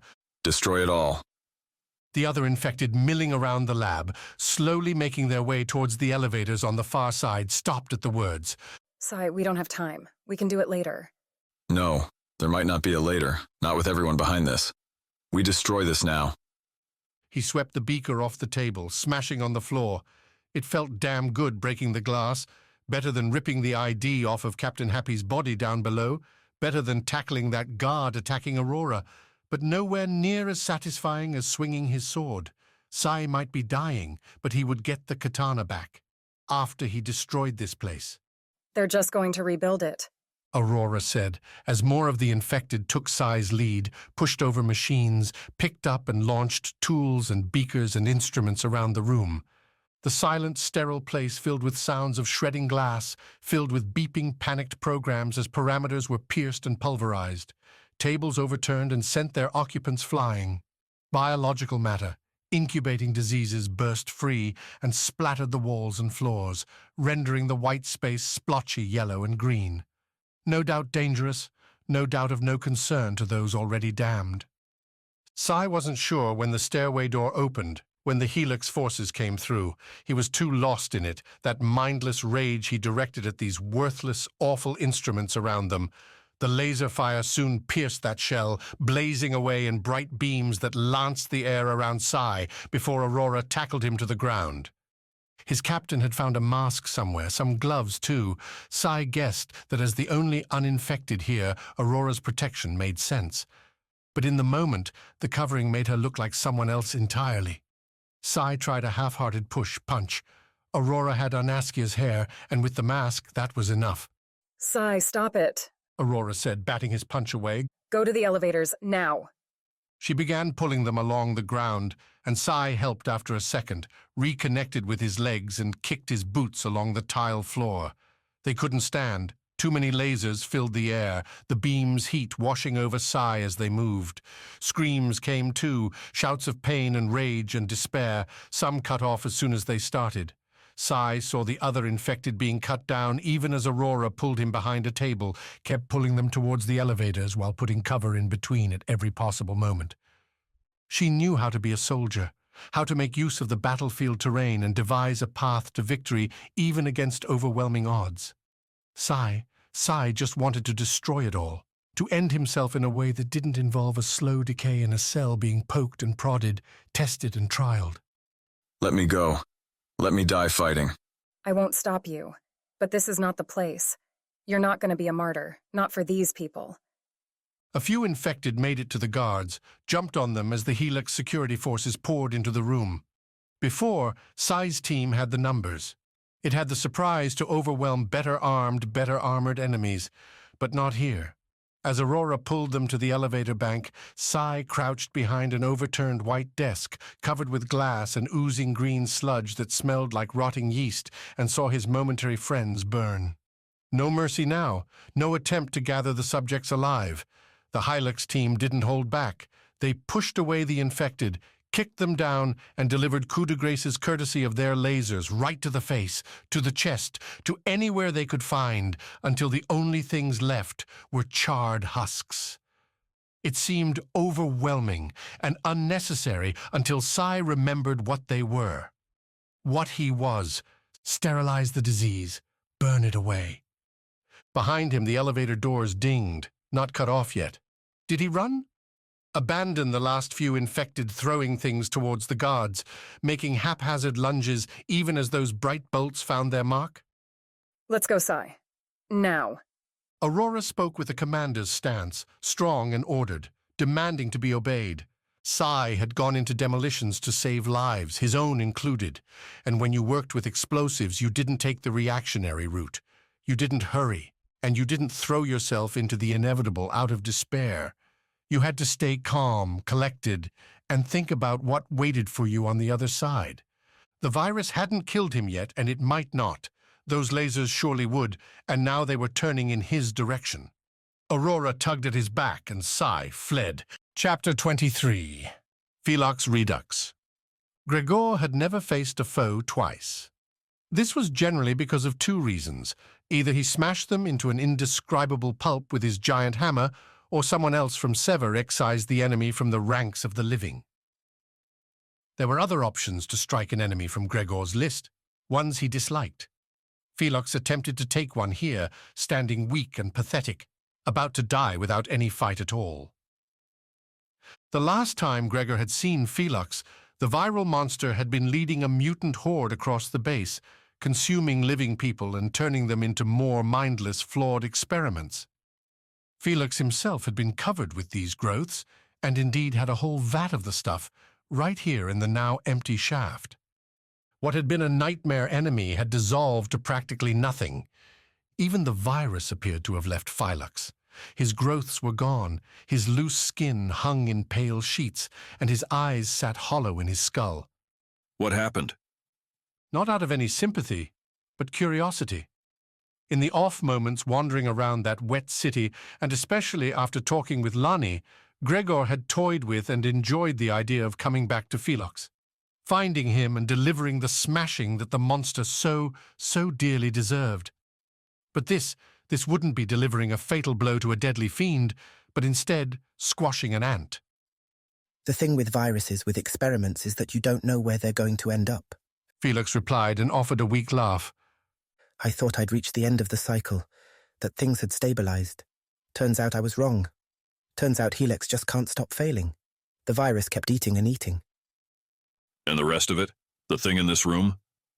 Before Felix could answer, noises came from up above. Apparently Lani and Wix were tired of waiting and had started coming down the ladder, their clanking boots a ticking clock on the conversation. Did you bring the whole squad with you? I suppose I'm honored. You did say you'd come back to destroy me. I wasn't sure you'd really do it, and yet here you are, not even a whole day later. They're not my squad, but they want the same thing I do. You're a mistake, Felix. You shouldn't be alive. Oh, I know that now, Felix replied, wobbling around Gregor in a shambling walk. I thought maybe this would be my moment. After a lifetime spent as a drone in the office mines, here comes Felix's chance. Injected with the perfect dose, reacting the perfect way, and here I go, off to take over the galaxy or something like that. Gregor glanced up. Lani and Wix were getting closer, their helmets peering at Felix. They yelled a couple questions his way, but Gregor ignored them. He had to decide whether to kill Felix before the other two made it down or wait and give them a chance to interrogate the viral victim. That's how life works, isn't it? Felix drove on. All these random events and all you're doing is hoping one of them turns out good for you. Something comes your way that'll take away all of your problems. That's what Helix offered me. How do you say no to that? Felix paced, aimless. Gregor kept his hands on his hammer. Despite himself, he waited, listened. Felix's story wasn't all that different from his own, stuck on that comet mining every day waiting for something better. His parents spent their whole lives striking space rock, and Gregor had only escaped by punching that idea in the mouth. Just like Felix, he had made a choice he couldn't take back. Like Felix, that choice would probably kill him before too long. It wasn't long after you left. Apparently the virus needs a lot of calories, new food to eat. I didn't realize my creations started devouring themselves. The virus started eating me. I can feel it still, dying away inside. Think I might be more virus than person now, and when it goes, I'll go with it. You sound like a bad movie. I can smash your head in if you want. Not yet, Lonnie said, jumping the last few meters to the ground and landing with a loud bang. Felix, I'm guessing. Felix attempted a turn and fell over. Gregor, shifting his hammer to his left hand, caught Felix's arm, kept the diseased man from face-planting into the ground. Why had he caught Felix? Pity? Gregor wasn't sure. You're no different from the others, Lonnie said, her helmet doing nothing to hide the disdain. Gregor led me to believe that something special was happening here, that Helix had finally found a breakthrough. I guess not. Breakthrough? Gregor asked while Felix laughed into a sob. What breakthrough? I told you, we're here to monitor progress. Helix is doing something that could bring immense value to the galaxy. Or if they screw up, ruin a lot of lives. Felix might have meant they were close. Now it just means we'll be stuck here even longer. Wix hit the ground behind Lonnie, slower, more careful, still learning the armor. That Lonnie moved well enough said she had some experience with the gear, maybe from a simulator. Or maybe she'd crashed out of Defense Corp's more active ranks. I thought we were here to destroy him. This is illegal. Don't be short-sighted. You have to see how your abilities, your missions might be helped if your body adapted to the target's environment. Think about it. Right now, Defense Corp has to make all kinds of different gear for every biome. Instead, they could just have special troops. Inject a little bit of this, and then you're good to go to that icy planet, that lava rock. Gregor let go of Felix. I'm fine the way I am. Nobody's forcing you. Felix, you're it. Nothing else here we need to see. Not unless you like bodies. The virus wanted more to eat, so it ate everything it could find. It wasn't enough. It'll never be enough. That's what I needed to know, Lonnie said, and she drew her weapon and pulled the trigger. Once, twice, 3 times, until Felix was only ash. Gregor stepped back, looked at the burning wreck. Not a fighter's death. Do you trust him? Lonnie asked Gregor. Think Felix was telling the truth? I do. You don't find many liars at death's door. You'd be surprised, Lonnie replied, holstering the weapon. Wix, get going.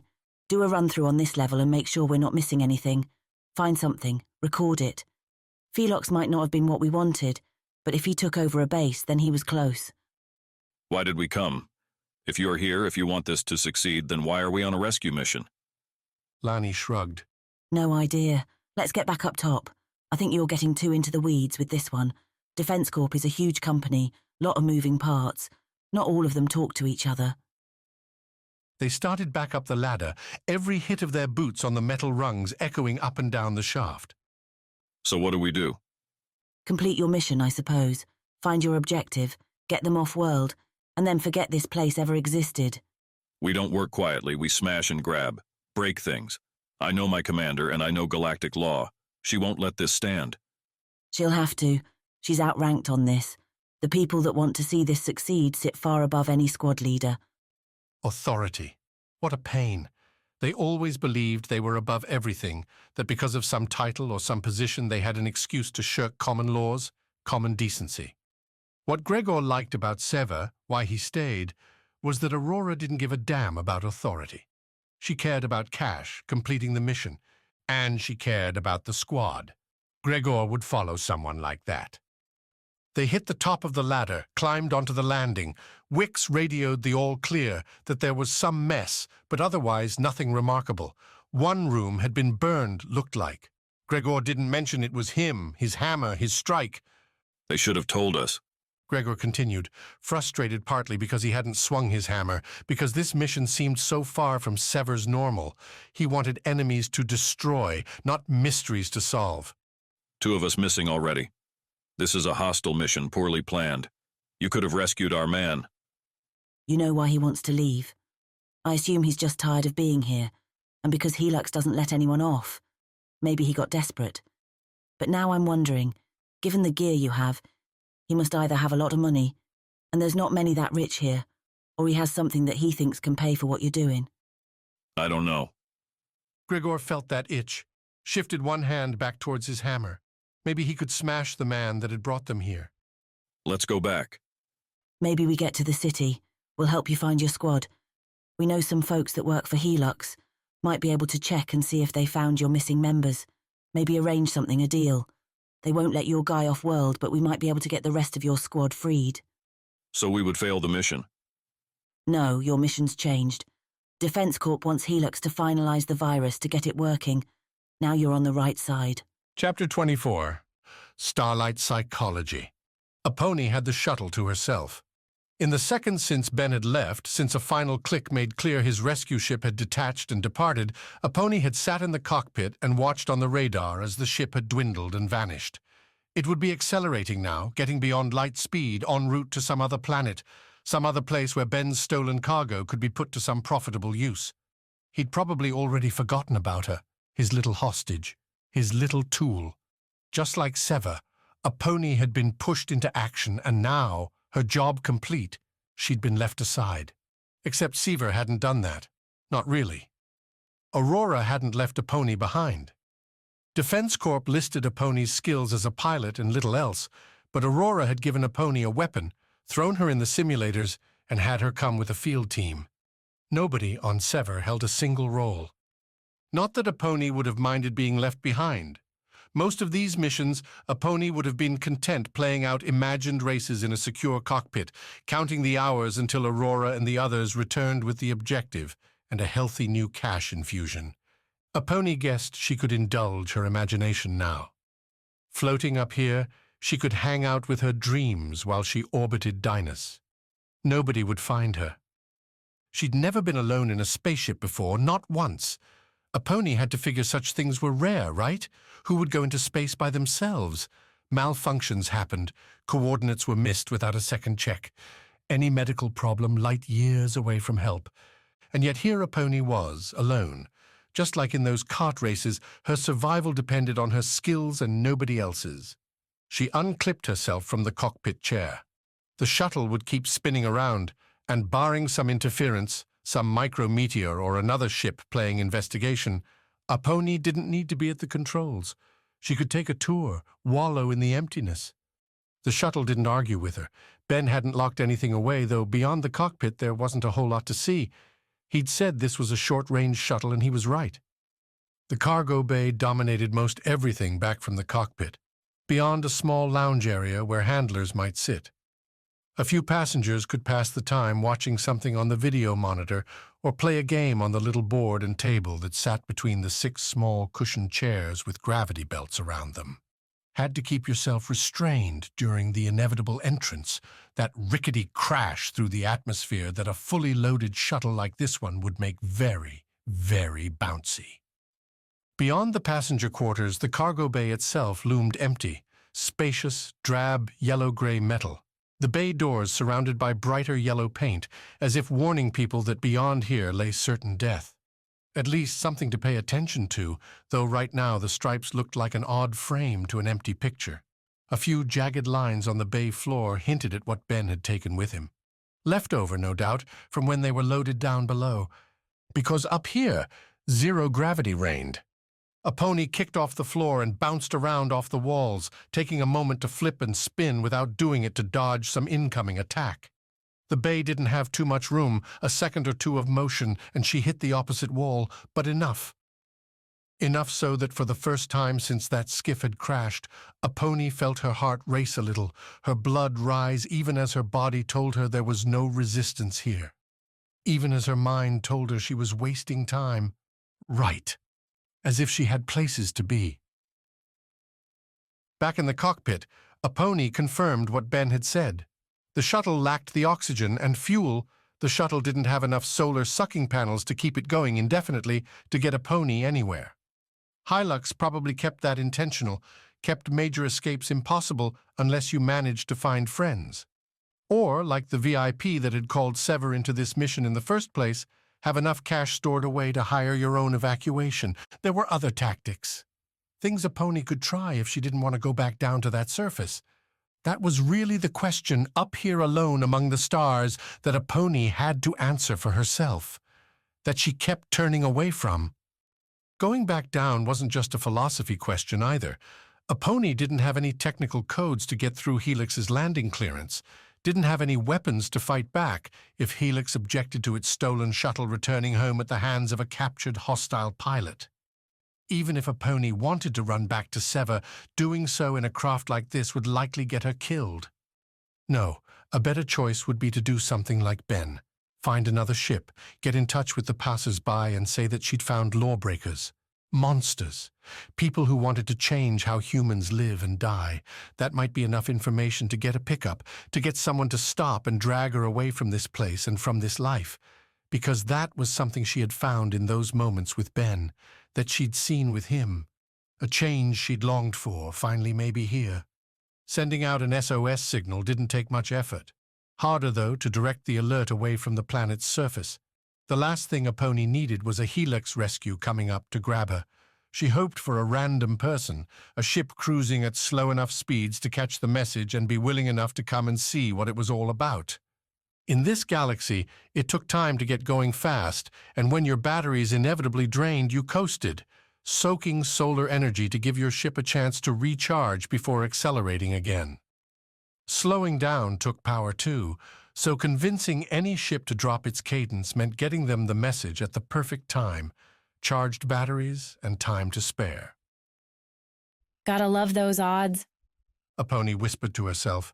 She oriented the shuttle's communications array, pointed it away from Dynas, and began to broadcast. Everyone that can hear me, I'm calling for help. I'm trapped in a short-range shuttle above a hostile world, where acts illegal under galactic law are being performed. Aponi paused. She wasn't used to grand speeches. These words came slowly. She had to think, what would make someone come over and risk their lives to save her? I know all about these things, and in the right hands, that knowledge could bring... She stopped. Cut the recording. Could bring what? Profit? Fame? Aponi didn't have suitcases full of data, no captured cells or pieces of evidence. It would just be her word. How much was that worth? Aponi didn't kid herself too much. She didn't say or believe in some greater nobility. That stopping Helix would be an act worth doing in and of itself. She couldn't afford to think that way, and nobody would come to help her if she tried appealing to some sense of cosmic justice. All Aponi really had to offer was herself, alone and adrift. Who would risk anything for that? She leaned forward, pressed her face close to the cockpit glass, looking into those stars. She was already starting to feel the decision in her gut, roiling her stomach. There was no fleeing this. There would be no getting out, getting away from Defense Corp, from this life that she'd fallen into by way of a few too many cart accidents. The only people that would come and help Aponi without a question, without a reward, were still down on that rotten planet. They were still trying to complete the mission, still trying to find themselves a way off the world. Ben had run. Aponi couldn't. You're so dumb. They'd better give you a raise for this. She settled back into the seat, powered up the shuttle's engines, plotted out a course back to Helix's city, back to the tower and the landing bay she'd come from, turned the thrusters up and began to go. The stars swished away, and Dynas took over the view. You couldn't run, not from this life, not ever. Chapter 25. Outdoor Exposure. When they hit the street, Rovo realized he'd made a terrible mistake. With a briefcase in one hand and holding the girl with the other, Rovo himself stood out from the shambling solos wandering the Black City's sidewalks. More so, Kaya, with her ragged dress, didn't fit with the wet suit masses. Rovo hadn't taken the time to slip her into his snagged outfits in the sprint away from the besieged apartment. He'd make a fine parent one day. This isn't fun, Kaya said, standing in a puddle. Her tone broke Rovo's heart right then. She said the words not like a normal child would, not like Rovo's sisters had back home. Kaya spoke like one who simply stated the miseries of the world around her without any expectation that they would be salvaged by a parent or guardian or anyone else. To her, being soaked was her reality. Best make do and move on. Climb up. You're going for a ride. Fatherhood had always been a far-off delusion, something to be considered if everything broke his way beforehand. Rovo had a career to think about, stars to surf and wild adventures to have, and yet that far-off idea realized itself as Kaya clambered up his side to the top of his shoulders, where, with one hand, Rovo held her steady or as best he could and splashed along towards the nearest tram stop. Once they made it on a cable car, Kaya could sit and they could pretend to be a little family and ride all the way to the tram station where he could get his armor back. Then he could protect Kaya. Keep her safe until Aurora and Kashmol reached out. And yet, if Kaya had drawn attention without her wetsuit, she drew even more sitting high over the street on Rovo's shoulders. Eyes everywhere gave them glances, many more than passing. Not that this bothered Kaya. Still soaking, Kaya giggled as Rovo maneuvered around a puddle and splashed through a cross-section street. Keep hold of my head and don't let go, Rovo said, and Kaya obliged. Her little hands put pressures against his ears through the wetsuit. I'm sorry you're wet, but I promise we'll get somewhere dry soon. It's okay. I've never been outside before. Aurora might have to stop him from murdering Kashmol, or at least delivering a hearty dose of angry pummeling. Never been outside? Even in this bleak place, a child should have a chance to get outside their room, to breathe in the moldy air and feel the dead breeze, to understand where they live, and maybe see some far-off place or ship soaring down from the sky and build their first dreams. If Rovo had been locked inside his house, even on his comparatively nice planet, he didn't know what he would have become. Probably nothing. Probably no one. What does it feel like, being outside for the first time? Oh, I don't know, but I like it. They continued tromping along, Rovo scanning for anyone taking more than casual interest, anyone following them, plotting the worst.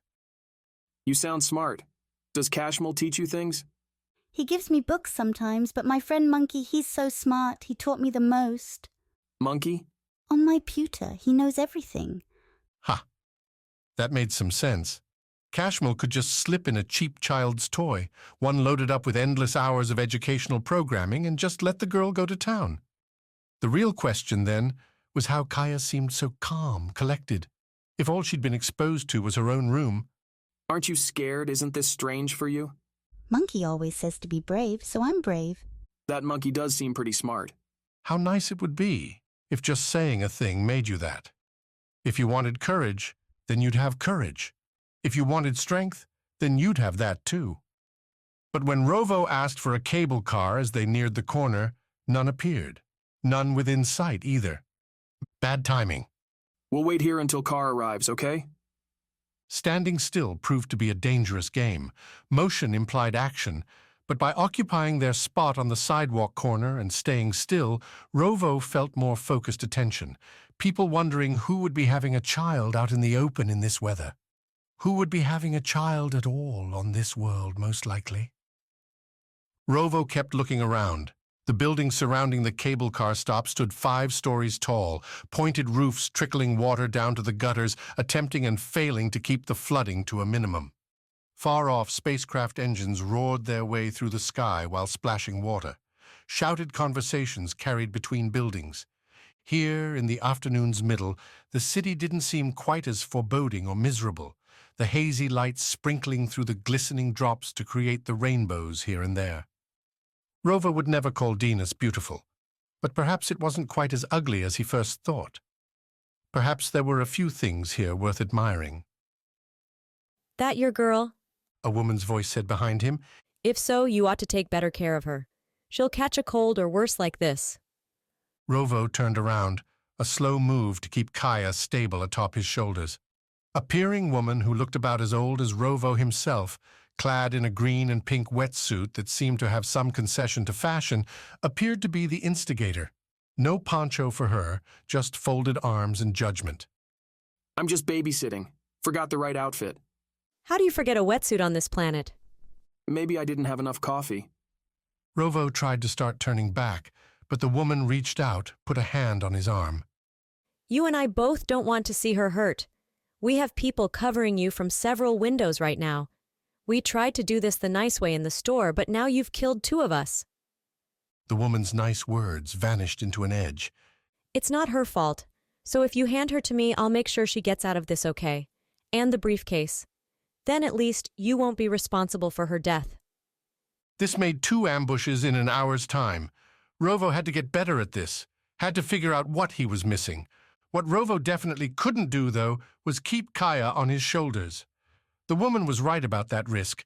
Kia didn't deserve anything that might come Rovo's way. Besides, shifting Kaya around fell right within option 1. Buy time and look for a solution. Okay, I don't want her to get hurt. Can you promise me that? You don't get to make demands, but we don't want bloodshed. Not here. She'll be fine. Then I'll get her down. Kaya, let's go. But I don't want to. It'll be okay. The woman said, and she reached up towards the girl with both arms. Just fall forward and I'll catch you. I don't want to. I don't like you. The woman tried to smile, an insincere one, thin and shallow. Rovo, meanwhile, tried to assess whether he could get to his weapons, whether he could draw and fire them, and which windows the assassins might be using. Odds were slim that would work out. Then a new sound gave him another idea, a way out. Come on, Rovo said to the girl, beginning to shift her to one side of his shoulders. Let's do what the nice lady says. We don't want anybody to get hurt. But I don't want to. Kaya started struggling. The woman reached forward again, tried to force the issue by grabbing for Kaya's arms, and Rovo pushed her back. Please, just give me a second. I'll get her off.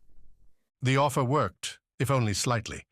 The woman backed off, and Rovo moved Kaya onto one shoulder, then into the crook of his arm, holding the briefcase, Kaya's legs straddling the silver metal. As Rovo stabilized her, a swooshing, whirring sound rose up as a cable car slid into place behind them, doors opening with a wet crack. Rovo jumped back, quick-stepping up into the cable car and almost throwing Kaya down the central aisle. Thankfully, the middle-afternoon rides weren't as crowded as the morning, and the surprised riders gave them space as they shuttled back into the car. Rovo hoped and received his wish. No hidden snipers attempted any shots. The cable car apparently providing enough cover, enough collateral damage to keep the fire held. Careful there, sir, said the automated driver. Please board safely. Sorry, Rovo said, scrambling back with Kaya, meshing into the crowd. Take a seat and keep your head down. When he turned up front, Rovo saw the woman board the cable car after them, cold fury in her eyes. In the crowd, the woman didn't dare make an open move. She kept eyes on Rovo, her mouth set in the line as the cable car started moving again. The craft continued down the wet streets, with Rovo holding Kaya in his arms, hunched over in a seat with someone else blocking the windows on either side, holding on to option 1, buying time until his cash ran out. Chapter 26. Hot commodity. The elevator rose in that steadily speeding way lifts do when they just keep climbing, no floor to stop at. Aurora held Sai, picked him up off the floor after dragging them into the elevator, and now she studied him as he swayed on his feet, muttering about the other infected, about how he ought to have saved their lives. Aurora watched the floors climb on the counter to the right of the door, up and out of the negatives and into the soaring positives. Her stomach fell, her ears began to pop as she rose and rose and rose. More interesting, worse even, was that she hadn't entered a number. Hadn't had a chance to try. Someone had called the elevator, but that mystery could wait. Speculation wouldn't get them anywhere, and whatever lay beyond the doors when they opened, Aurora would face that with Sai, not alone. She had to get him back, return his focus to the present, and find the drive that belonged to every Sever member, at least every member that lived past their first mission. Do you remember when they found Signet 8? Aurora said, putting her mouth next to Sai's ear and speaking the words straight and clear. Those primitive civilizations, always warring with each other, just happened to be sitting on a whole bunch of valuable minerals and hard metals. Remember that one? Sai, for his part, stopped the muttering, let a single low sob shake his shoulders.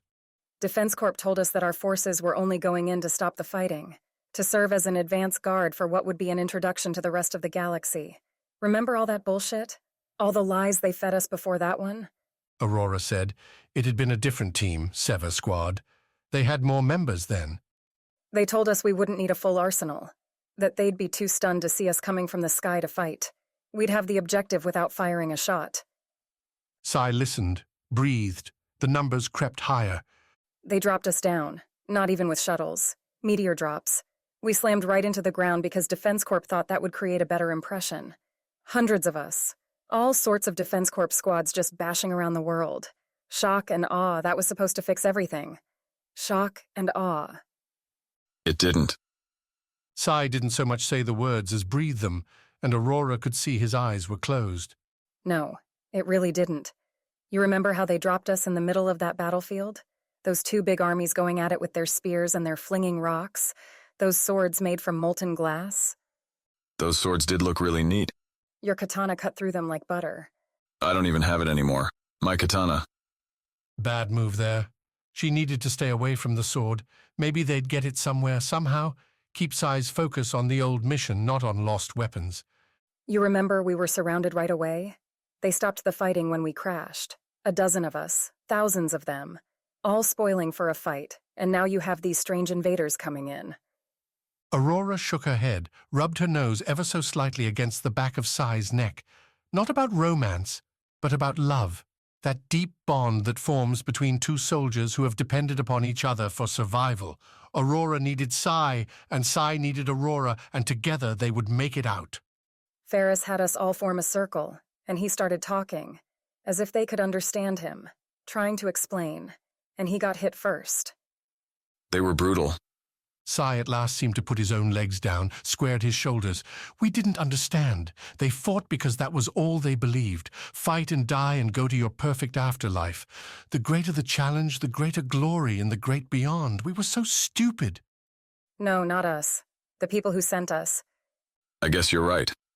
The people that sent us. Just like here. Sever had been swarmed on Signet 8. The warring sides made a spontaneous truce to attack the invaders, as had happened everywhere else on the planet. Sai had made the call after half their number fell simply due to the pressure. Power armor might protect you from pokes and stabs, might keep you safe from flying rocks, but it wouldn't help you hold firm against 50 charging, strong, scaly bodies as they pressed you into the earth and smothered you. Defense Corps bombardment came down through the atmosphere, targeted around them, the lasers and the missiles from the ships above blackening the skies.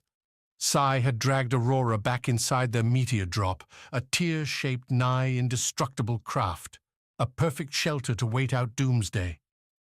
Afterward, Sever found out they weren't the only squad that made the call. Across the world, the natives proved unwilling to negotiate, capable only of homicidal, endless war. And so Defense Corp annihilated them, and the mining and extraction companies moved in to claim the prize. Aurora didn't even remember if Defense Corp expressed any official regret. Aurora knew that she did not. The monsters had tried to kill her, had killed her friends. They deserved what they got. The elevator doors opened with a chunk and a slow swish. On the other side, grinning with a crazed smile, stood Cashmel. I found you, right on time. Aurora wanted to punch the man, but he had called the elevator, had taken them away. They're chasing after us. We have to keep moving. Oh no, I wouldn't worry. Things have changed now. You have him. He pointed a finger at Sai, and Aurora took another look. Her teammates still seemed tired, weak, breathing hard and sweating, hardly an example of an achieving specimen, of someone worthy of being considered a prize. What do you mean? I'll tell you later. All you need to know now is that your circumstances changed. You won the lottery, Sai. You and your genes. Cashmel ushered them out of the elevator onto a busy floor that, with the sound of starting rocket engines and their high-pitched lines, told Aurora it held a docking bay. Crates and workers shifting them about cluttered in the hallway, and as soon as they left the elevator, several more pushed their containers inside and off it went. No mention about the slaughter down below, about the alert and the danger. Cashmel directed them down the hall. The wide walkway had the polished black floor common throughout the tower, and every so often a door would open into the docking bay, presenting a different ship, a different area. Cargo loading, passengers, fuel, everything else. Cashmel took them to the very end, so that by the time they actually entered the docking bay, they were right near the wide-open exit leading out over the city. A skiff brushed by overhead, holding what looked like a flotilla of guards. They're looking for your friends. As I understand it, there's one on the loose right now, the one we left at my apartment. They're going to take him and bring him here. How convenient is that? I don't understand, Aurora said. Sai, for his part, stared around, having lapsed back into silence and whatever battles were waging in his mind. They were trying to kill us a minute ago. The doctor changed her mind. Actually, Cashmel laughed. It's kind of funny, really. She spent all this time, all this effort trying to find a success, and then her hand gets forced by some random lab engineer. What? I should be sad because he did what I was trying to do. He made it off-world with samples. Cashmel rolled his eyes to the ceiling. Ben, you're such a miserable pest. Cashmel pointed towards a larger ship in the center of the bay, the only one around that looked truly spaceworthy. You get it, right? Everything that's going on here? It's all bankrolled in secret. Viruses made for people willing to pay. But if the stuff gets in the open, if someone else manages to get it out and replicate it, then all this becomes worthless. Now that there are samples off-world, Unaskia has to move fast to try to collect before the other companies pull the plug. Aurora tried to follow Cashmel's assertions. Being the first to get whatever virus was infecting Sai out into the galaxy at large made some sort of sense, even if its intended purpose, modifying the person and changing them into something different, more effective, was against the letter of galactic law. The laws could be rewritten, could be changed by those with the power to do so. Aurora had seen that plenty of times herself, as Defense Corp missions had broadened to include the sort of annihilation like the natives on Signet 8. Why not play with nature? And why not profit by doing so? So why are we here? She doesn't care about you. She cares about him. Come on, we've got to get on the ship before Unaskia changes her mind. And you? You tried to do the same thing as this other engineer? And she would have had me shot, except I promised I'd get you. I know you might be angry, but guess what? We're getting off this planet, the three of us, right now, and that's worth anything, right? Aurora would have strangled him, would have shot Cashmel for what he'd already done, except she had to keep Sai up, had to keep them moving, because she noticed guards all over the docking bay, watching the three of them with hands on their weapons. If Aurora tried to fight back here, no doubt she and Sai would die, and fast. So she kept her mouth shut and walked along, over to the shuttle and up boarding ramp. The ship was larger, much larger than the shuttle Defense Corp had given Sever to bounce onto Dynas. As soon as they boarded, 2 guards appeared around the entrance and directed Aurora and Sai back, far back, through the steel, gold-trimmed craft. Cashmel disappeared, sneaking off to some other part while the 2 guards pushed and pointed until Aurora and Sai had made it into what looked like the cargo bay, where crates of food and other provisions lingered. Not a short journey, then. One other thing stood out in the cargo bay, long and thin and shoved in a corner, smudged but otherwise none the worse for wear. Sai, guess what? They found your sword. Chapter 27. A love of enclosed spaces. Join the ones that save you. That's what Sai had done after those Defense Corp soldiers crashed into his apartment, after they cleansed his home planet of the rebels and their endless destruction, restored order by way of an iron fist, and then handed it back to the plutocrats and corporations that started the whole thing. 2 modes of thinking confronted those who remained. Either fight back against a corrupt established order that had proved impossible to defeat, or leave. Sai and his mother chose the latter. She'd taken their savings, their investments, and gone off to a less fractious world, and left Sai with his katana to join the harder, faster, and more violent life that he'd been so rudely introduced to on the rooftop, stairways, and city streets as his home burned. But from the ashes so often rises something better. And on that first station, Sai found his eventual wife, had children, and built a good life for himself, until the galaxy proved again its wildness and his family's planet pulled the Defense Corp contract. Sai had a choice: take his family into a spacefaring life with unpredictable assignments, hopping from world to world, or leave them behind and bring his talents to the higher-earning active division, to Sever and its high-priced adventure. And where did that bring him? To this cargo hold, filled with illegal contraband, meant to be sold off to whomever wanted it, including his own employer. A dangerous thing that could reshape species that right now was busy reshaping him. The virus in his body had found an equilibrium, and Sai felt stronger now, almost clear in his purpose. He still drifted from time to time into those hallucinations as Kashmil and Aurora walked him across the bay and up into the ship. Sai was barely there. He'd spent those precious minutes back home, watching his children learn to play, knowing and understanding why he wouldn't be there when they taught their own children the same. Come back, Sai.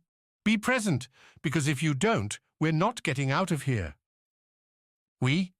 The slap came fast, sharp, stinging blood in his cheek that had Sai's eyes popping open and his breath coming in fast. Aurora raised her hand, ready to do it again, when Sai lifted his own arm to block hers. I'm awake. For now. Better be for always. You feel that? He did. A vibration lacing throughout the shuttle, one shaking up his feet and knees and back. Without being in a crash couch, a spacecraft liftoff would be an adventure, a bruising experience. Better brace ourselves. Sai obeyed his own instructions, leaving the open space and pinning himself in a corner, trying to situate his shoulders, his arms, so he could hold himself straight as the vibrations increased. Aurora did the same, going opposite him so they stared at each other across crates that contained, in their silver metal forms, the same virus that ruined Sai and so many others in that tower. So I think the mission's off. Aurora called across the bay.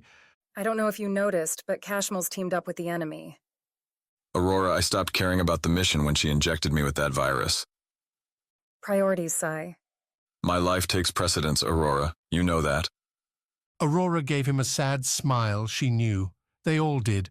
That was part of Sever's charm, where they'd accomplished the mission, yes, but they did so without the callous disregard that so often came from mercenary armies. Cash lay claim to the biggest prize, and keeping each other alive was a nice bonus. To Sever, though, those orders were reversed. Sai liked to think it was because Sever loved and cared for each other so much. In the tight, frantic, fire-filled corridors, you couldn't help but find yourself friends with the soldier next to you, willing to give your lives for each other. Aurora had put it a different way, several missions ago. Keeping Sever unified, alive, and carrying on in the same way from one mission to the next was simply a sound investment strategy. Less downtime, greater returns. You don't know where the others are? Sai said as the vibration shifted, the ship's engines spooling up and lifting them off the floor of the docking bay. Gregor, a pony? Gregor and Rovo are in the city somewhere. At least that's where I left them. You left them? Sai's stomach shifted as the shuttle picked up speed, no doubt zooming from the docking bay and angling up towards the stars. Here, in this enclosed space, Sai couldn't tell where he was, what the ship was doing. Only slight twinges told Sai he was flying at all. Sai would have felt nausea, maybe even thrown up, as most did during the ascent when you had no view of the outside, except he felt normal, calm. Even his fever had subsided. We split up, Aurora was saying. We had to make a compromise. Kashmil had material that he wanted to get off-world. I couldn't leave it unprotected. And Gregor threw off the pursuit. You left the rookie protecting the valuable goods? I didn't exactly have a choice. Aurora shook her head, stretched her legs a little bit to firm up her position as the shuttle began to shake, getting higher in the atmosphere where those winds and jet streams would knock it about. What was I supposed to do? Just leave it there? I thought we would be going back to get it. Sai picked up another note in Aurora's voice, her tone. Tired, yes, but also a little sad and frustrated. This wasn't the way the mission should have gone. Sever wasn't built to separate. They weren't isolated agents trained to take on objectives single-handedly. They were a squad and meant to be a unit. Now they were scattered all across this planet, and soon, above it. Would they ever get back together? Sai didn't know, and honestly, right then he had bigger concerns. Sever definitely wouldn't reunite if Sai and Aurora were taken off to some faraway star, sold to someone wanting to play experiments with human subjects. So, how are we getting back? Any ideas? Take over the ship, fly it back down. Wow, I never would have thought of that. Aurora rolled her eyes. The shuttle shook even more, heading into the hardest part of the atmosphere, just before that freeing release. How do you want to take over a ship without any weapons? Sai looked around. The katana was there. That was nice, though it might not be able to cut through any of the doors here, and when he tried, Sai had no doubt one of those guards would pop in and blast him in the face. So that was a non-starter. Beyond that, there were the silver cases, all packed to the brim with disease and disaster. Disease and disaster. What's the one thing a buyer wouldn't risk when working with something like this? Sai said, keeping himself braced, but leaning forward ever so slightly to get a better look at those cases. Infection. You don't expose yourself to something you don't understand. Exactly. We have a whole lot of the disease right here. And the only one who understands it is on board. Sometimes the plans unfolded piece by piece, the next step only revealed when they completed the previous one. Often, missions ran on instinct, with Sever dancing through firefights and objectives, each one paving the way to the next. Other times, like when Sai was trapped in a cargo hold with nothing to do but contemplate his own demise, the desperate devising came through in full. We're in a sealed container. You release anything here, it's not going anywhere. The shuttle will be exposed and there's no escape. You're forgetting something. I'm not infected. Well, here's your chance. With Anaskia on the ship, she might have a cure. She'll have to bring it out if she gets infected. All at once, the rumbling ceased. Sai felt his hands and feet drift ever so slightly off the wall, and his stomach performed a few flip-flops as gravity fell away. They were in space now, and the virus would have nowhere to go but through the shuttle's closed recycling oxygen systems, a giant petri dish filled with unsuspecting victims. Sai compressed, then kicked, pushing himself over towards his katana. With a smooth motion, Sai unsheathed the sword as Aurora watched from the corner. You sure about this? Because if I get sick and die, I will be real pissed at you. If you die, I'll probably follow close behind. Besides, we didn't get in this job to play it safe. Rather than swing the sword into hacking slashes against the suitcases, Sai played the katana's edge against the locks, worked the sword like a little saw as the ship continued to fly. The katana was sharp, and with every movement cut a little bit deeper. When the first case popped open, Sai saw exactly what he expected. Small vials, compressed and vacuum-sealed, ready to be dumped into an air vent for the whole ship to enjoy. Chapter 28. The Reason Why. Officially, Gregor wasn't a hostage. He'd simply been reallocated from his old division to a new one. Assimilated from Sever to Defense Corp's more secretive branch, the one that blurred the lines between legal and not, that didn't distinguish between objectives and ethics. Lani made sure Gregor felt that line the entire way out of the base, with Wicks carrying Felix's light and decaying body for further analysis back at the city. Lani had Gregor leading, and every time he looked behind, Lani still had her gun held in her hand, ready to use it. Gregor had his hammer, and figured he could probably get in a swing if he wanted to. Could probably break her and then Wicks. And then Sires would run away with the skiff and leave Gregor here to rot with the disease dead. Defense Corp wouldn't care either way, assuming word of this ever even made it off Dynas. The organization was too large, spanned too many planets, and took too many light years to get messages from one side the other to function as any cohesive whole. Gregor had seen physics effects on communication play out from his first assignment, when Defense Corp would issue regulations and rules for new recruits and leaders alike to follow. The recruits without leverage would jump to toe the line while local leaders didn't adjust at all. They'd embrace their corrupt positions, send any recruits they didn't like into dangerous missions, and if Defense Corp ever signaled an audit, The travel time across vast space gave leaders time to hide their actions. In short, Lonnie could do whatever the hell she wanted because the consequences were light years away. Gregor, you said last time you saw him, Felix was a monster. Lonnie said to his back as they walked, nearing the base's exit. You said he had an infected swarm at his disposal, a whole mass of virus waiting to spread. We didn't see any of that. You heard him. He decayed. Or you lied. Why would I? I don't know. I don't know why I'm being so suspicious, Gregor, except that it's all lies on Dynas, everyone stabbing each other in the back. You think I care? They went out the way they came in, through the hole in the side of the building where the doorway had been, back up the lift to the skiff. Lonnie kept quiet, and Gregor didn't mind. She was trying to play some sort of game, looking for a deeper meaning. Sever had come here on a simple extraction. Get in, get out, and get away. Nothing deeper than that. Who is the target? Lonnie asked as the lift rose. And do you know why they are trying to leave? I said they didn't tell us anything. Speculate for me. No. Wicks even chuckled at that one. Don't think you've made a friend, Lonnie. I'm not trying to make friends. And yet, that's what Gregor had felt back in the apartment. Comrades in arms, kindred spirits, both trying to make sure their mission succeeded. Lonnie had changed when she'd seen the nothing that Felix had become. Gregor thought he knew why. Everyone on Dynas wanted off the world, and that chance seemed to revolve around the virus. If Felix had been a live and healthy mutation, then maybe Lonnie would have what she wanted. Maybe she wouldn't be so testy with a ticket off Dynas waiting for her. What would you have done? Gregor said as a lift reached the top. If we found him infected? Killed him just like we did. Lonnie said, but there wasn't conviction behind the words. You wouldn't have taken Felix? Taken him where? Back to our apartments. Let him fester there and get us all sick. Gregor kept his eyes on Lonnie, and she matched his hard stare and kept quiet. A lot of cash in this virus, right? Just get in the skiff, Gregor.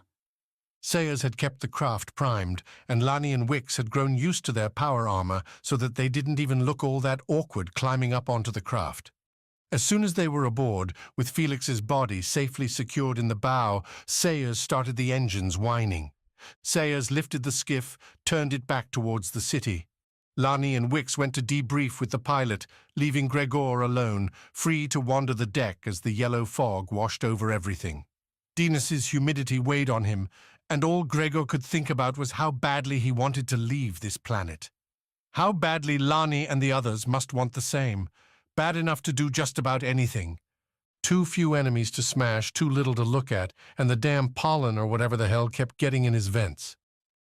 As Gregor made his way to the skiff's aft, Felix's doomed base disappearing into the mist, Gregor felt a crackle over his helmet.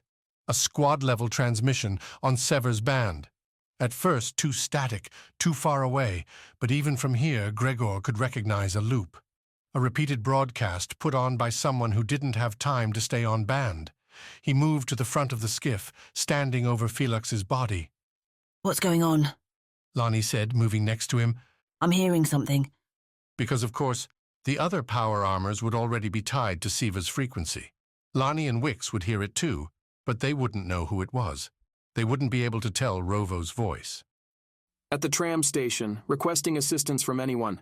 Helix is coming and they're going to get us. Top level is clear, streets are marked. The armor's gone. Not going to last too long. Rovo's voice came through, stretched and tired. He needed help. Gregor didn't need to know more than that. We have to go back, to where we found the power armor. He's going to die if we don't. Who's going to die? Who's making this call? One of my teammates. Sounds like he's in trouble, but we're not exactly supposed to make ourselves visible. Helix doesn't really know we're here, not officially. Wicks is right. If your friend is compromised, we can't go near it. Ah, yes. That's why Gregor hated this branch so much, more concerned with their own secrets than the lives of their other Defense Corps members. Just a bunch of cowards.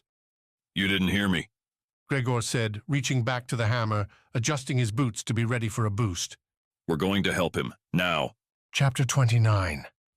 Valiant Intercept. The thing about descents, even on a planet as isolated and sparse as Dynas, was that you couldn't just fly a ship down into the atmosphere and hope you wound up in the right place. Planets spun, speeds were relative, atmospheric drag, so many variables. The shuttle's computers performed most of the calculations, but many required a pony to at least review the end result. Theoretically, traffic control in the city would designate lanes free to travel, would make sure spaces were clear so that when a pony came hurtling through the atmosphere at high speeds, she wouldn't run into someone else coming up through the clouds. But as a pony punched in those coordinates, her computer spat out as she directed the shuttle around the orbit until that big black city rotated into the right spot for her to return. Traffic control didn't say a word. Helix Control, again, this is Shuttle. A pony glanced at the nameplate, conveniently pasted on the outside and on the control consoles, because everyone understood that pilots went between shuttles like this at random. Pawns didn't get their own ships. Valiant, yeah. Shuttle Valiant is looking for a vector to land at the tower. Please assign. Valiant. What a dumb name for a shuttle like this. Running cargo between ground and space didn't deserve such a name. Something like Box or Mule would have been more appropriate. A pony sat back in her chair and waited. And kept waiting. Before too long, she'd have to actually fire the engines to reorient the shuttle or she would lose her chance. Ridiculous. But hey, in space, she didn't have to worry about getting infected. No diseases in this shuttle, better bored than dead. There were a few things she could do while sitting in the shuttle cockpit, waiting for Helix to reply. A pony could search the stars, but the shuttle currently faced the planet, and on the far side of the system's star, Dynas looked mostly like a big black blob blotting out a cross-section of the universe. Without a view, a pony could fiddle with the controls, check the oxygen levels and make sure nothing seemed amiss. A pony had already done that 5 times over, and the percentages never became more interesting. And last but not least, a pony could scan the radar, see what other strange objects might be floating into the shuttle's vicinity and guess at what they were. Perhaps an old space station, a satellite, an asteroid on its gradual descent into the planet's atmosphere where it would break and burn into tiny pieces. Or you might look at your radar and pick up an approaching ship, one flying up out of the black city at a way too high velocity, and with a shaky vector, as though the planned path had gone wildly off course. Or its pilot was drunk. That was interesting. There hadn't been too many flights spaceward from Helix that a pony had picked up, though Valiant's scanners picked up small craft buzzing all over Dynas's surface, no doubt shuttling supplies and people to various outposts like the one Sever had landed near. Given the few departures, there wasn't a lot of competition for traffic, but a wild and frenzied flight out might account for why Helix wasn't responding to her requests. Maybe they were too busy dealing with their own disaster. Well, might as well see if I can help. Help, perhaps, wasn't the right word. Descending to Helix meant putting herself back into someone else's chains and putting that off as long as she could. That only made sense. She pinged the short-range comm, designated the ship heading up and out, a larger ship than her own, considerably so, and sent the message, "This is Valiant, reaching out to Beaker." These ships and their names. "You're looking a little wobbly there. Need any assistance?" Her words beamed out across space, zooming towards Beaker.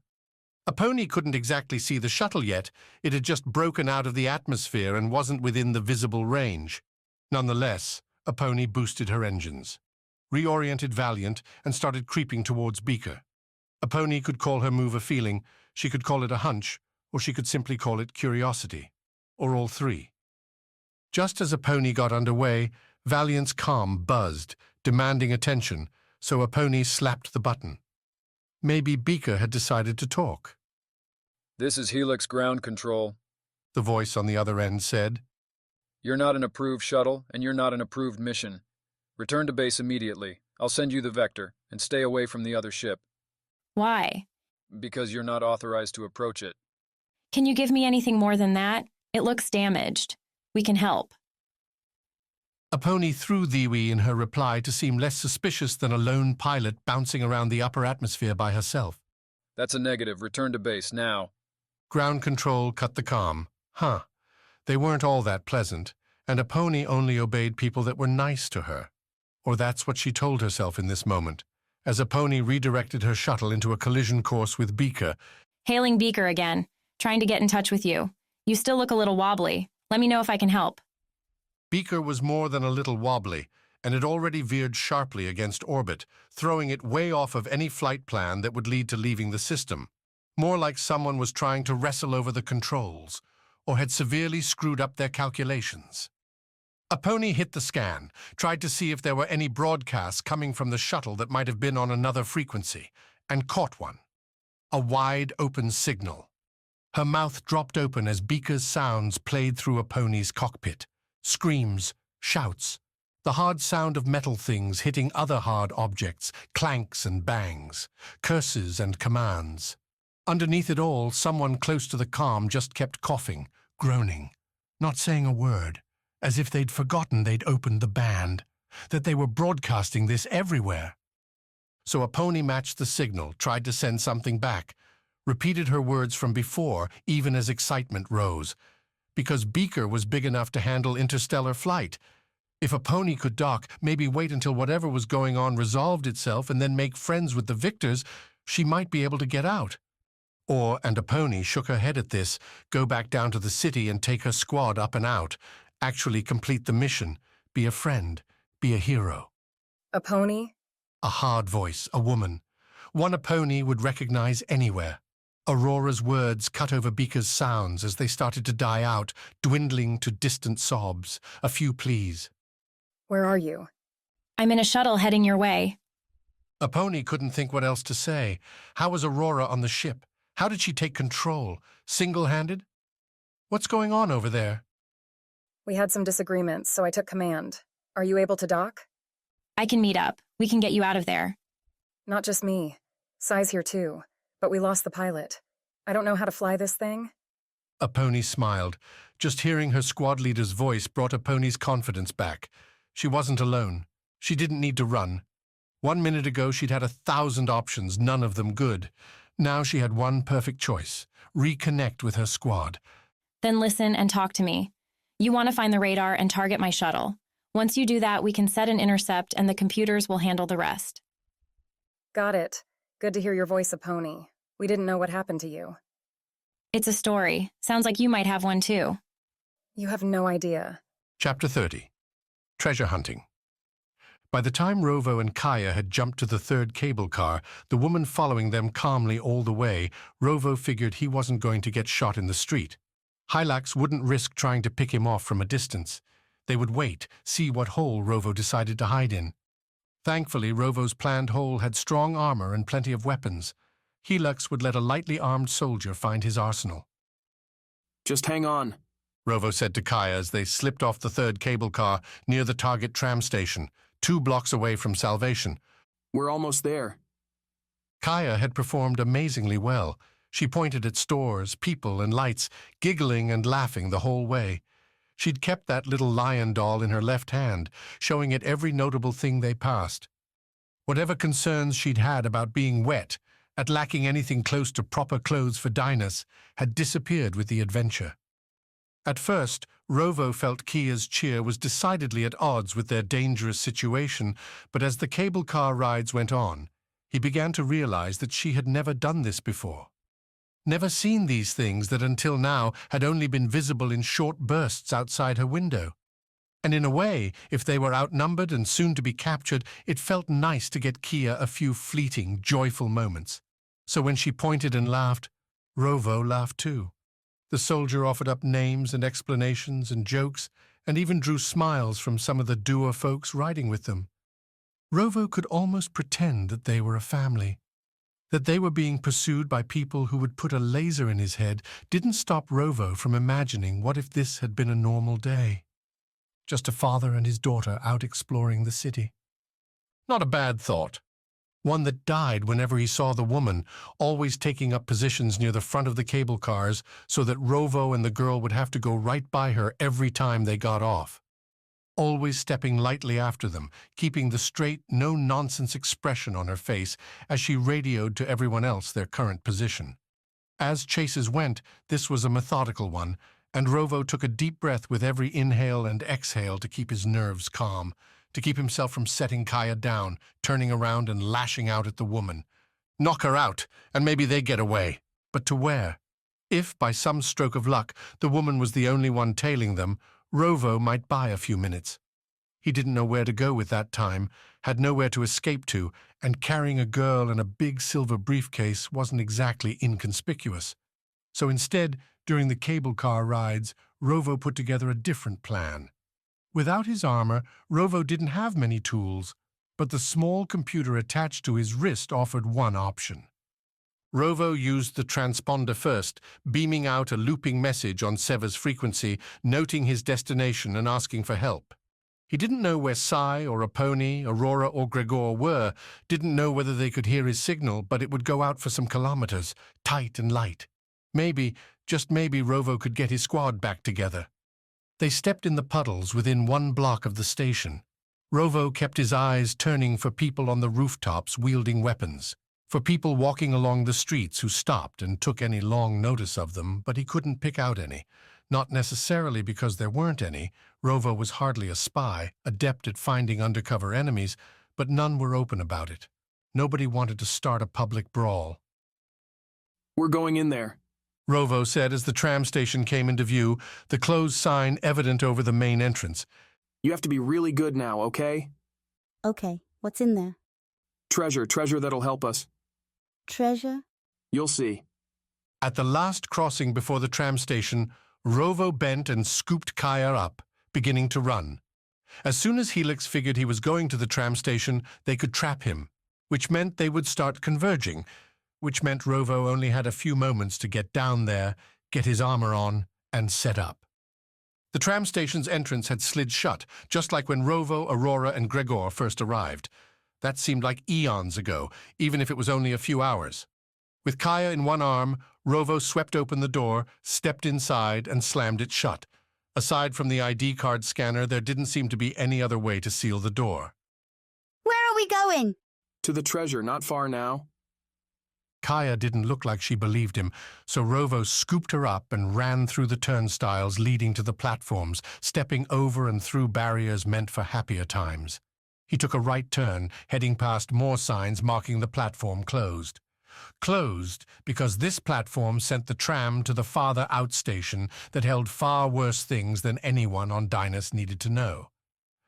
Down a ramp with mottled white tile, the occasional sign on the wall telling people to be careful, to check for their luggage, and to have a nice day. There it was. The tram Rovo had rode in on, sitting there, defunct. The tram's doors were opened and waiting, and behind them would be the armor and weapons Rovo so badly needed. Sounds rattled from above, carrying along the station's quiet interior, the tram's entrance being yanked back open. The pursuit on its way. Almost there, Rovo said to Kaya, who hugged her doll tight and kept staring around entranced. Rovo and Kaya crossed the platform, and then, with a heft, Rovo stepped them both into the tram. No surprise, the tram had 0 passengers. The bigger surprise came when Rovo realized the tram didn't lack just people, but the armor too.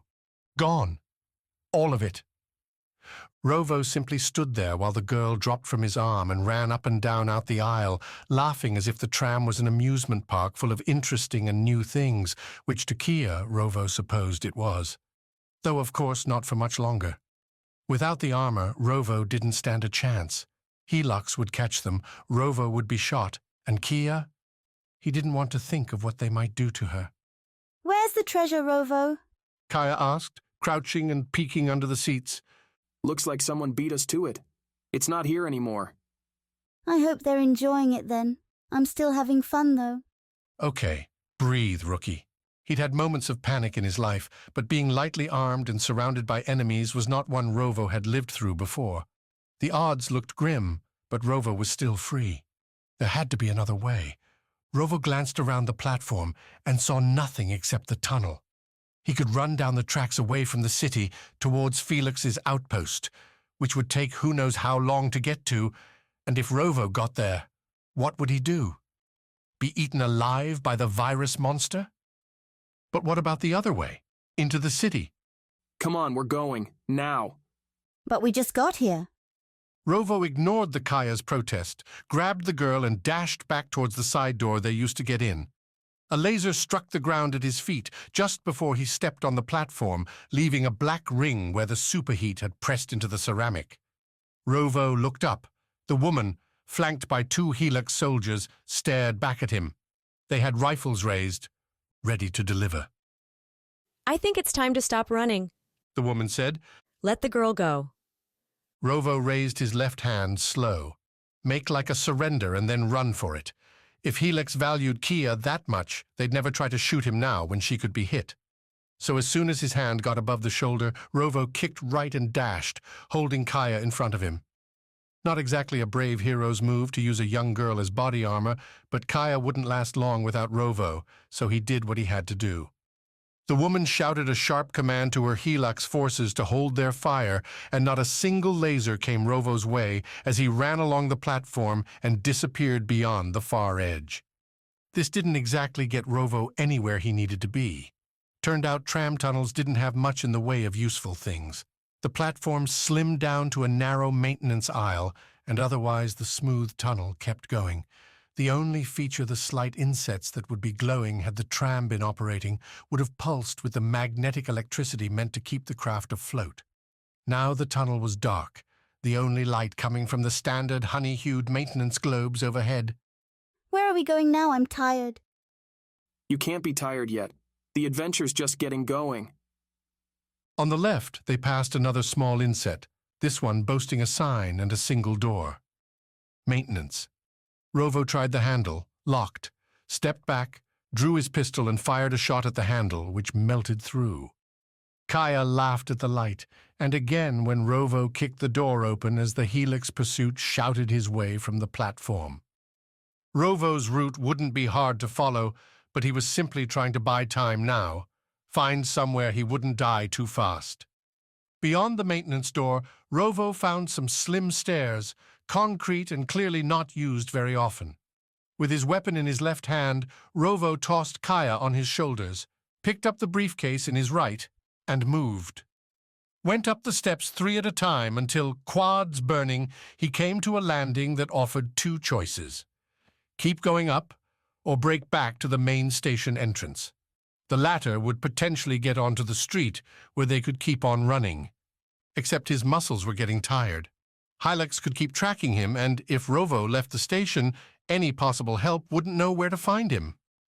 I'm so not good at this, Rovo said, and they kept going up. He passed several doors as he rose, each one locked, but the noises behind him kept Rovo moving. Taking the time to shoot another handle might mean getting caught.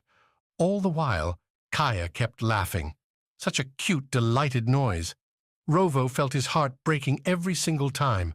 I'm going to save you, Rovo breathed as he kept huffing up the steps. It will all be just fine, just fine. The steps ended with a bigger door, this one not locked. Rovo's shoulder charged into it, burst out and found himself on the rooftop, on top of the station where solar generators had been plugged in around a large landing pad for skiffs. Dynas's wind brushed against his face as the evening fog began to descend. The rooftop didn't offer any immediate choices. Rovo would have to clear a dozen meters or more to jump to the nearest building, a distance not even possible with armor boosting the leap. No, no, no, Rovo whispered, while Kaya kept pointing at various things asking what they were called. Trapped.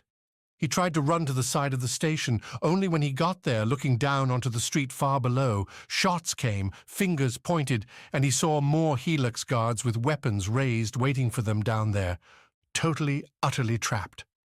Rovo set the briefcase down, set Kaya on top of it, and ran back towards the door, telling the girl to stay still, to not move until he said so.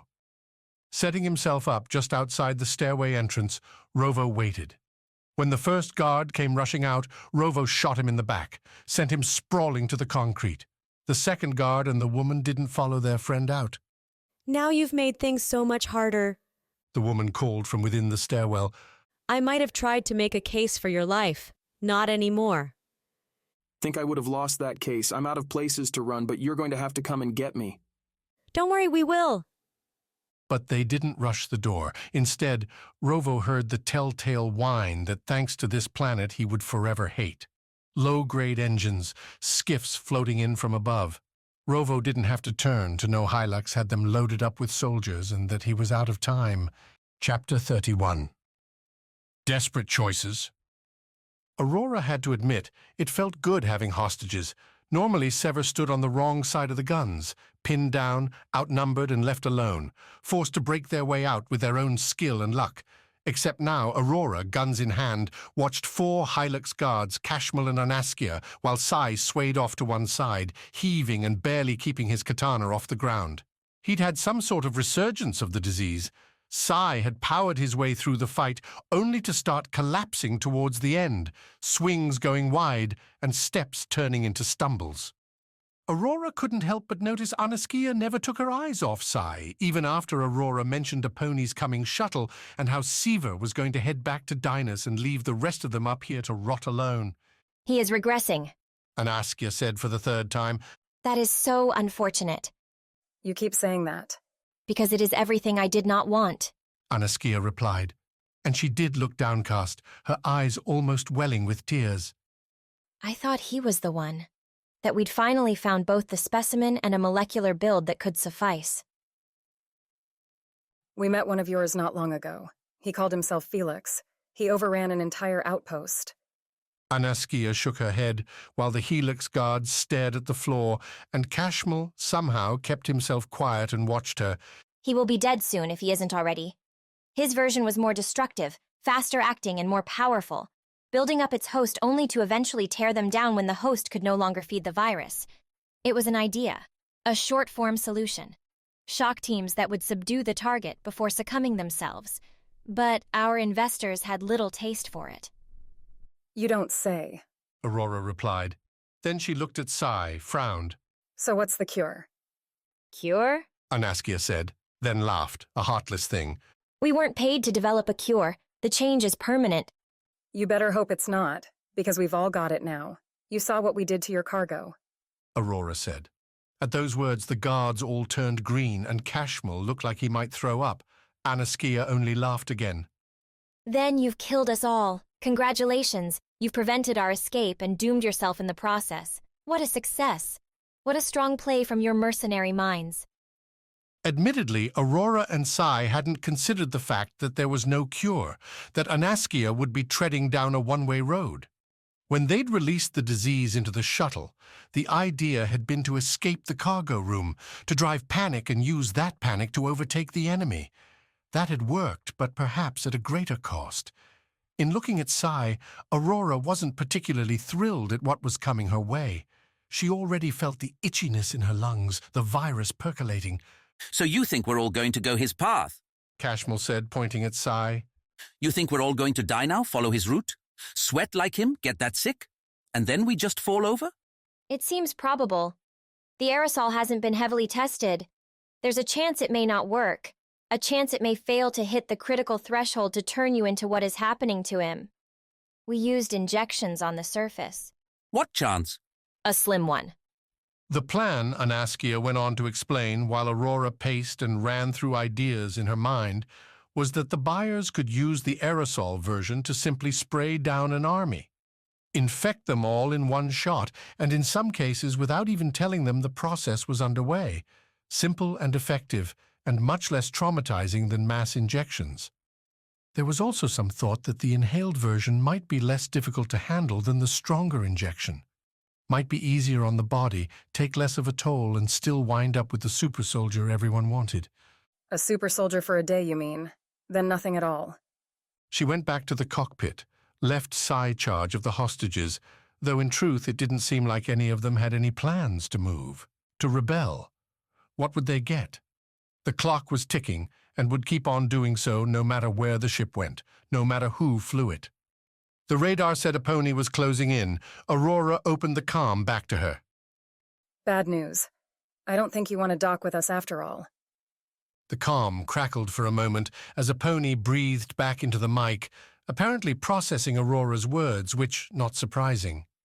When your commander had you positioned for a rescue attempt, and then, after you'd done all the work to line up 2 ships in active orbit, said that such an attempt was unnecessary, Aponi had every right to wonder if her commander had lost her mind.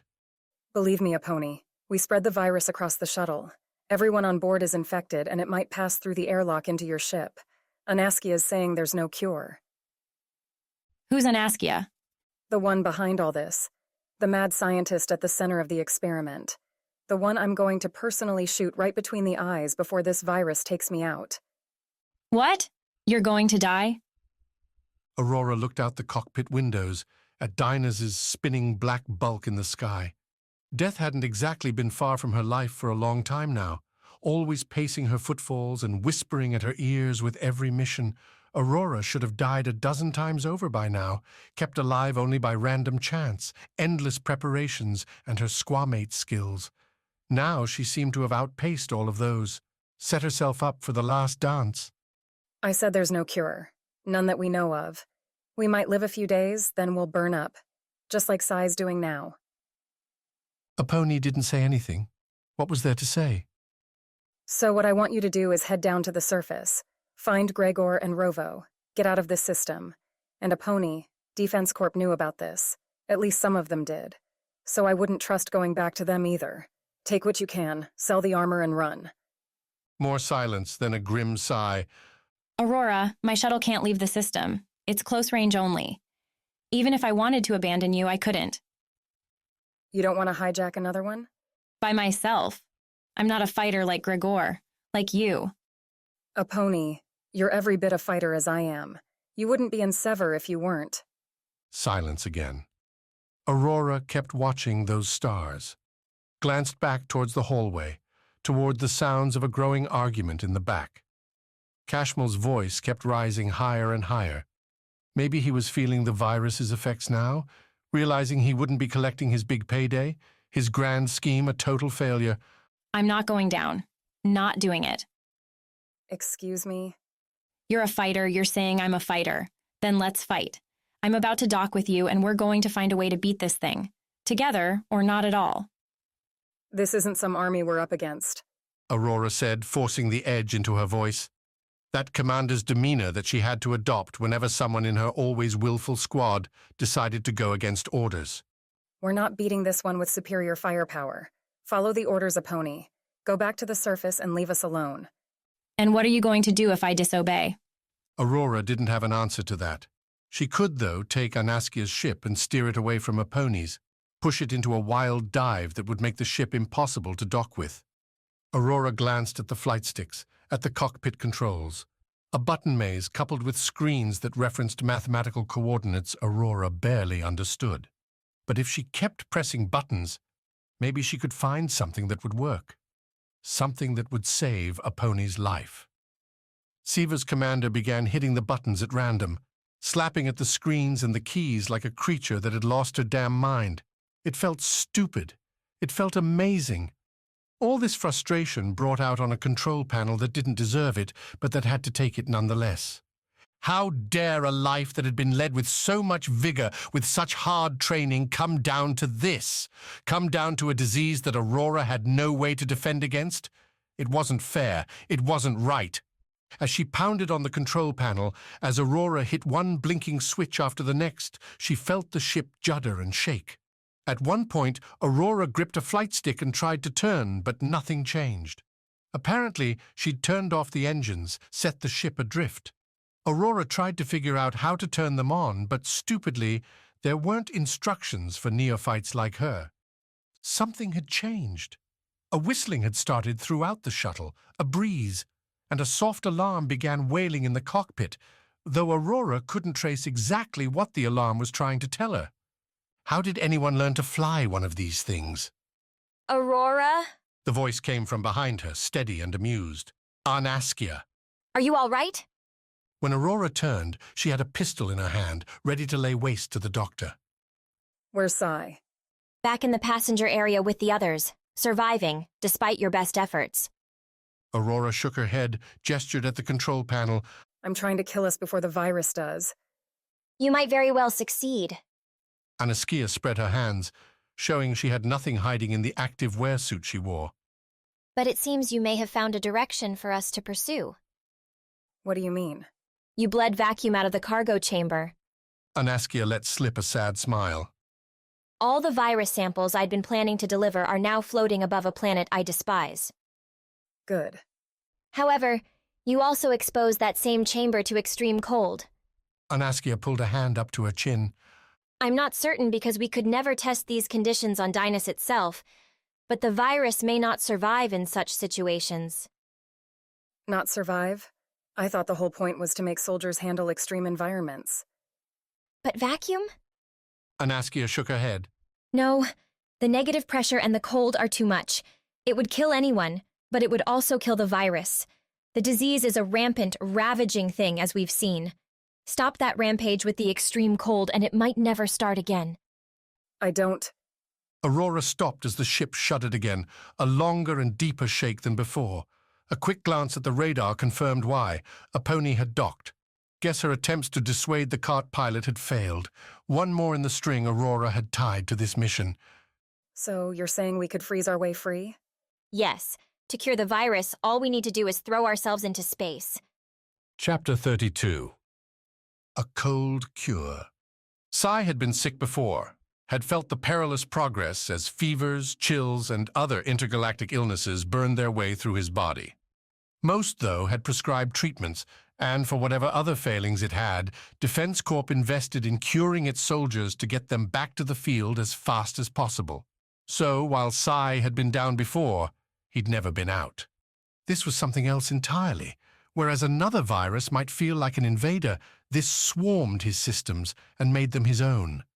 Sai didn't feel like he was under attack so much as that he had been transformed. The virus had turned him from a human, a father and a demolitions expert surfing the stars for a mercenary company into what exactly? Someone suffering from hallucinations? Someone who weaved from side to side and sought the grip on his sword as his only link to reality? Yes, that. But also someone with tears hovering in his eyes, dryness filling his mouth and a permanent rasp in his lungs. However, the muscles along his arms and legs felt harder, stronger. Sai's blood rushed hot in his veins, fulfilling Anaskia's wish for a winter-resistant being, good and bad, mixing and mingling with deleterious abandon. You're carrying a sword. Cashmel, the VIP they'd come to rescue and who now sat under Sai's blurry watch, said. The man leaned back on a crash couch next to a pair of the guards that had survived Sai and Aurora's rapid overtaking of the ship. You know that, right? It's mine, Sai said, forcing his head up to meet Cashmel's level stare. The VIP looked flush already, the virus progressing fast through the man's systems. Not surprising, considering how flab and frail the man looked, like he'd been having a few too many drinks for a few too many years. The guards next to him, while sweating, didn't yet look like they were falling to the disease. I gathered, Cashmel said, then tried to laugh. What I'm trying to figure out is why. Does Defense Corp issue those now? My family's, Sai said, then wondered why he bothered to tell this man anything. Think they'll get it back? After we all die out here? Some salvager's going to find the sword when they discover this ship and say, oh, it's this guy's? Better sling it all the way to wherever you call home? Sai blinked at Cashmel. No, there wasn't a good way for the katana to get back to his wife, his children, and while the thought irked Sai a little, it wasn't a burning concern. He hadn't taught his daughter, his son, to use the weapon, hadn't taught his wife. They were destined for different things, probably were already doing them. Sai could never keep the time dilation straight. Traveling for so long at light speed and over meant simply not aging, while the gravitational mass of his children's world... It didn't matter. If he met them again, Sai would love them as they were, and he hoped they'd treat him the same way. Would you shut up? Said one of the guards. I already have a headache, and you're making it worse. Talking is my coping mechanism. Punching you might be mine. Let's find out. Sai lifted the katana ever so slightly, trying not to show how much even that little motion taxed his wrist. Not the muscles, but his mind. Sending movement along his nerves seemed like trying to swim through wet cement, doable, difficult, and dirty. The ship seemed to respond to Sai's lifted blade, shuddering as if something larger had hit it. Sai only turned when his hostages started looking around him, to the hatch sitting on the side of the passenger area. A circular door there had been surrounded by thin red lights, indicating in no uncertain terms that this door was shut for a reason. Namely, that opening it once the ship was underway meant the kind of swift, brutal demise one would prefer to avoid. Now those lights went yellow, and beyond the small window in the hatch, Sai couldn't tell if the window was actually that, or a screen linked to an outboard camera, the latter being less risky and the preferred model on newer ships. But why was he concerned about this? The damn fever had him on another tangent. What was he wondering about? Oh, the yellow lights. They were green now. Something had happened. Docking. That's what that meant. An airlock had been attached, which meant another ship had been up above Dynas, waiting for them. Anaskia's friends. Sai shifted his grip, put both hands on the katana and raised it, facing the door. He took one deep breath after another, willing his muscles to tense up, to be ready to spring. Everyone always underestimated the sword's speed in this gun and laser universe. Sai would get his half-second to launch the attack, and he'd use it. Until a face appeared that Sai didn't expect to see. Curious eyes, hair tied up in makeshift bands, and then a hand waving through the screen. A pony, Sai said. Had the fever produced another hallucination? This one was so real. That's not you. It's definitely someone, Cashmore said from behind him. Sai. A pony's voice came through the hatch's speaker, tinny but otherwise sounding like her. I'm here to rescue you. How a pony had found herself in space above Dynas, Sai didn't know. Didn't really care either. Just seeing another friendly face helped salve the encroaching doom. Sai, though, didn't make any move towards opening the door. If a pony wasn't infected, exposing her to the ship's air would be murder. Don't open it, Aurora said, coming back to the passenger quarters from the cockpit, her eyes in that glassy pre-infection stage, but otherwise looking the same confident commander she'd always been. A pony's going to help us, but not yet. Not till we clean up this place. Clean up this place? Cashmore laughed. How are you planning to do that? We're not a decontamination crew. Aurora turned, pointed to the person following her, another hostage, and the source of Sai's simmering rage, Anaskia. She had on another one of those damned small smiles that said she knew more than you, that she was better than you, and that you were privileged to be sharing space with her brilliance. We're going to vacuum the ship. Anaskia folded her arms and let her grin grow wide as the words sank in. Being haughty after such a phrase seemed right, because Sai couldn't quite believe what he heard. Vacuuming a ship meant exposing it to space, letting all the air get sucked out along with anything else that wasn't nailed down. Sai had heard the phrase used when attacking, as in blow a hole in the hull and vacuum the ship, never in casual conversation as a method. A strategy. You're insane. Cashmore, for once, said what the rest of the room was thinking. We'd all die? Not quite. But before you make ridiculous jumps to panic, let me explain. She's good at it. I was about to shoot her, but she convinced me. For now. Thank you. Anaskia quirked an eyebrow. Now, here's what we can do. Because of the actions of these two, I believe we are all infected. I designed the virus to allow for controlled dispersion, either through injection or, with less success, through airborne proliferation. However, we did not design it to spread uncontrolled. Our investors didn't want to create a plague, but an applied method to enhance their employees. As such, you and I being in the same room poses no risk. Only if fresh virus itself is loosed into the air can we catch it. Shrugs and bland looks abounded, Sai included. Get to the point. Fine. I always prefer to understand the reasoning behind one's actions. But if you would prefer the goal alone... Anaskia breathed, like Sai would before delivering an obvious lesson to his children. If we kill the virus floating in the air around the ship, there will be no danger to others. If we kill it in our own bodies, then we survive. But the vacuum will kill us. I thought you'd know that. For us, we just need the cold. Chill ourselves enough and the virus should die. The body, so frozen, can be brought back with minimal damage if we do so quickly enough. Vacuum cleanse the whole ship, then freeze and thaw each of them in turn? The whole plot sounded ridiculous, dangerous, and potentially deadly. Sai dropped the katana and it hit the floor with a clattering metal crash. He looked at his right hand, so covered in sweat that it could no longer hold on to anything. His headache had ramped up, a pulsing pain that blurred his vision with every beat. He couldn't be picky, couldn't be difficult. He needed a cure, and he needed it now. I'm in. When can we start? I don't see a better time than right now. First, we sterilize the ship, and then we freeze. Kashmil at last had nothing to say. Chapter 33. Shock and awe. Threat equations tended to involve stakes. Weigh the potential benefits versus the harm of throwing yourself against the foes presented to you. Gregor, on a skiff with 3 potential enemies, 2 of which wore Defense Corp armor like his own, calculated the threat in forcing them to rescue his Sever squadmate like this. Benefit? Saving Rovo. Harm from Lonnie, Wicks, and Sayers? None. Not that they couldn't hurt Gregor. Not that Lonnie couldn't land a potentially fatal shot through some crack in Gregor's armor and down the big one once and for all. No, Gregor just didn't register that as harm, at least not compared to loyalty. You never turned your back on your squad, no matter what. I think you're missing the point, Lonnie said as Sayers hurtled the skiff back towards the city. You don't command us and your hammer isn't going to help you. It's helped me plenty before.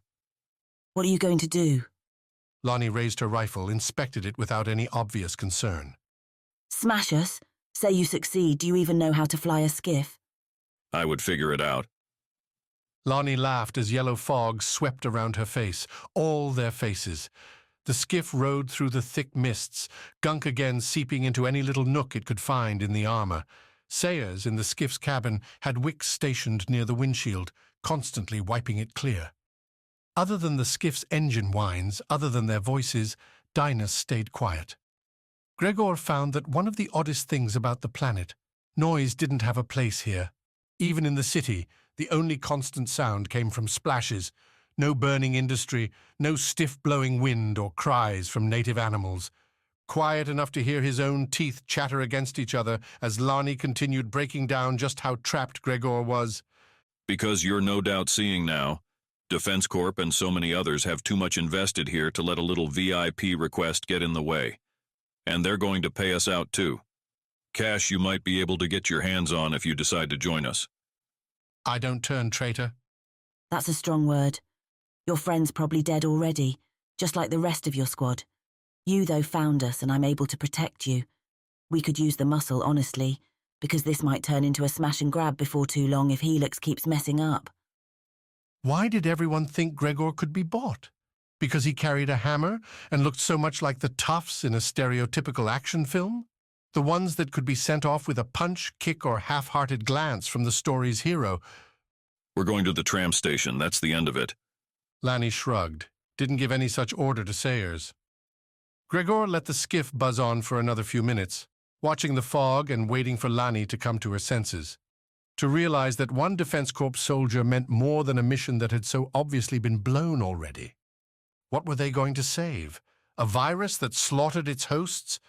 Defense Corp couldn't be interested in something that would turn its soldiers into Felix lookalikes, melting viral madmen. The Black City rose from the fog instantly. One moment the skiff hadn't passed through its nanonet, and all the world was yellow mist, and in the next sat a sopping metropolis, skies buzzing with skiffs and streets shifting with evening commuters riding home.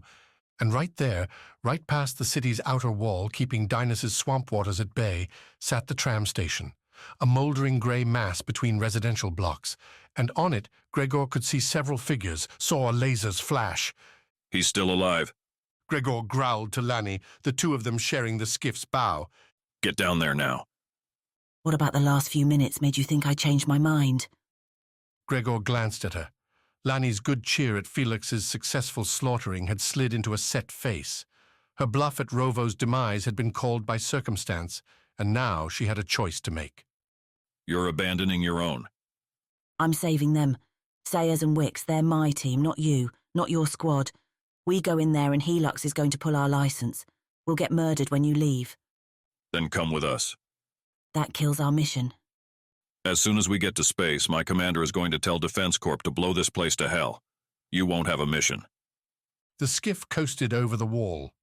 Either it went down now, towards those figures dashing around on the roof, or... Lani was shaking her head. Defense Corp won't do it. They'd be admitting their own role. And you don't know if your commander's even... Gregor turned, lifted, and slammed his charged hammer on the skiff's bow. The blow bent and split the metal, sending the craft into an immediate dive. Gregor's boots clicked in, locking him to the slanted surface. Lani and Wicks saved themselves the same way, and Sayers planted hard against the skiff's sturdy windshield as the craft nosed down. Lani cursed, screamed, and otherwise held on as the skiff descended. Gregor couldn't see what Wicks was doing, didn't care either. He set his legs, crouched, and waited for the right second. The tram station rose at them fast, and with it came a better view of the players running around on its roof. One of them, Rovo, snapped off a well-placed shot that took out another figure emerging from the rooftop doorway. Another, a woman, rushed through after the downed figure, aiming Rovo's way with her weapon. And 3 others scaled the roof from the far side, near where someone small, seemed to be sitting. Rovo didn't see the ones coming behind. He focused on the woman, seemed to be saying something to her. Another second, and he'd take a shot to the back. Good luck. Gregor shouted at Lani and jumped. His boosted jump made Gregor feel ever so momentarily like a superhero. Coasting through the air, high above his landing spot, hammer above his head like a Viking warrior from millennia ago, from a planet Gregor had never seen and likely never would. The trio climbing onto the roof, all Helix guards in that black uniform they wore so well, noticed the skiff. It must have been hard to miss, descending from the sky with its bow all smoke and fire as its electric batteries melted down. Sayers seemed to be trying to keep the thing aloft, slowing its crash with whatever sputtering jets he could get to work. All that noise and disaster made it difficult to see Gregor plummeting in, at least until he crashed into the middle guard, burying the Helix man into the roof, while Gregor's hammer smashed into the first and sent the ruined man soaring. Gregor's armor absorbed the landing shock, converting the kinetic energy that should have crumpled his knees and blown his spine into power. Gregor swiveled around to the third guard, who still seemed stunned by the doom that had just fallen from the sky. The guard's bad day continued when Gregor knocked him off the roof with a cross-swing. Gregor! Rovo shouted from the far side, where he looked to be in a firefight with the woman and another emerging guard. Get the girl! The girl? Gregor's instincts pieced it together faster than his mind, bringing him around towards the small figure clutching something near the tram station's corner. What the hell was a girl doing here? Gregor slotted away his hammer and jumped, used that boosted kinetic power to fling himself along the roof as the skiff slammed into it, a rippling explosion launching in Gregor's wake. The girl's wide eyes grew even wider as Gregor flew into her, grabbed her in his arms, and cradled her as they dropped off the side of the building. Rotating in air wasn't easy, but Gregor had done enough drops with Sever and other Defense Corp missions that he could throw himself forward, surrounding the girl in a protective power armor shell as they slammed down into the wet street below, fiery debris following after them. Chapter 34. Spacewalk. She left the airlock to the diseased ones. A pony caught their attention and then retreated back to her shuttle, sealed the doors, and watched. The whole plan seemed insane. Expose Anaskia's ship to vacuum and hope that could cleanse the craft? Then individually freeze each and every one of them to do the same.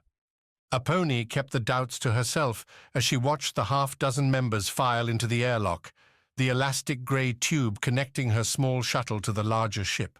The membrane billowed out where the people stepped, arguably too many for the passage to hold at any one time, but in zero gravity, weight limits and wind weren't much of a risk. We're ready, Aurora said, her voice coming through the shuttle's cockpit. Open her up, a pony. So long as you realize I'm not responsible for what happens next. If this doesn't work, we die, so there's not a whole lot to lose. Well, a pony could die if something went wrong. That was something to lose. But she kept her mouth shut. Before leaving Anaskia's ship for the airlock, Aponi and Aurora had worked to slave over the larger ship's controls so Aponi could operate the ship remotely. Meant more for guiding ships into difficult docking situations than engaging in drastic science experiments, the method did let Aponi see all the various options Anaskia's ship had available. And there were many. Anaskia had given herself a capable vessel, able to hit post-light velocities for true interstellar journeys. Rudimentary defensive turrets nestled beneath armor plating, hidden until necessary, bolstered by extensive reflective paint that would deflect a laser's energy. In short, this craft wasn't meant to sit in the docking bay on a world like Dynas. It belonged in the fray, diving into contested territory and coming out victorious. Aponi couldn't suppress a little excitement as she ruffled through the settings, the potential. It would be so fun to fly this thing, and if everything went well, Aponi would. Aurora hadn't come out and said it, but if Sever planned to complete the mission, Anaskia's ship made the most sense to take.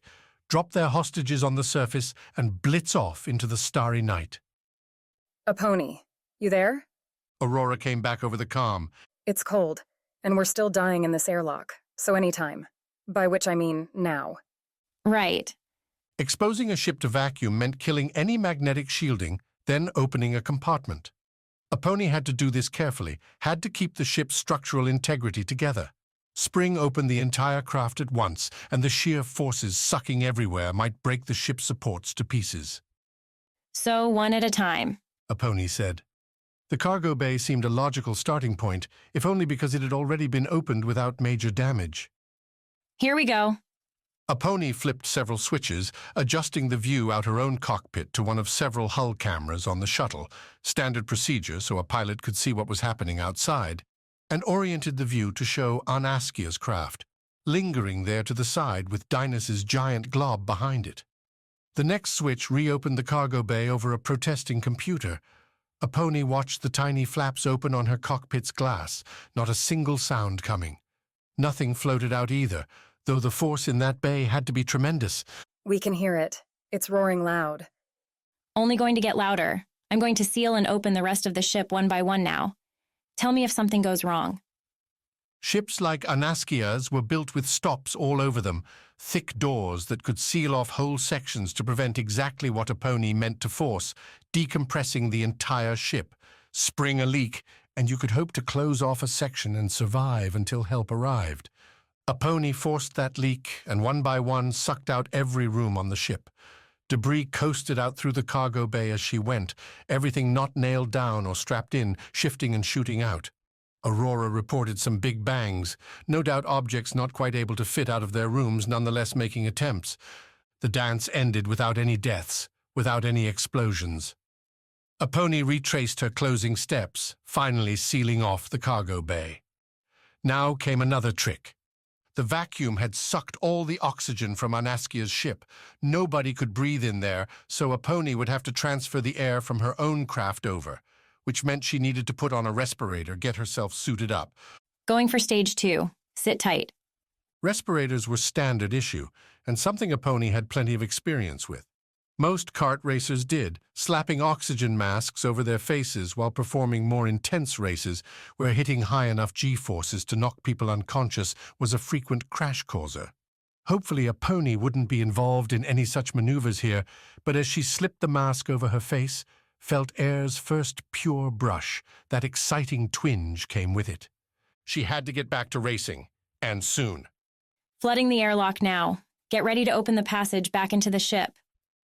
We've been ready. Of course they had been. Aurora probably had them standing at the door, waiting on her command from the second they'd entered the airlock. Such a tight commander. Too tight at times, if Aponi was being honest. Aponi flipped some switches on the shuttle, adjusting its recycling pumps to redirect 100% of their energy to the airlock, rather than the usual 10 or less. Slowly, the shuttle's air would drain into that tube, and when Aurora opened the door back to Anaskia's ship, the resulting pressure would suck the oxygen along. So are you happy we took the mission? Aponi asked Aurora, watching the shuttle's oxygen percentage decline. That we came here? Not at all. Going to ask Commander Deepak for a bonus on this, for all the bullshit we've been through. Think we'll get it? Depends on whether I can stop myself from punching him. Please do. We'll see. Aurora didn't continue the conversation, and Aponi let it die. Watched that dial dip further and further. It felt strange killing a ship like this.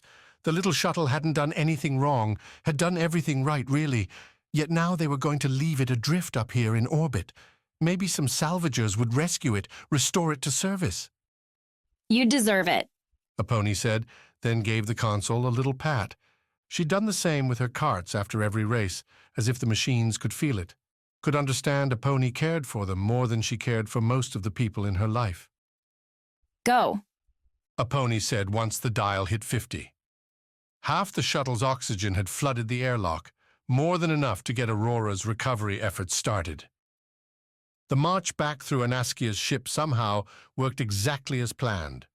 Aurora popped the airlock door open, and their whole bunch walked in, put on their own respirators for safety, and went about resetting the bigger ship's systems. The only worry came from Sai, who, once outfitted with his respirator, collapsed on the crash couch. Aponi had almost forgotten they were all infected, all dying. Time to come over. Aurora announced a few minutes later, back in her own cockpit. The airlock's still showing as secure. On my way. Like walking through a house for the last time, Aponi, with the respirator and oxygen tank looped over her back, went through the shuttle to her own airlock. Pressed in the combination, took one last look at the bland metal that had been her home for the last few hours in space, and set foot into the elastic membrane spanning pure vacuum. With no gravity, heading along the membrane felt more like floating than walking. Bouncing on her feet and her hands, Aponi made her way straight ahead towards the sealed door marking Anaskia's ship. Almost there. Keep it coming. We're all waiting for you. Could her commander sense Aponi's fear? Probably. Aponi could feel her own sweat pooling everywhere, felt her rapid breathing as she sucked air in from the tank. But she made it. Hands hit the airlock door to Anaskia's ship, and Aponi entered the same code Aurora had moments ago to pop the door. Only this time the numbers came back red. Locked. It's not opening, Aponi said, forcing calm into her voice. Aurora? Checking. Aponi looked around, all grey, pressing in. She couldn't see the stars, couldn't see Dynas. A shut door in front of her, and back along the membrane, the door to her old shuttle. Nothing else. No smells, nothing to feel. The only sound, her lungs squeezing air in and out. The ship's saying it can't open the lock because there's not enough air in the membrane. We have to dump some air back in. I'm waiting. The membrane, though, wasn't interested. A strange sound rose up from the far side, back towards Aponi's shuttle. It took her a second to parse the rumbling gargle, the grinding frustration coming from her old ship. The parts. They were still running, but without any air, things were breaking. Aponi should have shut the whole ship down. Should have. But when you were distracted, when you didn't prep ships for orbital stasis, well, ever, you didn't think of what you weren't doing. Didn't remember what pumps would do with nothing to pump, that they would strain and break, and the membrane jerked as Anaskia's ship began sending air her way, and Aponi's old shuttle caught the oxygen's return. The pressure sent the air howling through the membrane towards Aponi's old shuttle, going against those same straining pumps still trying to push non-existent air back out. That force met at the membrane's connection and bulged it outward like a slow-growing balloon. And when it popped, Aponi would be very, very dead. Chapter 35. New Friends. Rovo saw the rooftop fight playing out in many different ways, most ending with him getting fried as overwhelming Helix forces approached. Kaya would get captured, the suitcase stolen, the mission failed. In those brief moments where Rovo saw possible success, like after he blitzed the first guard to hit the rooftop, or when he baited the woman who trailed him this whole way out into the open and disarmed her with a grab-and-get move, Rovo figured he could get to a stalemate, bargain his way out and at least survive. Never, not once, did he bet on a skiff slamming into the rooftop like a giant fiery knife, slicing and burning its way across the top. Nor did he expect Gregor, the hammer-wielding madman, to crash down from the sky and deal death blows to a triple guard set and save Rovo's ass. But you had to react fast to stay alive, to keep others alive.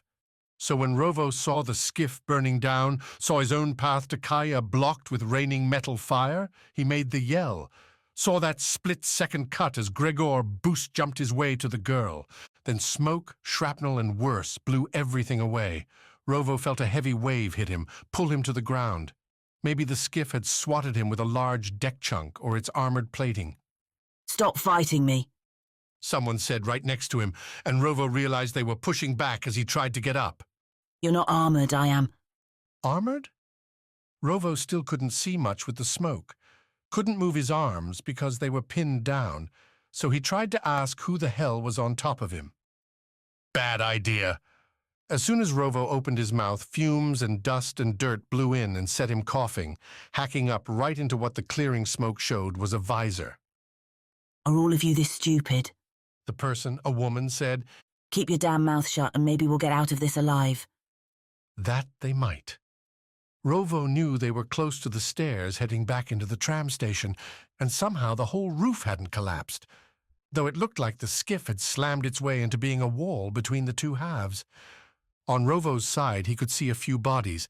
The woman who'd been following him had disappeared, and debris, but little else. No pursuit came running up the walls now, and aside from some approaching sirens and the snap-crackle from the small electrical fires, Dynas seemed quiet, catching its breath between bursts. You can get off now, whoever you are. Trying to figure out how to do that. I think the armor's damaged. I can't move the legs. Then roll. Rovo helped, pushing the armor. He recognized the suit now, Aurora's, off of him. As soon as he had space, Rovo stood, then reached over and pulled the gun from the armored woman's holster. Held it up, looked at the cracked barrel and threw it away. Guess he'd have to use his scary voice. Who the hell are you, and why are you wearing that armor? Rovo said, standing over the woman while keeping his eyes running for reinforcements. Name's Lani, and it's not important why I'm wearing the armor. What is that you get me up before Helix decides you might still be alive. Not till I know what you're doing in my captain's suit. Lani slammed an armored fist on the roof in frustration. Rovo couldn't really see her face through the dust-smeared visor, coated with Dynas's yellow pollen. Maybe they'd gone outside the city. Now's not the time. I work for Defense Corp too, you asshat, and I saved your damn life. What more do you want? A lot, really. Rovo would like quite a lot to be explained about this crapshoot mission, but given the circumstances, he supposed he could wait. A glance at Lani's legs showed some shrapnel damage, but nothing that would disable the legs from moving at all. What would, though, would be the armor's protective mode, sucked all power into the armor's energy and particle diffusion shields in an attempt to survive a cataclysm like what had just happened. Okay, here's what you're going to do, Rovo said, then launched into a series of vocal commands that Lani had to repeat for the armor to unlock. When Lani finished, the armor went from a stiff block to something like a rag doll, pressing its weight on Lani's limbs and sending them akimbo as Lani found herself able to move. Could have warned me. Could have. Let's go. Though she looked a little wobbly, Lani made it up without much effort. Rovo saw her glance over to the wrecked skiff for a long moment, looking for something, but whatever it was, she either didn't see it or gave up, because she came clomping Rovo's way once he made it to the stairs. Not that the stairs were going to be much help. The skiff's crash had broken the tram station's structure, splintered beams and supports and worse, and now the stairs leading back down into the station had collapsed. Where there had been steps and lights, rubble and sparking remnants ruled. Guessing that was our way down. It was my way up. Now we need an alternative. The tram station wasn't isolated, but given its purpose, other buildings weren't nestled right up close. No rooftop hops available. Worse, as Rovo and Lani looked around, the sirens grew louder and paired with a familiar whine. More skiffs, which meant more Helix soldiers. Running out of time. Get me out of this armor. What? They won't know who we are, at least not me. I can say we were stranded, try to talk our way out of this. We're not leaving Aurora's armor behind. She'll kill me, Rovo said, wondering how true that statement was, probably pretty close. And now that I think about it, where's my armor? Again, not the time. If we can't go down the stairs, then we have to pick a different way. Like? Rovo gestured to the side. I'm not going to survive a rooftop jump.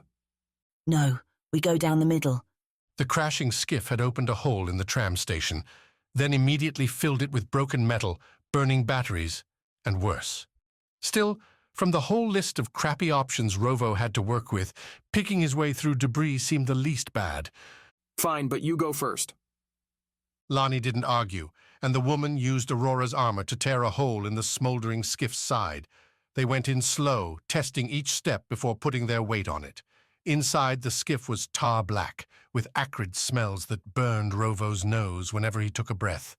Grating and loose wires hung everywhere, and Rovo cut his hands a half-dozen times, trying to keep his grip on sliced-up metal pieces.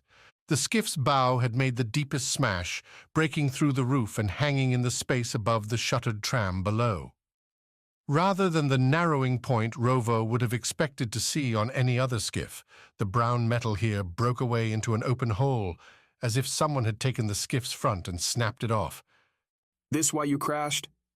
He assumed Lonnie had been on the skiff, both because he'd seen Gregor in his armor and because if Lonnie hadn't been on the skiff, then where had she come from? We crashed because your friend is insane. Lonnie made her way to the edge, looked down. This is shorter than the roof. The tram's only a couple meters below. I know Gregor's insane, but were you letting him fly? Rovo said, joining Lonnie at the edge. Because that would definitely explain the crash. He hit the skiff with his hammer and broke it. Lonnie jumped, landing on the tram with a loud bang. Oh. Rovo followed suit, dangling from the skiff's edge first, and adding another cut to his collection before dropping. The tram's roof played rough with Rovo's knees, but a bit of soreness wasn't much with all this mess. He caught himself with his hands, rose up and brushed off the wet suit, a wet suit now so coated with dirt and dust that Rovo figured he resembled a ghost more than a person. Not that Lonnie was much better.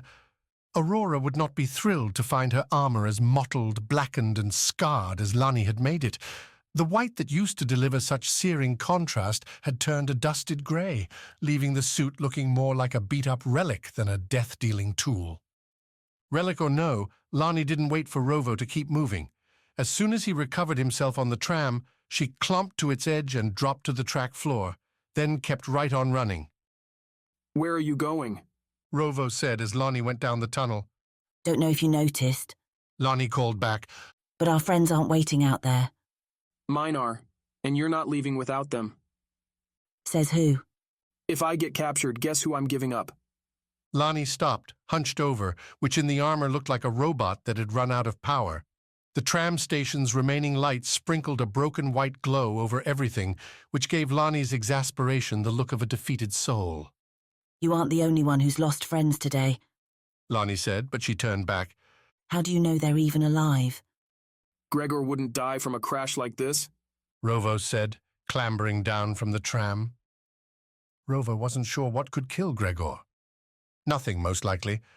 Lonnie didn't argue with that statement, and though she muttered curses, sighed, and seemed entirely against Rovo's course, she followed as he went across the landing to the ramp leading up from the station. Unlike the rooftop stairs, the ramp still stood, with pieces coated in fallen ceiling tiles or wall chunks. Rovo stepped over those, kept going up, hoping against hope that Gregor and maybe the girl had survived. At the top, beyond the closed gate, the tram station's entrance sat at a slant. Beyond, the crowded street filtered through in slits and cracks.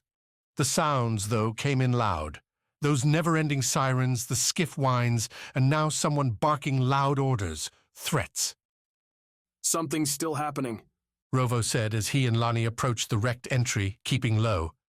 Going to remind you that neither of us have a weapon, so don't start a fight. I'll do my best.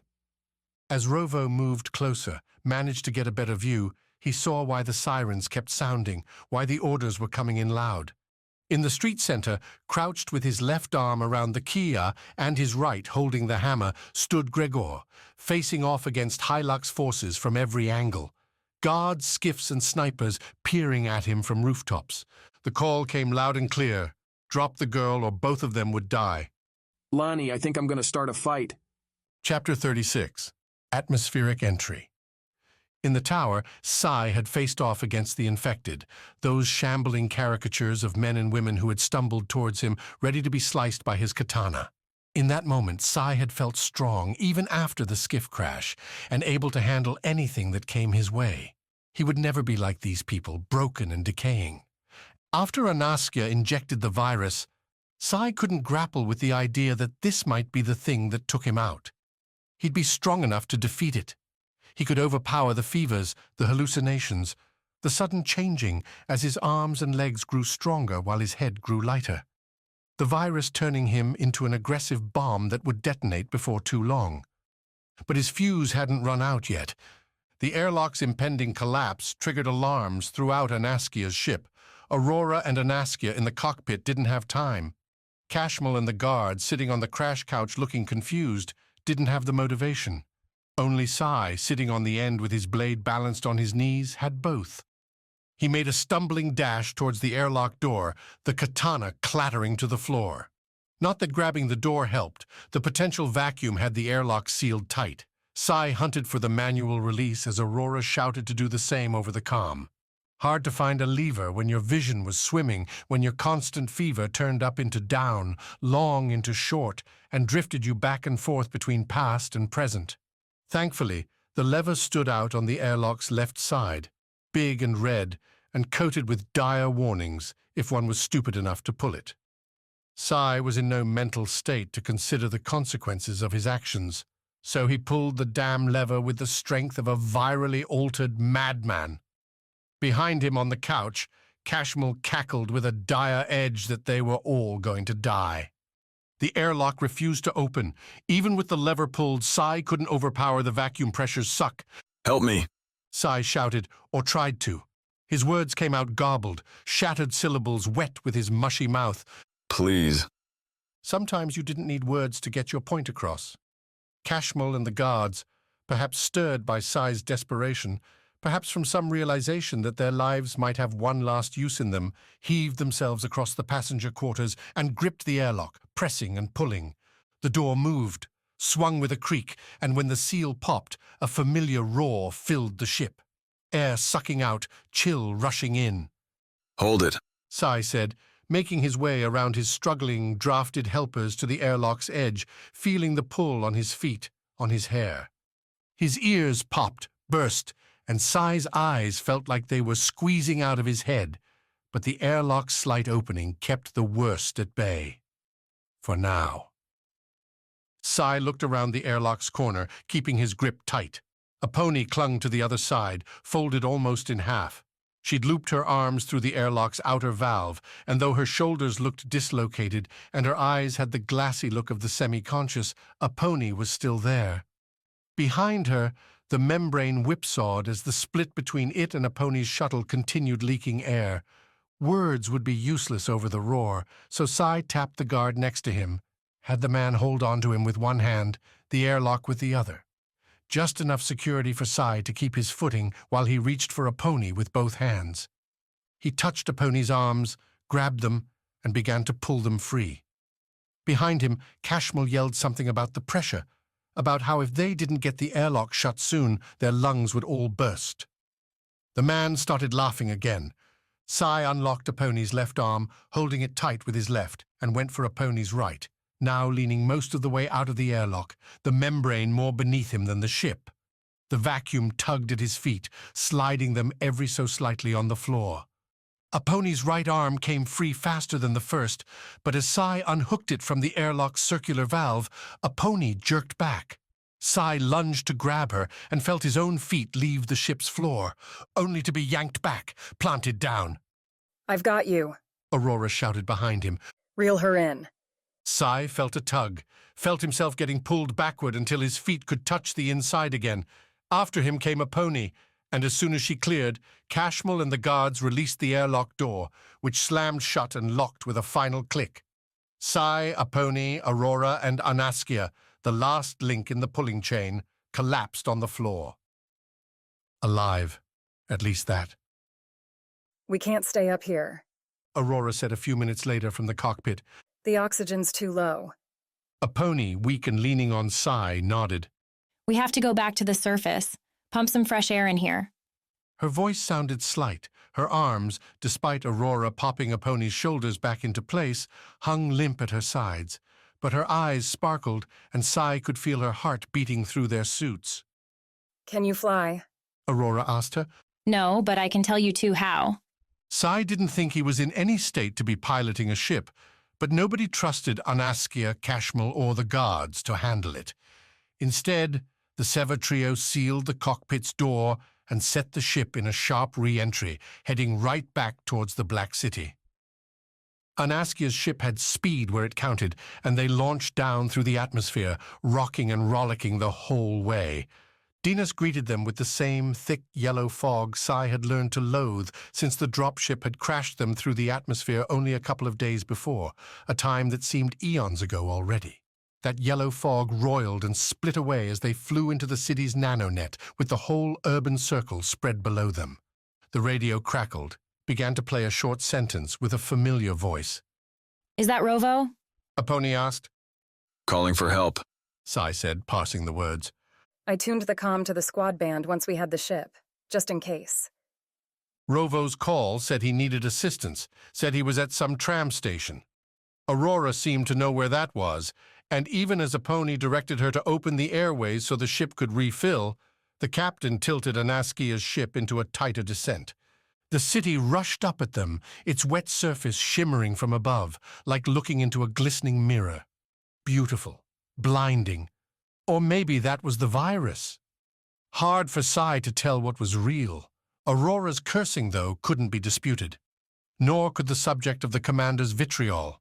Several skiffs, a slew of what looked like Helix emergency vehicles, and who knew how many personnel surrounded the burning, ruined tram station, and more directly a corner of it, where a familiar figure held a hammer high.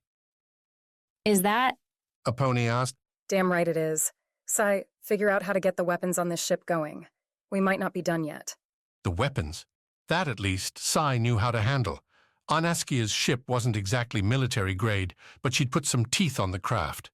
Sai's fingers played over the console in front of him, sliding energy to the ship's weapons and opening them up, telling them their targets by swiping his fingers along the images coming from below.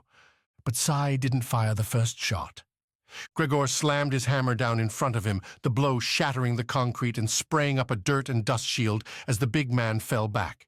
The surrounding Helix forces began to launch lasers, zeroing in on their target as Gregor turned his back to them, looking like he was trying to protect something clutched to his chest. Outnumbered, outgunned, no more. The ship's console pinged when they entered range, and Sai didn't wait for Aurora's command to activate the program, sending lasers by the dozens streaming down towards the city, towards the clustered forces. Against a bunch of skiffs, Anaskia's ship did the job. The bolts sliced down and through the hovering craft, burning out vehicles and sending rooftop snipers scrambling as their posts turned to molten ash.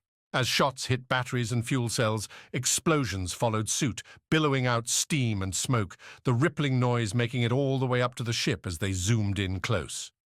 Kashmel, open the airlock, and if I have to come back there, I'm bashing your head in. Aurora's threat, or perhaps the sheer insanity of the situation, worked. Sai saw the light indicating an open door pop on as Aurora swung the ship down into the now cleared and largely destroyed intersection.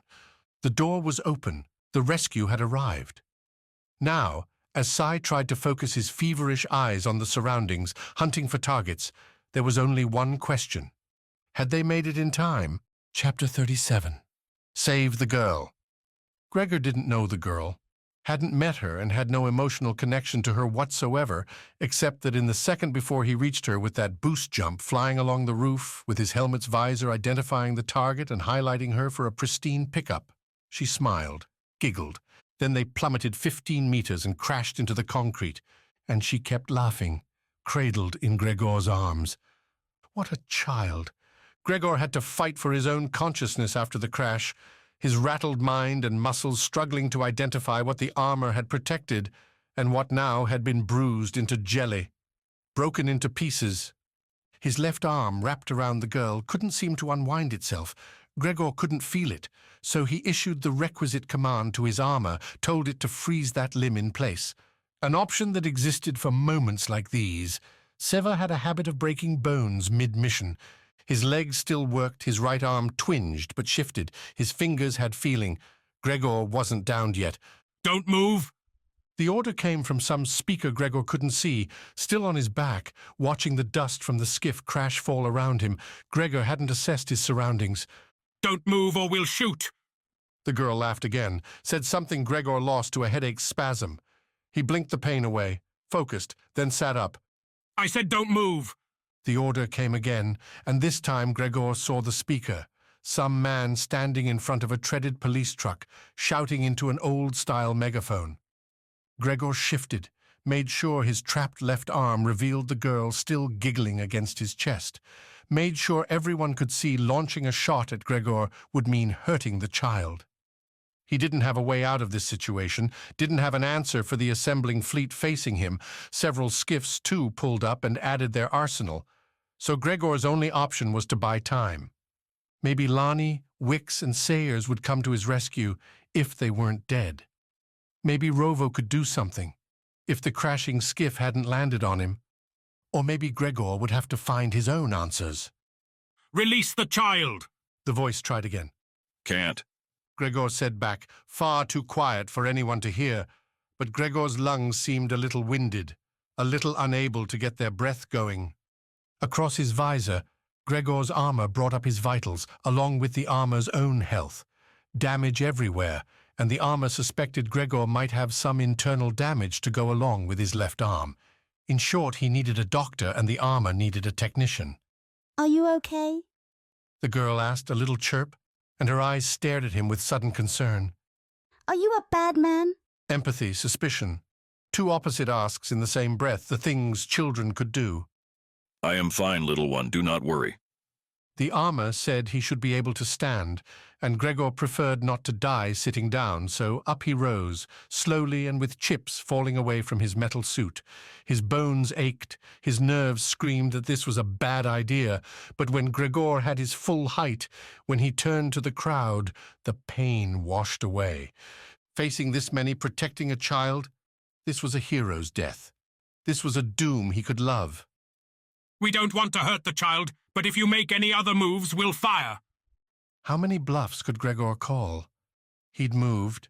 He hadn't released the child, and now he'd stood up. Clearly they wanted the girl, and wanted her alive. Gregor grinned, not that anyone could see the smile behind his helmet. Time to test this even further. Little one, do not be scared, Gregor said, reaching his arm behind his back to where his hammer sat holstered. Where it had, no doubt, made his landing a lot less comfortable. Such were the prices paid for carrying gigantic weapons. Gregor's grip felt solid, and he pulled the hammer up and out of his holster as the speaker shouted again, threatened again. Gregor tried to inhale, forced his lungs against his ribs, bruised, cracked, broken, and told the armor to amplify his next words. He lifted the hammer high, its head gleaming in the late evening light, coated with Dynas's ever-present dew.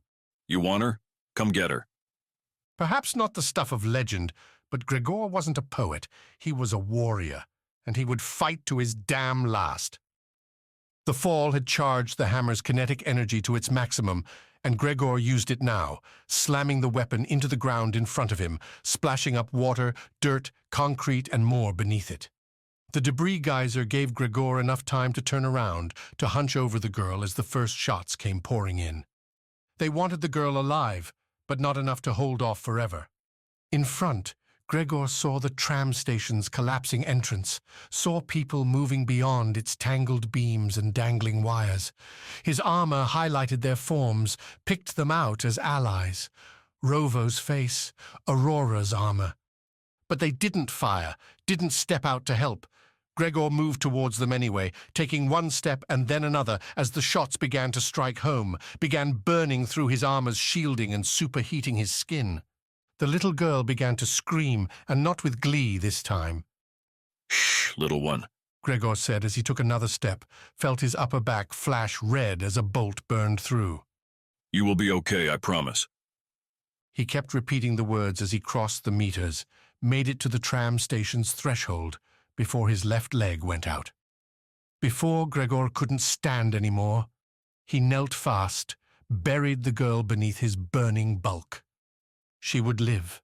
The little girl must survive. A rippling boom tore the air behind him, then another, and now screams that weren't the girl's, weren't his, echoed around the intersection.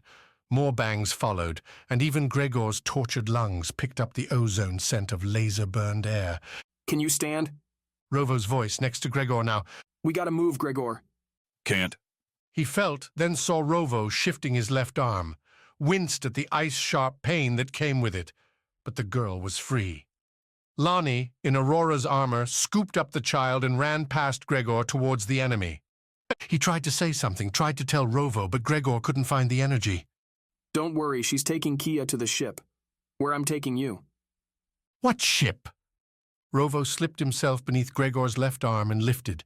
Pain spiked through, but Gregor managed to stand, managed to turn around with Rovo to see a giant craft hovering over the intersection, spraying laser fire at the scattering enemies.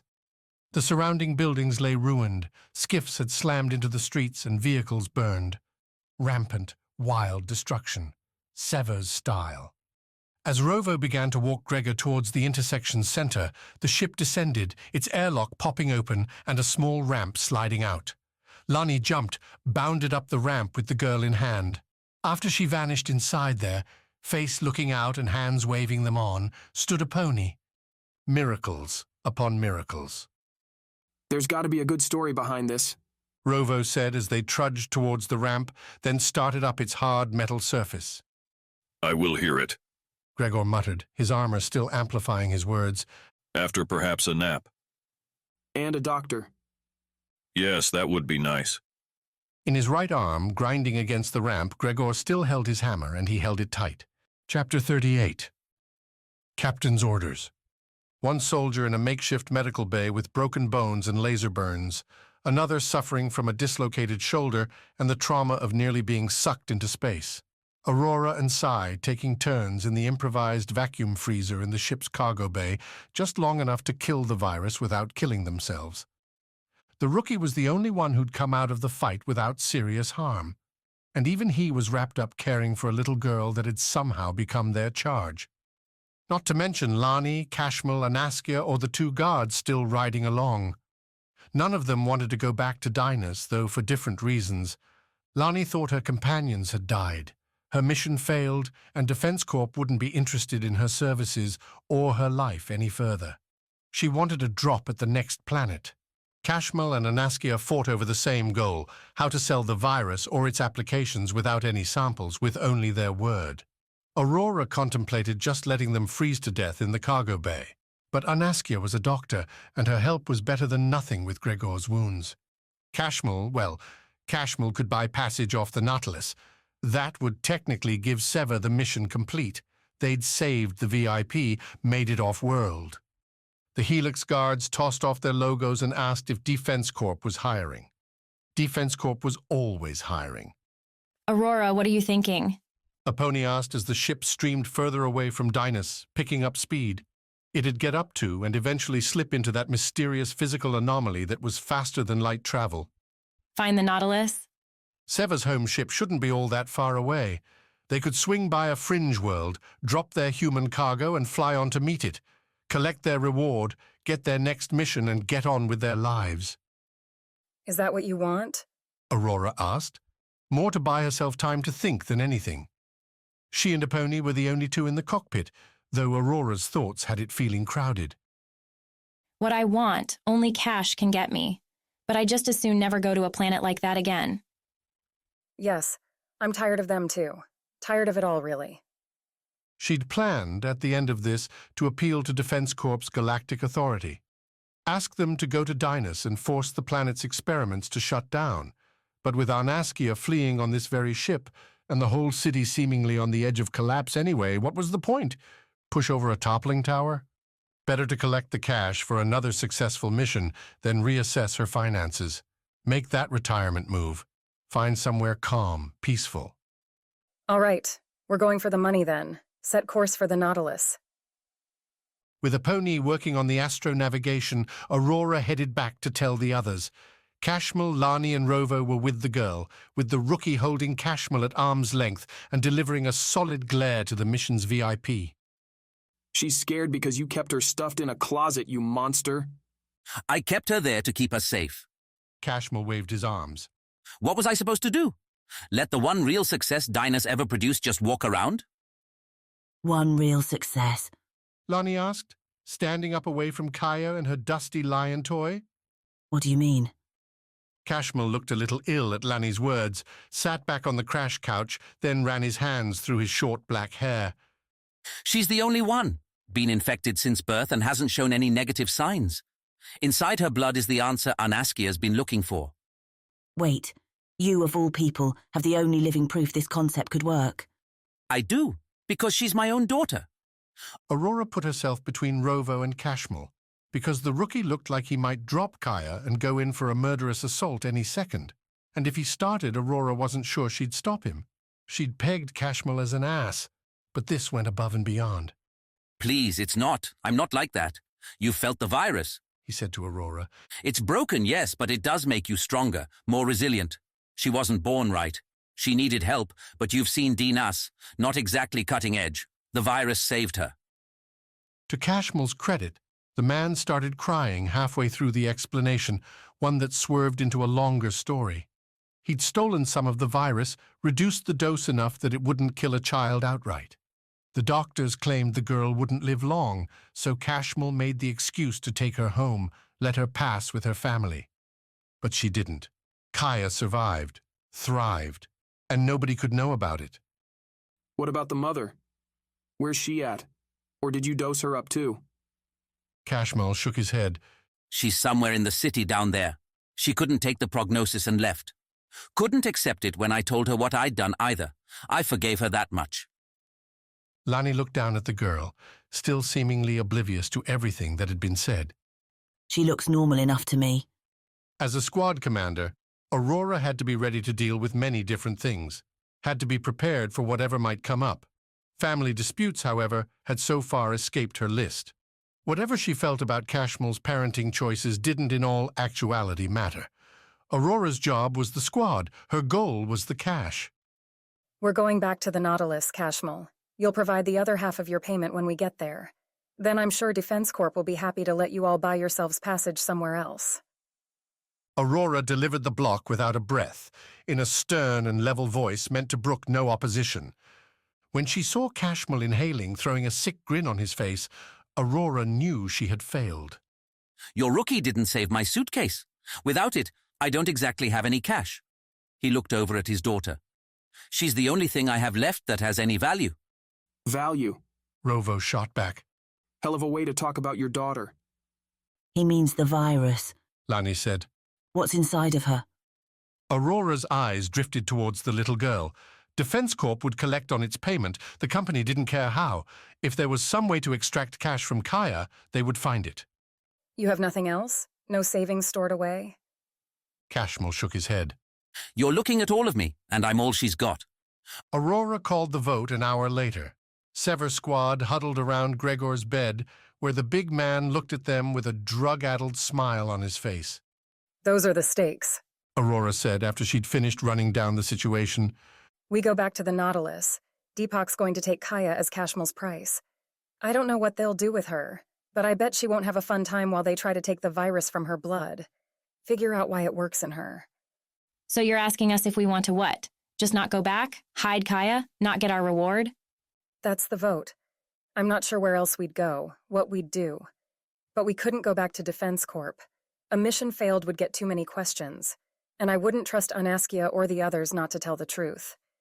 Give up the girl or give up our lives, Gregor said, then laughed in his broken chuckle. I can fight and die anywhere for anyone. Let her live. Aurora nodded, looked at Sai, still weak from the vacuum freeze and leaning on against the wall. He'd had a longer exposure, necessary to deal with his higher virus load, and looked dry, shriveled. I have children. I would never give them up, not for anything. One mission in, I don't have much to lose, Rovo added. I don't want to have Kaya on my conscience. Back around to a pony who bit her lip, shook her head, and sighed. You know I'm the only one flying this thing. I could take us to the Nautilus and you'd never even know. But you won't do that. Sai said. You're not that person, Aponi. Aponi's glance away showed that she might not be so sure of that, but she nodded. Okay, I'm in. But what does this even mean? We're turning traitor. We're outlaws. No, we're dead. To Defense Corp, to any official, we're casualties. Now we're just a group, working for cash, like we always were. Less orders, more fun. I like it. It's settled then. Aurora said, surprising herself at how free it felt to cast off Defense Corp's tight shackles. We'll head towards the nearest world, drop off our passengers, and figure out what's next. She looked around the room, caught the nods from all the others. 5 fighters, skilled and ready. Not a bad start, at least until Defense Corp found out they lived. And then, well, then things would get interesting. But that would be later. For now? We might be forming a new group. Anyone mind if we keep the old name? Not a soul objected, and Sever Squad, free and freelancing, shot off into the stars. This is the end of Helix Strike, Sever Squad, Book 2 by A.R. Knight. Listen on for an excerpt from Hope's Debt, Sever Squad, Book 3. Text copyright 2020, all rights reserved. To find more of our books, check out www.blackkeybooks.com. Thanks for listening. An excerpt from Hope's Debt, Sever Squad, Book 3. No guns on the streets. Aurora laid the command on Sever before vanishing to find them some work. Apparently, the captain knew some haunts on the world that she didn't feel like sharing with Sever. Sai would have taken offense at the secrecy, except he had other objectives, and getting a bit of off-ship free time fit right in with what he wanted. Sai had left his wife and children years ago to take up with Defense Corp. The cash provided had given his family a better life than any possible if Sai had stuck around, dithering away on routine security gigs. With long space travel diluting time, taking the contract meant breaking ties, meant Sai might never see his family again. Even assuming he didn't take a laser to the back. None of that, though, meant Sai couldn't send messages back home. Before, he could just walk to the Nautilus's communications bay and rip off a sentimental note, or an action-filled, suitably redacted update. Since Dynas and their journey through dead space, Sai hadn't been able to say a word. His family might be sending one message after another to the Nautilus and getting nothing in reply. Fixing that meant finding Wexer's comm station, likely a sprawling mess beneath a large dish busy beaming out data by the petabyte to the intergalactic airwaves. You're taking that, really? Aponi asked Sai as they waited for their turn to leave the ship. Rovo took second after Aurora, and the captain's orders called for a few minutes between disembarking to avoid attention. Isn't that, like, completely against our goals right now? Sai reached over his shoulder, patted the katana's hilt. The long sword rested in a sheath going down Sai's back, something he'd cobbled together during the journey. Normally the blade would slot right in Sai's power armor, but that had been lost on Dynas. I lost the sword once. I'm not losing it again. Nobody said anything about losing it. Sai gave Aponi a level stare. The pilot had set Sai up on Dynas, and no matter how much Aponi claimed Sai would have died without her help, her actions had caused him to lose his power armor, to lose that katana in the first place. No matter the logic, Aponi's trick still burned. Take care of yourself, I'll be fine. Sai's wrist chimed, the timer dinging his turn to ditch the ship, and he took the ramp in long strides. It's not you I'm worried about, Aponi said, her words carrying down the exit. Sai ignored the comment and let Wexer's bright afternoon whisk him away from the docking bay, through the shallow wall ringing the ship and into the open city. From what Sai had read, Wexer held itself as a stable world, terraformed just enough to kill the volcanic action that'd lead to the blasted landscape. Other than the creamy rivers, Wexer had become one boring rock. Stability didn't mean beauty.